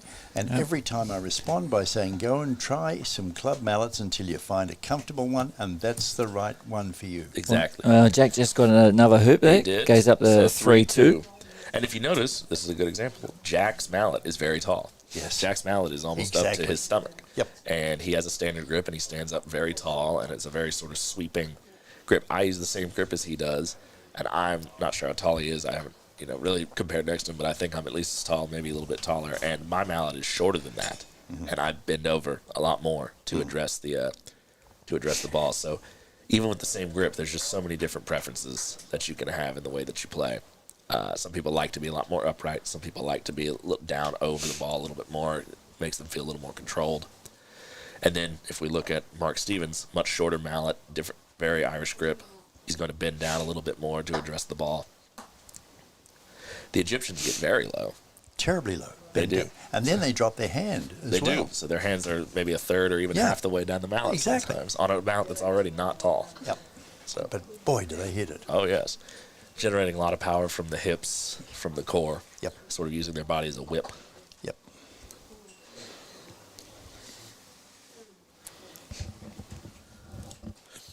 Starting to sell a few mallets into Egypt too, which is quite interesting. Really. Yeah. That's good. Very, very insulated market there. Yes. So the Egyptians, for those who don't know, Have you been there? I have not. No, neither I have plan I. to go in October Yep. of this year. But for those who are not maybe familiar with Egyptian croquet, they have their own set of rules that they play their local tournaments and their leagues in. They have their own type of balls that are a little bit more dense, almost like a billiard ball. And they use sort of homegrown mallets that are made most of the time locally to their clubs, because traditionally with the Egyptian croquet balls, they could break mallets pretty easily. And they just made these cheap wooden mallets that they could just exchange and Yep. cycle out pretty quickly. Yep. So most Egyptians that you see playing, and you'll see this as we go on in the days of coverage, aren't using mallets that most people from other countries would readily recognize the maker of, because they are not found outside of Egypt. Yes. But You very seldom see an Egyptian mallet with a long handle. you very seldom do. So there's a very And- singular style taught in Egypt from a very young age. And many of them don't have anything on the striking face. It's just pure wood. Yes, no, it's just, That's they're it. very simplistic mallets, very cheap and easy to make, but Yep. they're very high quality. Yep, they are. They're always, brilliant. the mallet makers. Not as good as PFCs. I think it's a different genre, the old versus the new. It is. So, but as far as a wood mallet goes, an old-fashioned mallet, they know what they're doing. They sure do, and they've been doing it for a long time. Yeah, and they've played very well with them. So some of the best players in the world winning world championships. Yep. So. Mark Stevens' mallet is almost more of an Egyptian-style mallet. You know, very square sort of block wood head. I mean, I don't think it's an Egyptian mallet, but it looks similar to their style. Whereas then you see a very modern mallet that looks to be a trimmer from my eye from Jack Good, made in England, carbon fiber. You know, very peripherally weighted.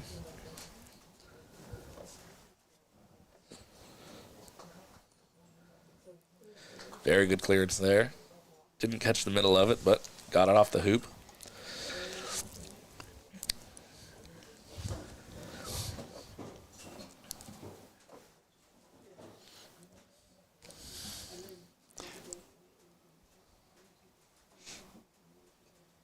And there's a lovely lesson too if you watch them.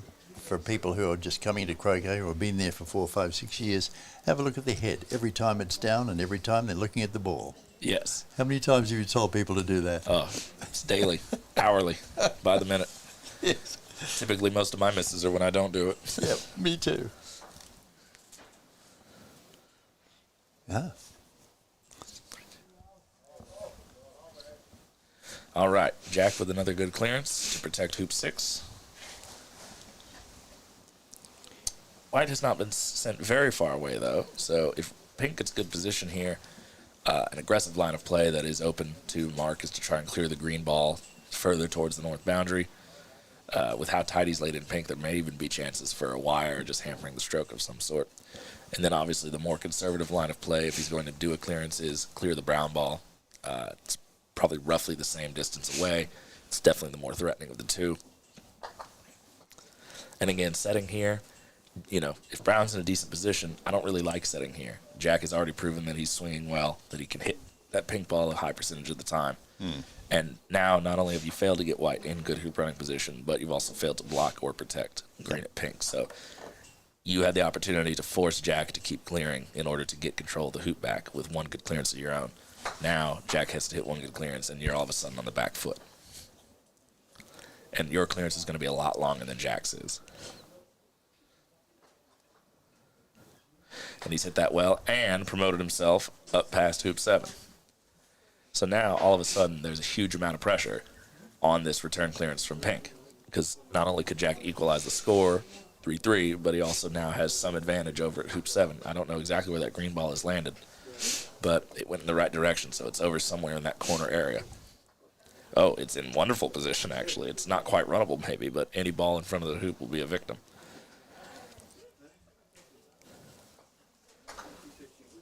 Medium pace. Oh, and he's hit it well. He's hit it very well. Nicked off of his white ball, which actually might have been a blessing. White was not in great running position to begin with, and it helped pink not go any further away than that. So now he actually has 2 balls hovering in decent position near the hoop, and that'll maybe help him get control back. So really good return clearance from pink there, but I still don't like that line of play that he did with white. I still think he needed to be a little bit more proactive in defending the hoop. If you have an advantage on a hoop, don't typically want to give up advantage on one decent clearance from your opponent.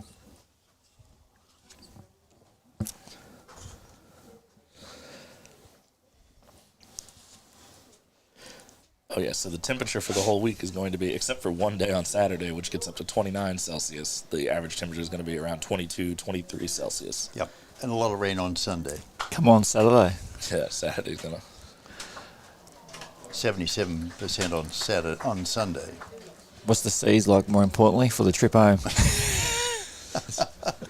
Bad. Oh.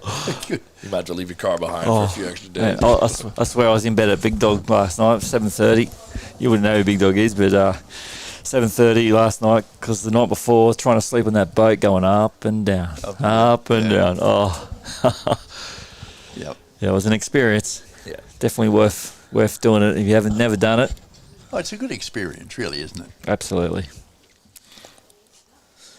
So green lagging in here, just to get back to position on the hoop. Yeah, just a bit short. Yeah, he played really tight to the hoop, and Yeah. when you did, there might have been some curve there. I can't tell from the way he hit it or this camera angle, but when you play that tight to the hoop, you have to be very precise. So he's no longer in scoring position. So a little bit of pressure has been taken off of Pink's shot here. Brown. Got to clear Brown. Always missed. Always missed. Yeah. And did you notice? Missed on the left. Yep. Mallet head Yeah, goes to the left. exactly. He's pushing with that right hand. Yep. Well, he might have to watch this back and work on his pushing to the left. So he probably doesn't want to hear what I have to say. Oh, you never know. As a player who has heard the receiving end of commentary, I'm always just like, what do you know? So what are we seeing now? That's easy from up here. Goodbye white or shoot the hoop? I think white here is the sensible play. There's no reason to take this hoop with pink on the south boundary. Yeah. Yep. Just to control clearance. You have full control of the hoop now. And green sitting in a good Yeah. hoop controlling position. You're going to be able to get green anywhere you want, wiring. You know, making sure pink doesn't have a double or a flute hoop shot. Yep. You know, pink's going to have a really tough shot to do anything.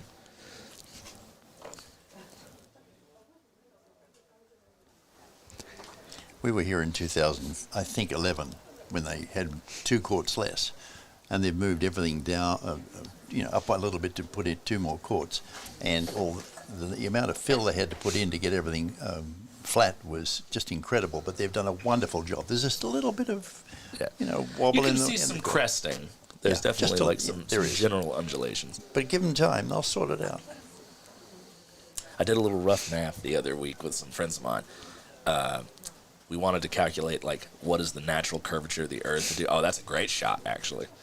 Now, I know he pushed it into hoop running position, but I think he should have hit that a little harder. But I actually don't mind that play, just conceptually, because leaving green there was not good. Yep. There was no place that you could go to really be protected from it. Brown was going to have a clearance. Yep. I would have hit that maybe, like, 20% harder, push green like a little past the peg. These courts are still a little bit on the slow side. But They're mowing them down to 3 currently, Yeah. and they're doing that every night. yeah, and they're going to get faster. I think he was maybe too concerned with hitting that dead in the middle and not concerned enough with how hard he needed to hit it. Yep. But if he had managed to push that another 10 yards, I think that's actually like a really good play.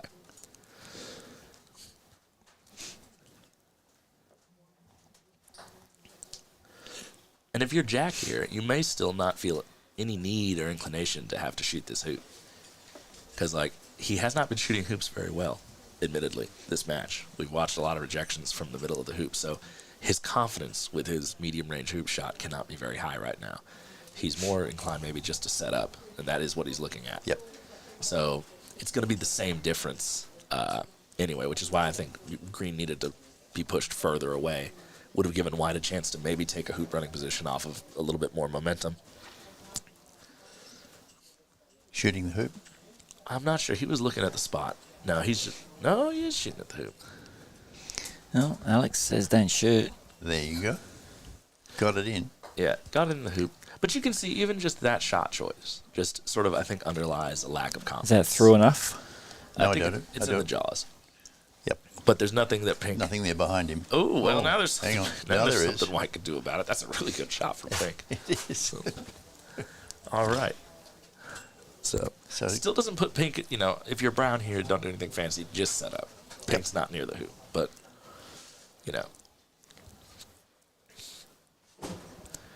I don't think you need to be trying for any fancy wires or anything either. Just get good hoop running position. Yep. White's going to hit green out. It's not going to likely be set up anyway. Sometimes if you do hit a ball center through the hoop and you bounce off it, sometimes the spin will carry you back around the hoop. I've seen it happen, but it's very unlikely. He's more likely to deflect off to the west and just keep putting balls in good position and make Pink and White keep hitting. Pink and White have already shown a slight weakness in their long clearance game. They don't hit them particularly hard. He is missing some slightly on the left.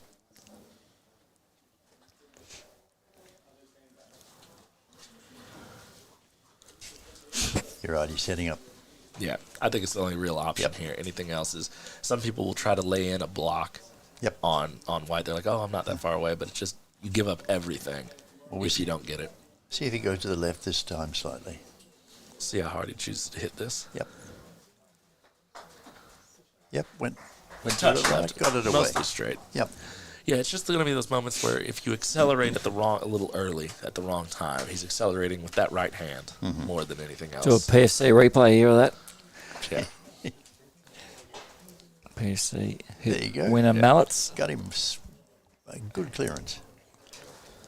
There's green. Oh, look at this. Pops up there. What a shame. He was a little greedy on that one. Yep. Now, is brown wired from pink? I didn't look for it. Oh, well, it's now Oh. blocked. Okay, so He is. He's definitely wasn't going, I think, for that position, not having a hoop shot, but he definitely got away with it by overhitting it. That's going to put Jack in a good position. I think the only real option here that is reasonable is sort of lag into green a little bit, try to stymie brown. Yep. So too far to be a reliable combo if you hit it full pace. I mean, you can and just hope for the best, but if you miss that, then you're way away. Ooh, what a shot. Okay. He went to that. Was a He didn't do wonderful it full shot. pace. He didn't do it full pace, but I think that's Oh, he actually wanted good. it. He wanted it. He He sure did. That was amazing. Watch See this this again. PFC replay. Fabulous. Green almost jumped over brown. It did. Which actually probably helped him because he hit it so dead in the middle. Green would have maybe stopped Yeah. had it not jumped up a little Yep, bit. exactly. So that actually was the best possible outcome for Yep. this. That was just lovely to watch. Brown has taken the stop shot clearance on pink to the side boundary just to take control of the hoop back. White playing a slightly more aggressive clearance, pre-clear, plays it well, but he might now be hampered. White may not have a great backswing on a lot of positions in front of hoop 6. There's not much there. No. Might need to. There's enough, though. Yeah. Enough to get the distance. But he certainly can't be aggressive with it. Yeah. The only downside to this is, again, this is going to force him to maybe take a hoop position that's less than ideal, and Yep. I don't know how confident Jack is right now in his angled or slightly longer hoop shots. Playing it very carefully, very nicely. Yeah. That's not the most trivial hoop position in the world. Can we see that other camera view from the... Yeah, so not a great deal of angle, but fairly far back. Yep. Probably at least a 4-yarder. Yep. So, and it's been those 4 to 7 yarders that I think he struggled with a lot.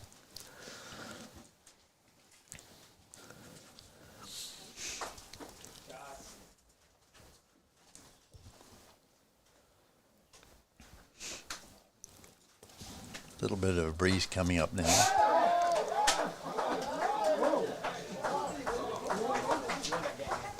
Big shot going on over there Yeah, with the Egyptians, and Yep. Yep. sounds like they've played a good shot. Yep. What's the story, Paul? What happened over there? Egypt? Egypt just won. Yasser Syed just beat Reg Bamford in game 2. All right, so Yasser Syed and Reg Bamford are now a game apiece in their singles match, and we'll be moving into the tiebreaker game 3. It should be said, I saw Reg in practice yesterday on the penalty box of the east boundary on one of these courts, and he was shooting at the peg, as he does, and everyone knows the famous Reg Bamford story of making 63 out of 64 peg shots from the side boundary. Great shot. Great shot. Good Great clear. shot. Yep. I watched Reg. I didn't see him miss. Every time I looked over, he was shooting 4 balls in a row, and he was hitting the peg so well, the balls were not going more than 4 yards away from the peg. Really? That he was smacking in the middle. He was actually wearing a track almost in the grass, how straight his shot was. There you go. There's a hoop. Going through. There's Good Indian So you shot. could see the physical reaction there. Yep. That was a big morale booster. Yep. So deep breath from Jack Good. Yep. So he had to get that one off his chest. But so Reg said he made 10 in a row before he missed one, and I think he made more. I think he was not nicking the peg. He was hitting it dead center. So Reg looking in very good form coming into this match. So we expect a lot of good performances out of Mr. Bamford as the week goes on and he really hits his stride. How's Blake going? Blake was playing really well today. I think that it's day 1. I think that Blake, coming off of his victory at the Worlds, is definitely gun shy is no longer a phrase in his vocabulary. Yep. But I think sometimes the other side of the air is, being a little overly reliant on being a shooter. Yep. So, I saw some shots in his singles match where I thought maybe he should have played a little bit more carefully or conservatively, but who am I to say? I'm not a world champion. But just my personal opinion. And, I hope that as the week goes on, he'll sort of settle into it. Yep. And, Well, if ever there was a well-based opinion, Blake's it's actually yours. walking by. What'd you say? Me? Yeah. Oh, I mean what I said. I'll say it with my chest. Sorry, Blake heard me say those comments. So, but So, but Blake Fields is never one to shy away from a challenge, and that's what makes him such a great competitor. He was unbelievable in Virginia, though. He was. He really Unbelievable. was. Yeah. And I mean, that's you're seeing one of the best players in the world at his best in that performance. He peaked at the exact right time. That finals performance was one of the best 5-game stretches of croquet I've ever seen, and all credit to Robert for Getting 2-all. Yeah, coming back from 2 games down, and but Blake just looked somewhat unstoppable there, especially in that 5th game. Jack with a nice center ball clearance. So this hoop is somewhat neutral now. Pink does have a boundary line shot at this, but I don't know if Mark's attempted many of these, and if he has, what his percentages are. He's made some great shots recently. That last hoop, it was almost a shame that he lost it, because as good of a hoop shot as Jack made, I mean, Mark was definitely playing stellar defense to get back into that hoop. So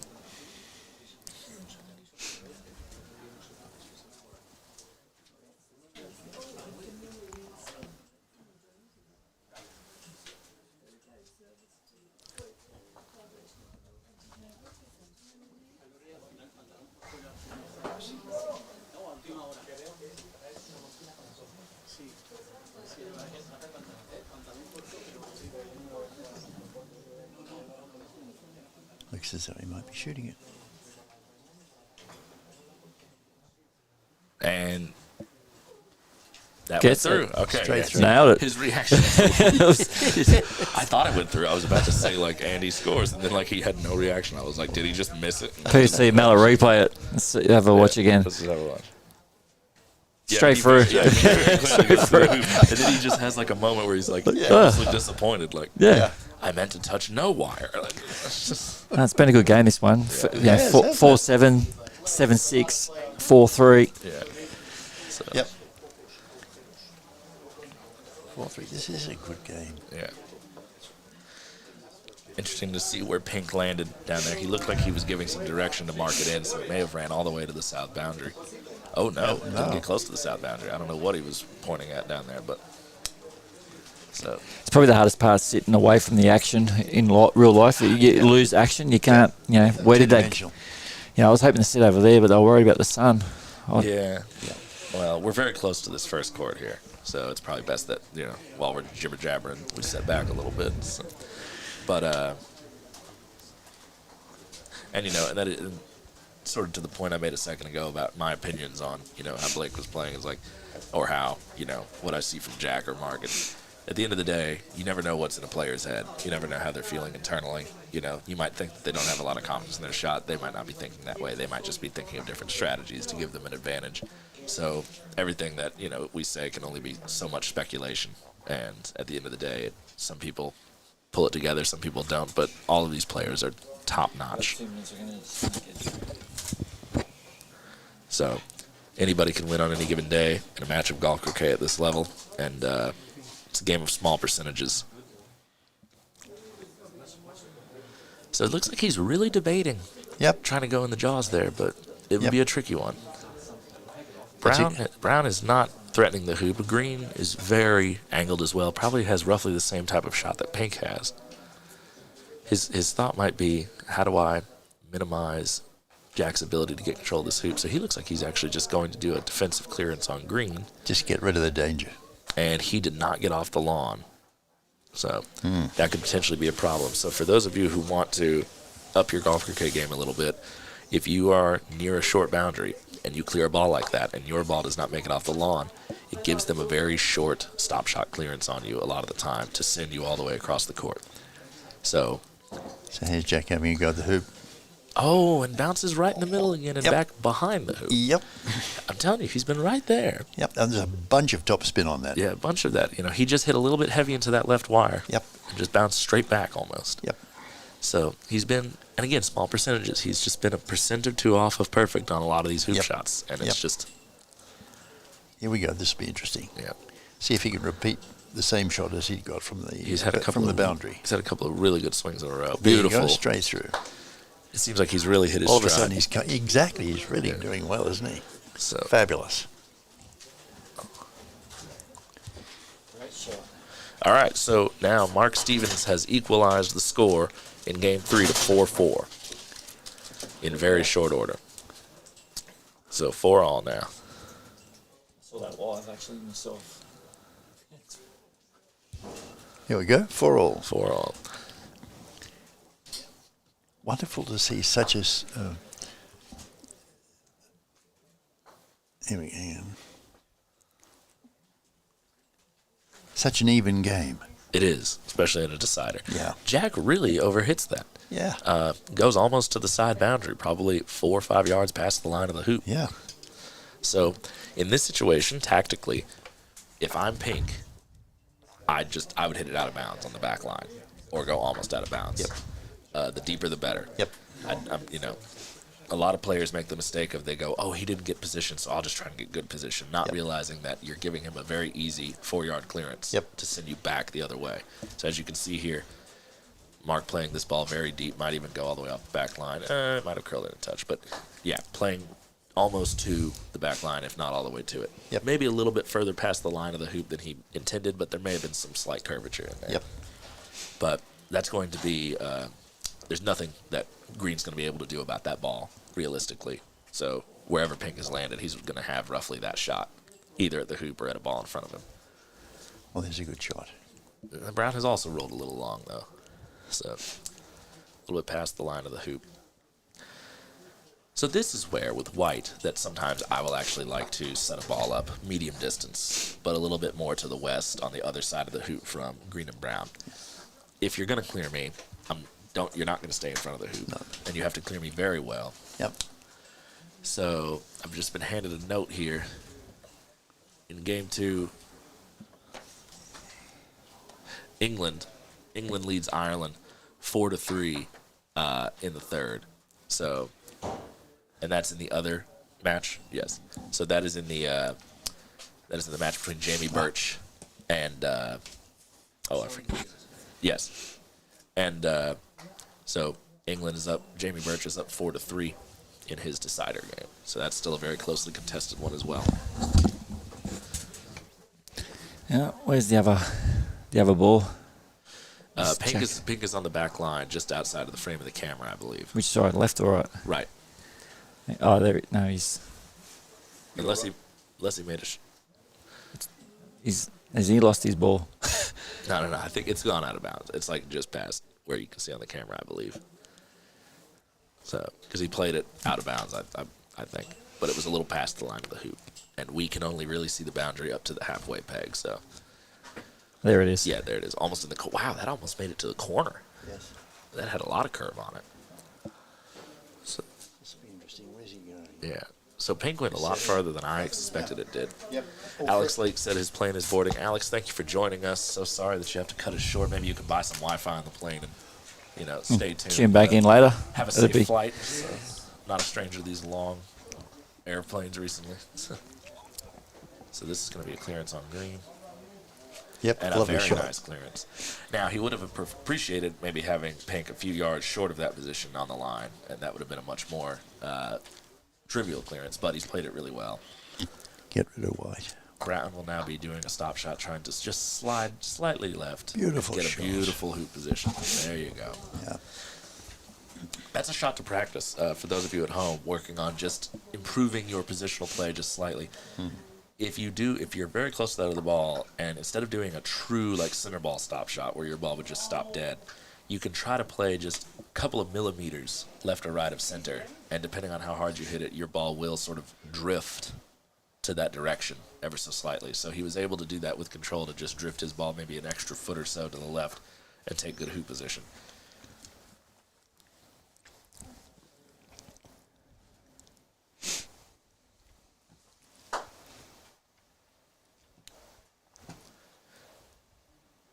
So it looks like white here is lining up the clearance. He's worried about where green may try to put pink.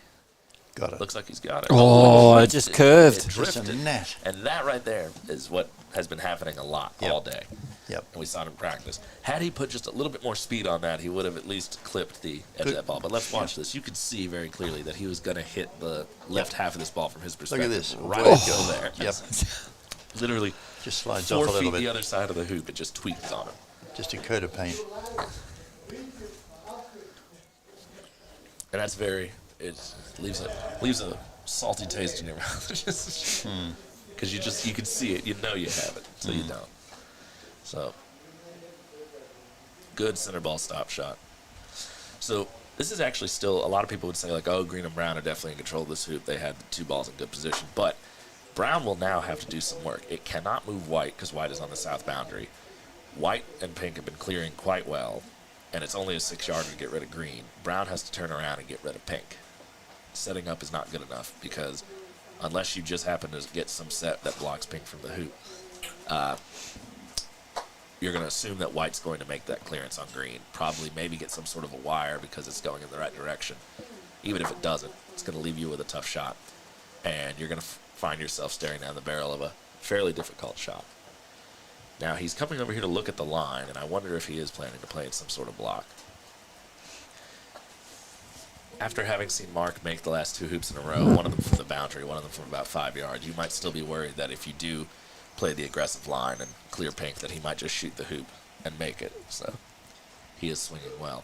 But I still think that clearing Pink here is the primary move. It's less than 9 yards. Yeah, he's having a lot of conflictions, I think, about this.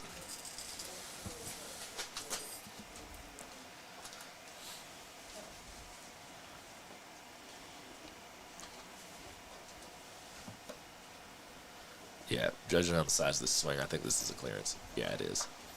Oh, and he's missed. And he tweaked it. Yep. Right at the bit. You can see him twist his mallet ever so slightly, so he didn't quite trust it. And this is one of those things that happens to a lot of croquet players. He clearly still was a little bit conflicted with what shot he should take. 2 minds. 2 minds. And he never truly, oh, that's a great shot. That's an amazing center ball clearance. Mark is really shooting well right now. Yeah, absolutely. And that has actually curved a little bit. There's potential that might be partially hampered. I can't tell from this angle. Yeah. The lawn does curve, from our perspective, off to the right. Yep. So. Could be in behind the hoop. But we'll see. He's lining it up. He can see it. But, and Pink does not have the easiest hoop shot, but the way Mark is shooting. Set up. There you go. Okay, so he's basically saying, I dare you to shoot the hoop. He might be trying to block. Oh, he's rode the curve perfectly. Absolutely beautiful shot. Same curve that ruined Mark's clearance. Mark gave him pats with that one. Yep. So this is one of those shots that can be extremely tricky because you'd like to be able to hold hoop position, but hitting it too straight might have a risk of putting it into the jaws or just off the wire and it doesn't really go very far. So everyone is going to have a tendency to hit this slightly right of center to push it away, and that's going to send you slightly behind the hoop using that drift that we talked about earlier. So we'll see how he does it here. Yeah, so see, slightly right of center just to be safe, but he's ended up directly behind the hoop, which is one of the worst positions you can be in. So he's going to have to do some work. He's a little bit angled on the hoop, but. So this game's been going over 3 hours now. Really? Just this game or the match? Just this, the match. The match, yeah. Which is not bad. Hour per, a little longer than an hour per the first 2 games. 3.5 hours. Yeah, okay.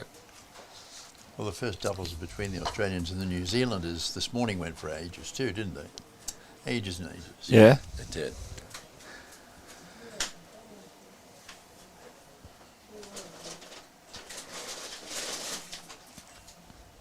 Has he got enough power on this to get there? It's curling. He didn't. Yeah, it does, doesn't so he tried to play it. He tried to play it too tight. And Yep. he knew that the court curled that direction. So Exactly. you need to play that deep. You Yep. need to play it deeper. Yep. You see that curling every time, don't you? Yeah. Watch this one. Well, this curl I mean, a little bit. See, it was that's curling now. Look. He literally did the exact same angled shot to get that block. Yeah. So, part of that might just be that, Golf skills might come into play. yeah, I mean, you have Red to and green. You have to. It's impossible on courts like these to keep track of every curl and every direction and every but when you have something that you just did like that, it's really important to sort of bring that to bear on your shot selection. So one thing that will come into play if you get the flick of the coin and you get to stay on that lawn on that one day, you've got an advantage. And that just curled out See of the that wire curl there, position. Tom? Yep. It's too. There's just no. It's just there's a hill there. It's just going to roll down that hill. Yep. As soon as it slows down. So he's going to get this clearance as well. He can maybe cut this. Oh no, Just a Pink gel- on green. Oh, he's blocked himself. yeah, but this is okay though because if Brown decides to, set up in front of the hoop blocking, he has the jump shot available. He can also block the green ball from Pink and just give Pink a very easy clearance, to control the hoop. Up And too high. So he was trying to go up that hill, and he overhit it. There's So now you could. I don't know exactly where green is. It's pretty close behind white. White could literally just elect to move a couple of inches and give Pink a free hoop shot or a clearance at Brown, depending on what green does. That is what he's looking to do. He actually might be trying to cuddle it. I would not be cuddling it here.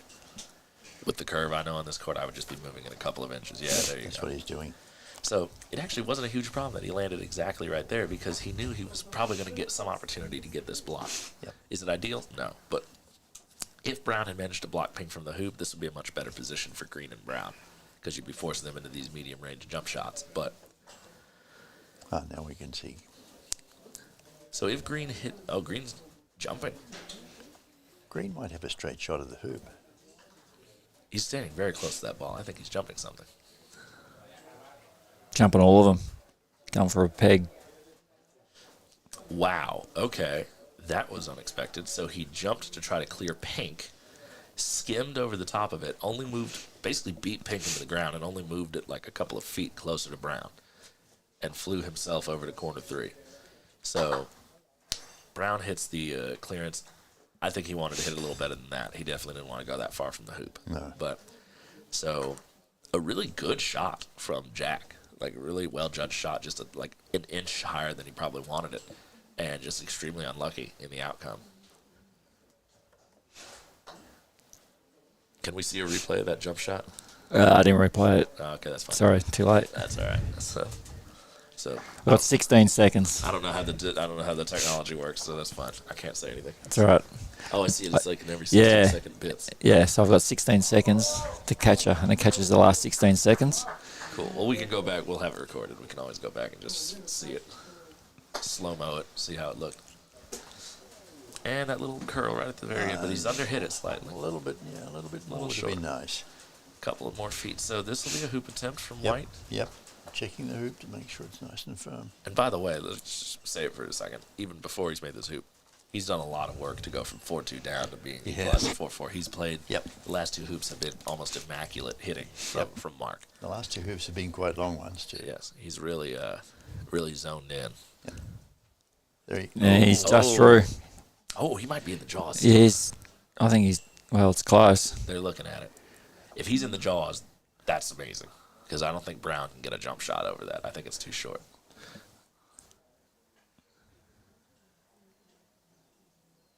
It's still, you can still see, like, it's the shadow of the hoop, Yeah. right? So I think it's still, and the No, shadows are it's- slightly it's this not side. through, Tom. It's not through. Yeah, so I thought, okay, so that's, and Brown is on. Brown can't do anything. Brown can't jump, and the other ball's in corner 3.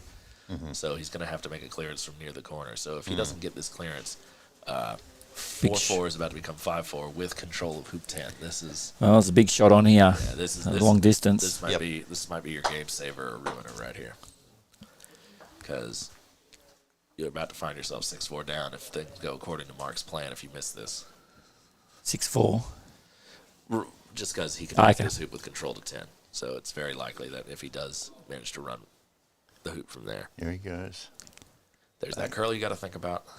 Curl. Oh, What a shot! What a shot! great shot. He's looking at it like he's not like he must have had more of that ball. It did curl. It barely hit on the left side. Well, as we've been seeing, the curl, the green's not even, and When he crouches down, watch this. It's on right there. He's looking at it, and it just curled right off. So it Yep. hit like But- sort of the middle of the wire and barely Yep. touched white. Yep. And Enough he's to take it disappointed. out though. It was Yeah, wonderful. I wouldn't be disappointed with that. No. Look out, Brown. That's a good That shot. was a beautiful yeah, shot. see you later. Thanks for coming. That was- Get walking. Paul Warner says these YouTube ads are a pain while streaming to my TV. Oh, yeah. There's a if you download a ad blocker. Yeah, the YouTube ads have been getting worse. I found now they have They have, haven't they? they have all these like minute or 2 long unskippable blocks of ads. It's like watching cable TV again. You need an ad blocker. Just Yeah. download an ad blocker. Google it. We didn't say. Where are we? It's like when you go to Airbnbs and you're trying to watch YouTube and it's just like, oh, you Probably Stevens is not a good spot. That's Okay. right, there's another camera angle. He's Oh, got they the. cleared that beautifully. Cleared it. Yeah, he's not going to be happy with where he's ended up, but No. it's saving the hoop.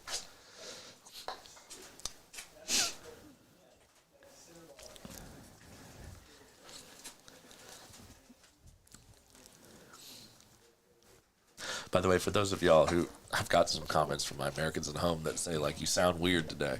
I have been so dry from those long plane rides. They always dry me out so badly. So, you know, I've been trying to, like, wet the whistle a little bit. Wet the whistle a little bit. He's been on the PI 55 all night. No, I've been on the good. Yeah, you're in Australia now, buddy. No, I'm on the good boy juice. I'm on the, you know, We know. there's a Coke Zero Hey, in this cup. I'm not playing today. I'm going to go out there and get right on it. I commentate sober, except for the times I don't. So, How's my American voice?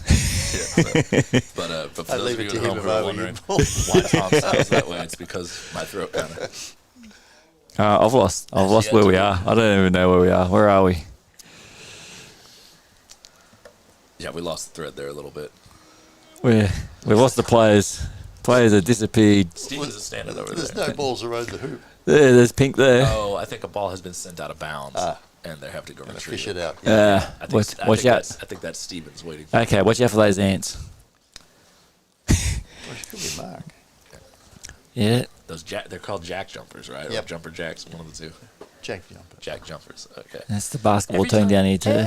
Every time I think I figured out all the animals I got to worry about down here, you always just pull a new one out. I think you're making them up. I think you're just like, let's tell the Americans The that jack there's jumpers. Jack jumper ants. Well, around that's here the local basketball team, Tasmanian Jack Jumpers. that- Yeah. But like, I think y'all just sit around just like, let's tell them that if it bites you, you know, like your eyeballs pop out or something like that. They'll believe it. You just need one bite and you'll soon find out. That's right. Yeah. Just like, you know. Four, You know what's so four- funny? 4 people have been killed by them since 1980.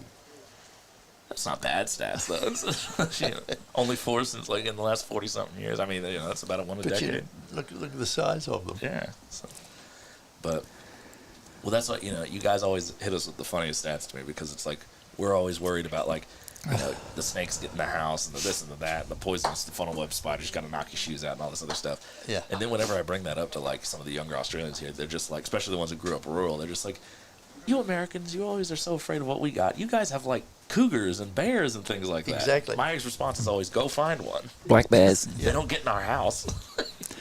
I I don't just open saw that YouTube video. That black bear getting in our house. Oh, that's like some cat. And the alligator. And the alligator's Well, just Yep. popping up to go for a little visit. Florida's different. We don't count Florida. Ah, right. Well, while we're waiting, I was in North Carolina and we were going from the place where we were staying out to the car, and Vicky Johnson went over to the car and then she waved at me and said, "Stay where you are, stay where you are." So I thought, what's all this about? Anyway, lo and behold, there's Mama and Papa and Baby Bear Ooh. walking across the front of the car. Yeah, you don't want to meet Mama. That's the one you don't want to deal with. No, it was incredible. Black bears, though, are pretty docile, I will say. They're much more interested in the dumpster than you. Well, that's exactly right. That's Yeah. exactly what they were doing. Yeah, they're always looking for food. Yep. So, Okay, so he's so working out something going on. all right. So, I think there may have been some questions. Was there a question about where exactly White was marked in? Oh, I think because that pipe, maybe someone moved the pipe, may have knocked White out of position. So Yep. there may have been some question about that. Well, there's 2 balls while we're looking. There's 2 there. There's another one down here. Is there another one to the left? Pink is down Pink, here. sir. Deep. Where's green? I don't know. White hasn't played its shot since Brown made that clearance, and White's been right there. White has not played that shot. Okay. So, which means green is down in this corner because he made that clearance on White a minute ago. Oh, there you go. we are. You're all over it. Man, Here we are. There. I'm so good at this. Yeah, you've done this before. I've done it before. So, wonder why he was down the other end. I think because that pink ball was there, they were waiting to get it marked or something so he could move the pipe back. I think he was just doing a courtesy Okay. thing. Okay, so white, green. So green's over here in the corner on the right. Where's his opponent? So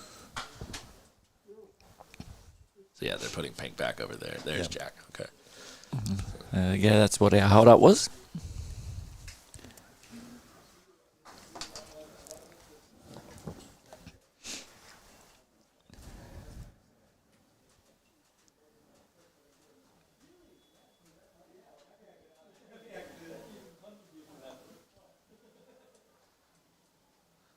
Was that a...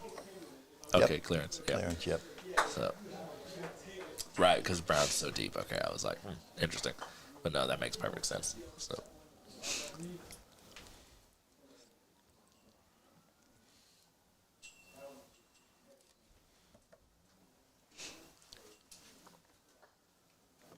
You know, the game is wide open. Look at the scores. Right, and the hoop's completely neutral. Well, pink has this deep hoop shot. Pan to the left real quick. Pan to the left. There we go. Oh, he could be having a shot. I think he is. He's got the big cast going. Does he push with that right hand? He's been so true on the last 2 or 3 hoops. Yes. Oh, right in the middle. Right in the middle. Oh, so close. That's a great swing. So close. That's an amazing swing. PFC Mallet replay that one.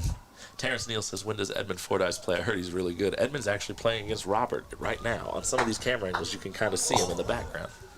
So, man, that was such a good hoop shot. I mean, that's just robbery. Yep. I mean, so very interesting opportunity here. If we know that there's that curve, from our perspective, it goes left to right. From their perspective, obviously, it goes right to left.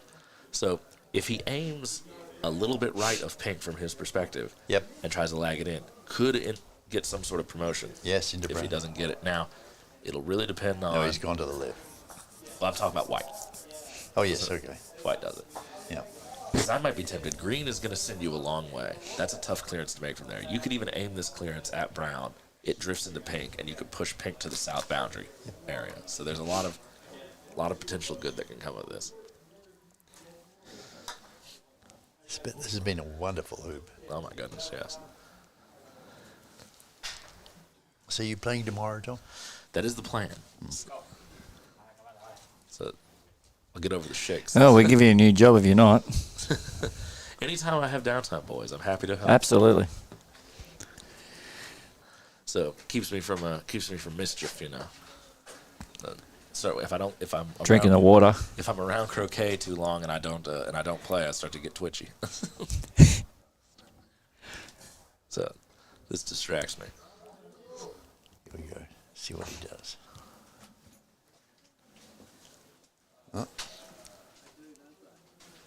So you can actually see Edmund and Robert over there on the lawn behind them. Robert just ran hoop 8. I'd have no idea what the score is. Ben Rothman has just won his singles match in the second game.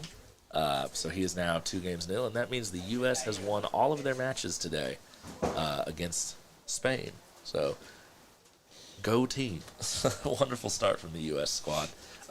Lot of 3-game matches, though, very contested. I have to give it to Spain. They played extremely strong against us all day. There was a lot of tough ones. I think Matthew's third game, Matthew was at a disadvantage at the hook and just got himself out of it with 1 or 2 really good clearances.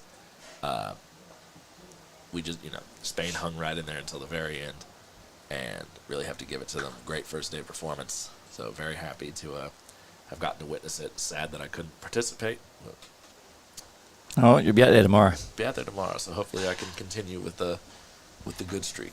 So.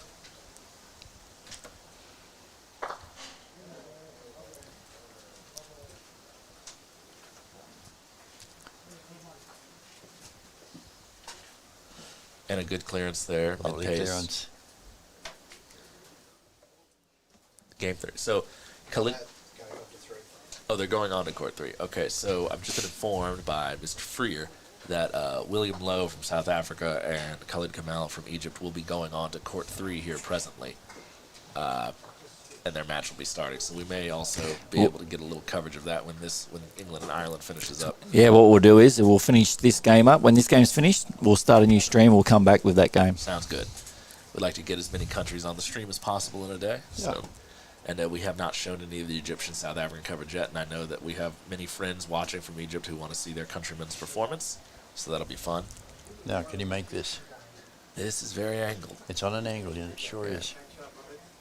And that curve, ooh, he's played it softly. And see, and I don't like that because that curve comes back towards the Yep, right there. it does. And if you hit that near wire, you bounce off to the side. And it got him again. I get that he's trying to jaws it maybe, but I think Yep. you just need to go for that.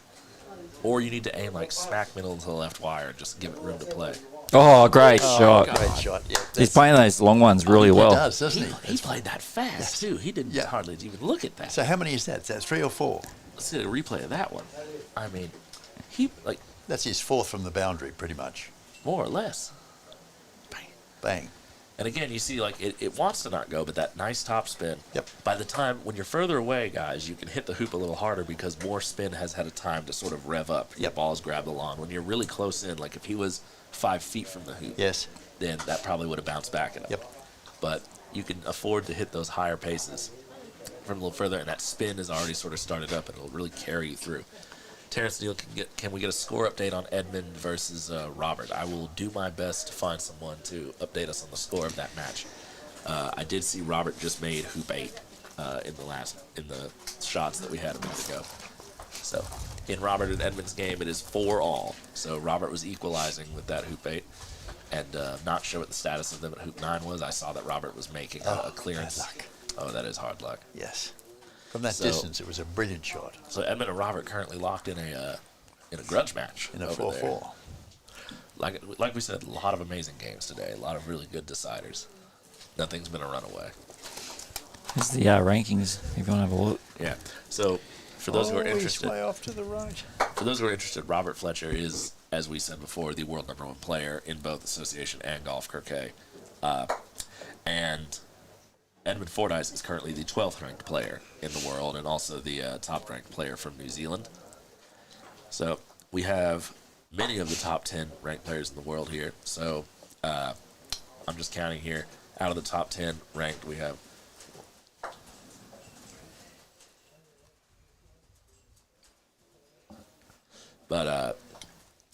we have about 7 actually of the top 10 ranked players in the world.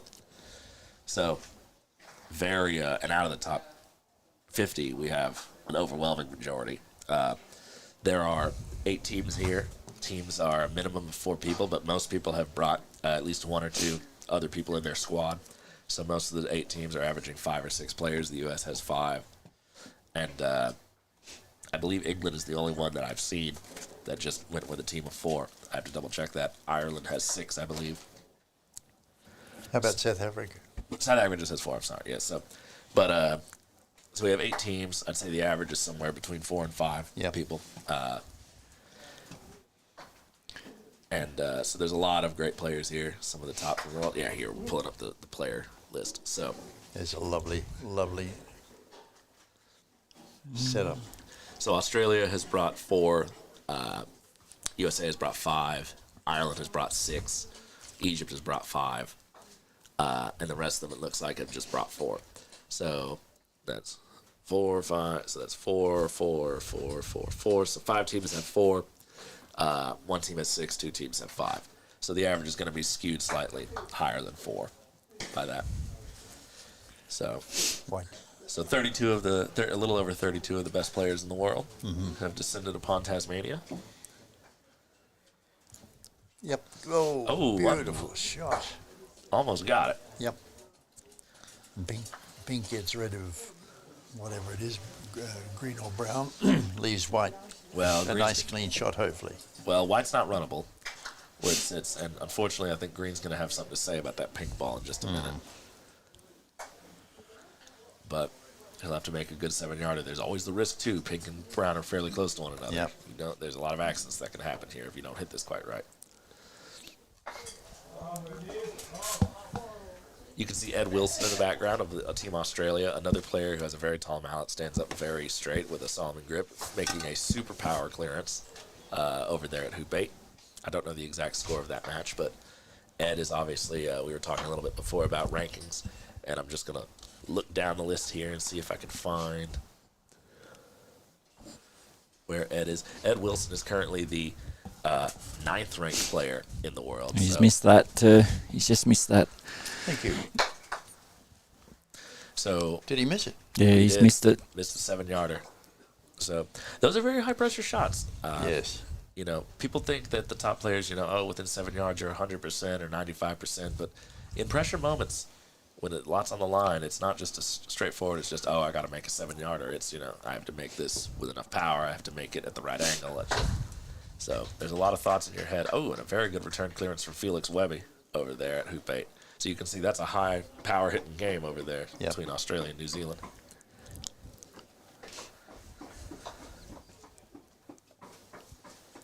I've just been handed a YouTube Live Sports beanie from Do you want grey or white? You can just work it out. Work it out, yeah. So I like them both. So. Ireland just beat England in the other match. In the other, Jamie Birchford. So, okay. We have had, on paper, what would be a big upset. Jamie Birch has lost his match against, what was his opponent's name again? Simon Williams. No, the other one. Oh, there's another miss. The other one. There's 6 of them. I'm so sorry, guys. This is very unprofessional of me, but I am not personally familiar with most of the Irish team. So, Rob O'Donoghue, right? Sounds good. It was Simon Williams. What? It was Simon Williams? Oh, you're throwing me off. So, yes, deep down I knew. But, so, Simon Williams has just defeated Jamie Birch in their 3rd game. Simon was down 4-3 at one point, so very good play to bring it back in his favor. I don't know the final score. 7-5. So, wow. So, he really turned it on there in the last half of the game, much like his what countryman Mark here is doing in this final game. At one point, Mark was down 4-2 and now finds himself up 5-4. So, very strong late-game performances from the Irish team. And they'll definitely have a lot of reason to celebrate. Jamie is one of the best players in the world in association croquet and definitely one of the top players in golf croquet as well. I'm not sure of his exact world ranking. I'm going to look it up here. Jamie Birch is the 21st ranked golf croquet player in the world, so just outside of the top 20. But definitely one of the best players that there is out there.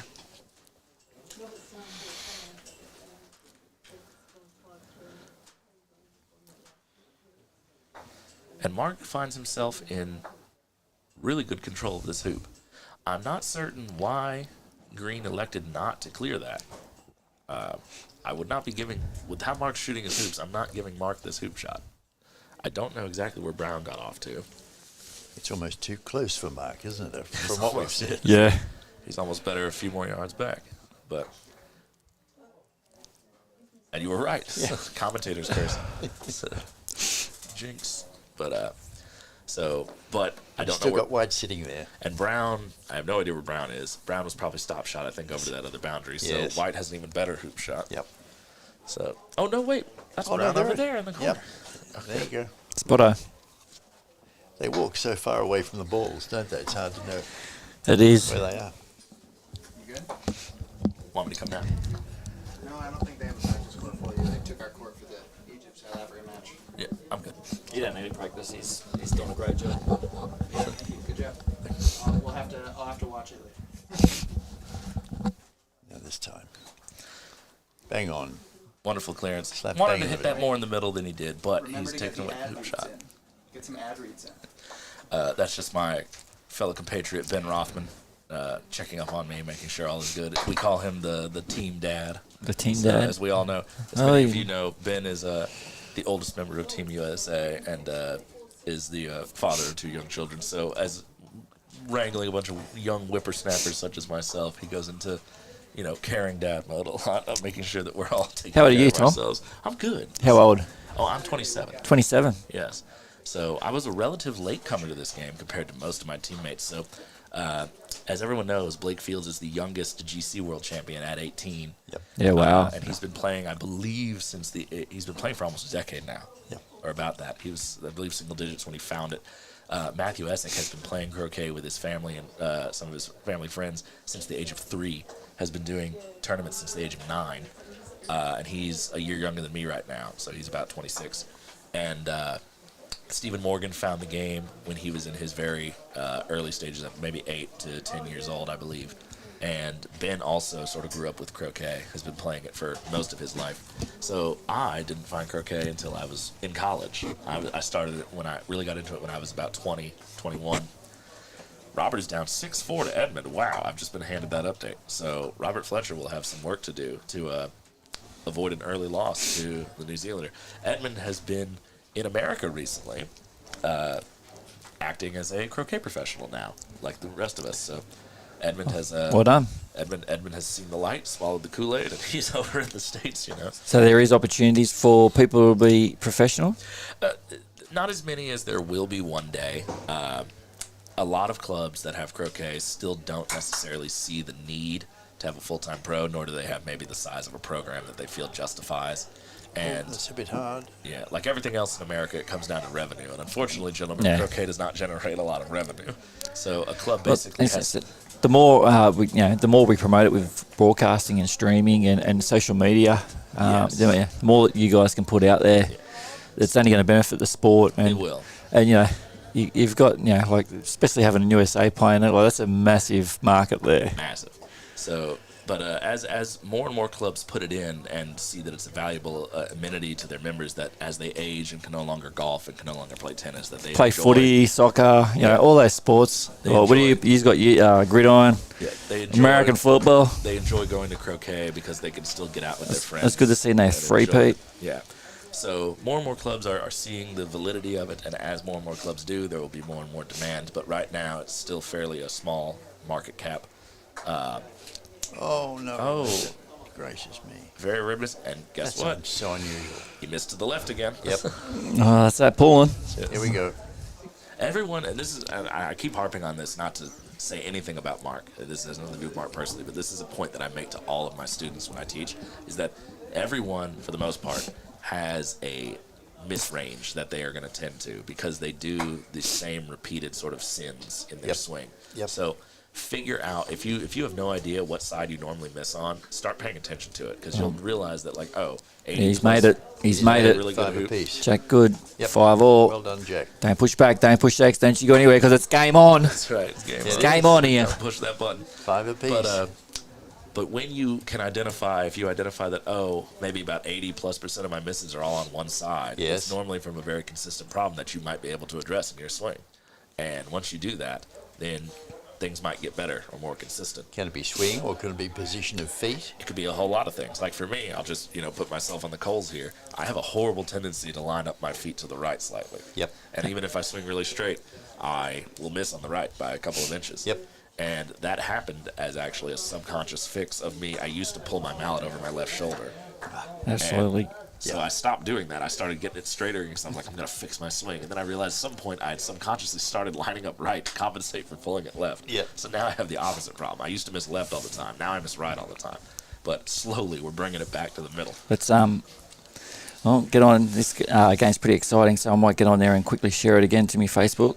If you've got Facebook and that, share the link. Just Yes. hit the link, share, and we'll put it out there. Let everyone know that we are live here. Yeah. And close game. We should still be able to have people on the west coast of the United States tuning in. It's not too late. On the east coast, it's now, let me look.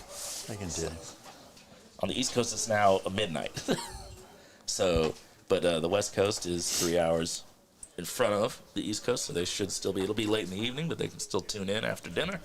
So hopefully we have some of you guys out there in California, maybe some of Blake's family and friends. I know Justin was here in the live stream a little bit earlier. I don't know if you're still around, Justin. Justin Fields, Blake's father.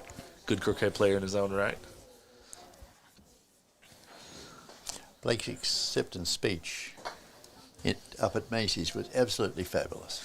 It was just a delight to listen to. It was. For such a young man, he did such a good job.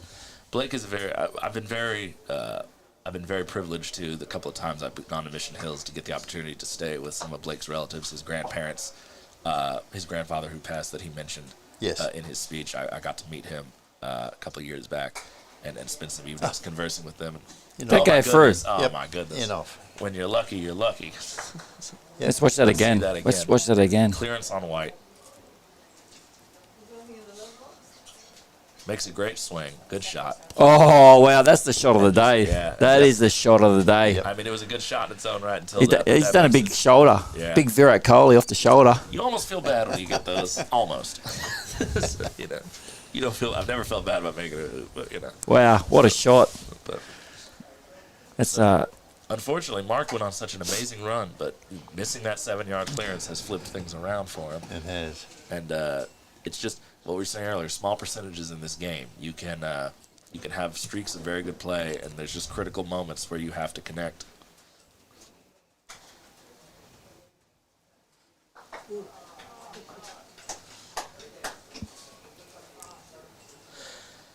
Kaiser says associations should be hiring some of their younger players as social media managers, but it hasn't happened. So that would be a good way to grow the sport. And I do know that there are, in New Zealand, youth croquet has a pretty decent following on like Yep. TikTok and Instagram. I've seen their YouTube, and that's mainly just, I don't like that choice. So he's trying to run the hoop to run it down. And the job. Honest- So go ahead. I was just gonna say, honestly, like in those moments, like I'm more, unless I have a really good hoop shot position, I'm more likely to just want to just get it down there. So is there opportunity for Jack if he nails this, he'll win it. Yep. Yeah. This So is he going to go Here he for it? goes.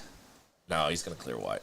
Clear Green's in white. such a great position. Well, he's cleared white. Yeah. Oops. Green's in such a great position. Yep. No reason to get crazy. So And talking about the young people, Jiminy Cricket in the States is doing such a good job. yes, so Unbelievable. yes, so James Creasy in the United States has ran a program for many years now Yep. called Jiminy Wickets. Yep. And he has worked a lot with the Special Olympics programs that Yep. are for youth in the state of Florida. Gets them over to the National Croquet Center for croquet outings. Goes to a lot of their events and facilities. He's raised a lot of money in support of the development of croquet. So just one of those people who is, that's a Great clearance. ball. That's a Great hit, I mean.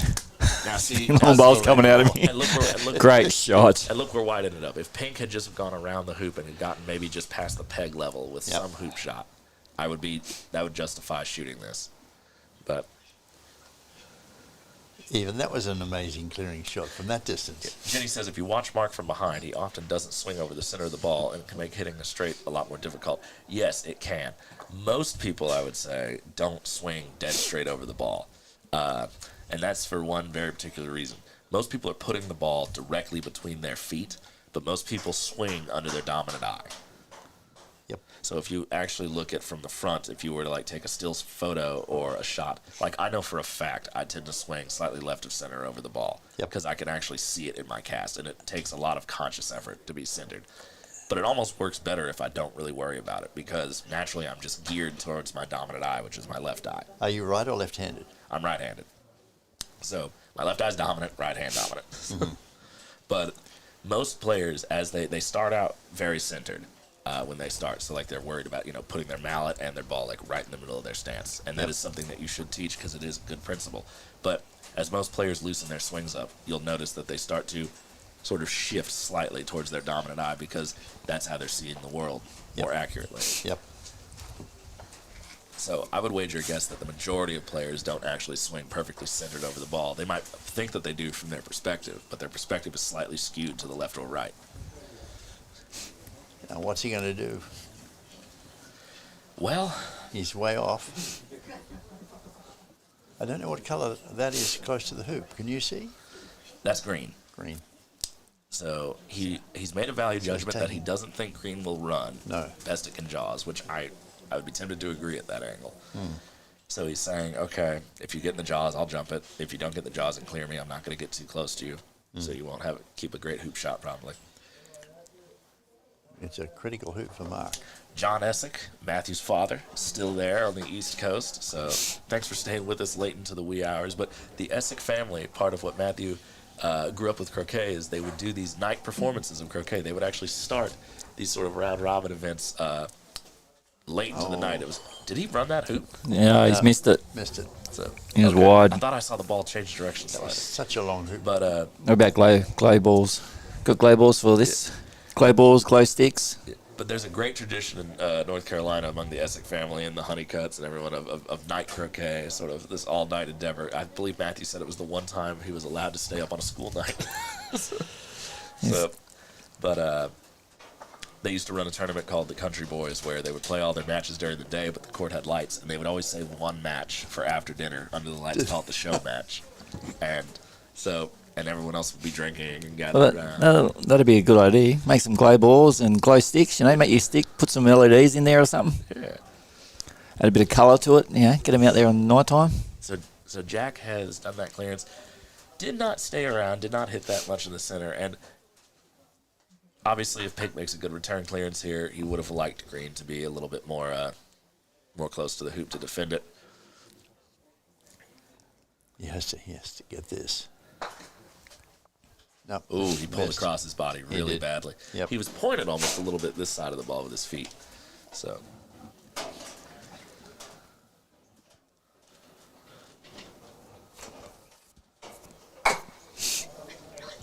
Ooh, man, that hoop will never be the same again. I just watched Khalid Kamel make like an angled short jump shot at hoop once. That's the game we're doing next, isn't it? Yeah, that's the game we're doing next over here. So, but as you know, the Egyptians hit it about as hard as they can, so, and they can hit it really hard. So we're going to come up with that game. That'll be next. Okay, so this could be the shot that wins the match. This could be it. So, 3 yard, straight on hoop. This is a range that he's started to find his pace here. He's been hitting these a lot softer, and we talked about that. Yep. He's decided to go for a lot more of a smooth stroke, and he's laced that one through beautifully. And he's done it. So there it is. Didn't touch the sides. So after a wonderful mid-game rally from Mark Stevens, where he looked a little bit unbeatable, faltered just a little bit at hoop 10, and Jack found his hoop stroke just in time. Yep. And he made some difficult hoops to get That was a great game. Great game to finish off round 2. So we're going to rack this one up very quickly, and we'll be back with round 3, which will be between Egypt and South Africa. Yes, and they're just getting started playing the hoop 2, so we'll get most of that action. And so we'll be back then. Don't forget, ladies and gentlemen, subscribe.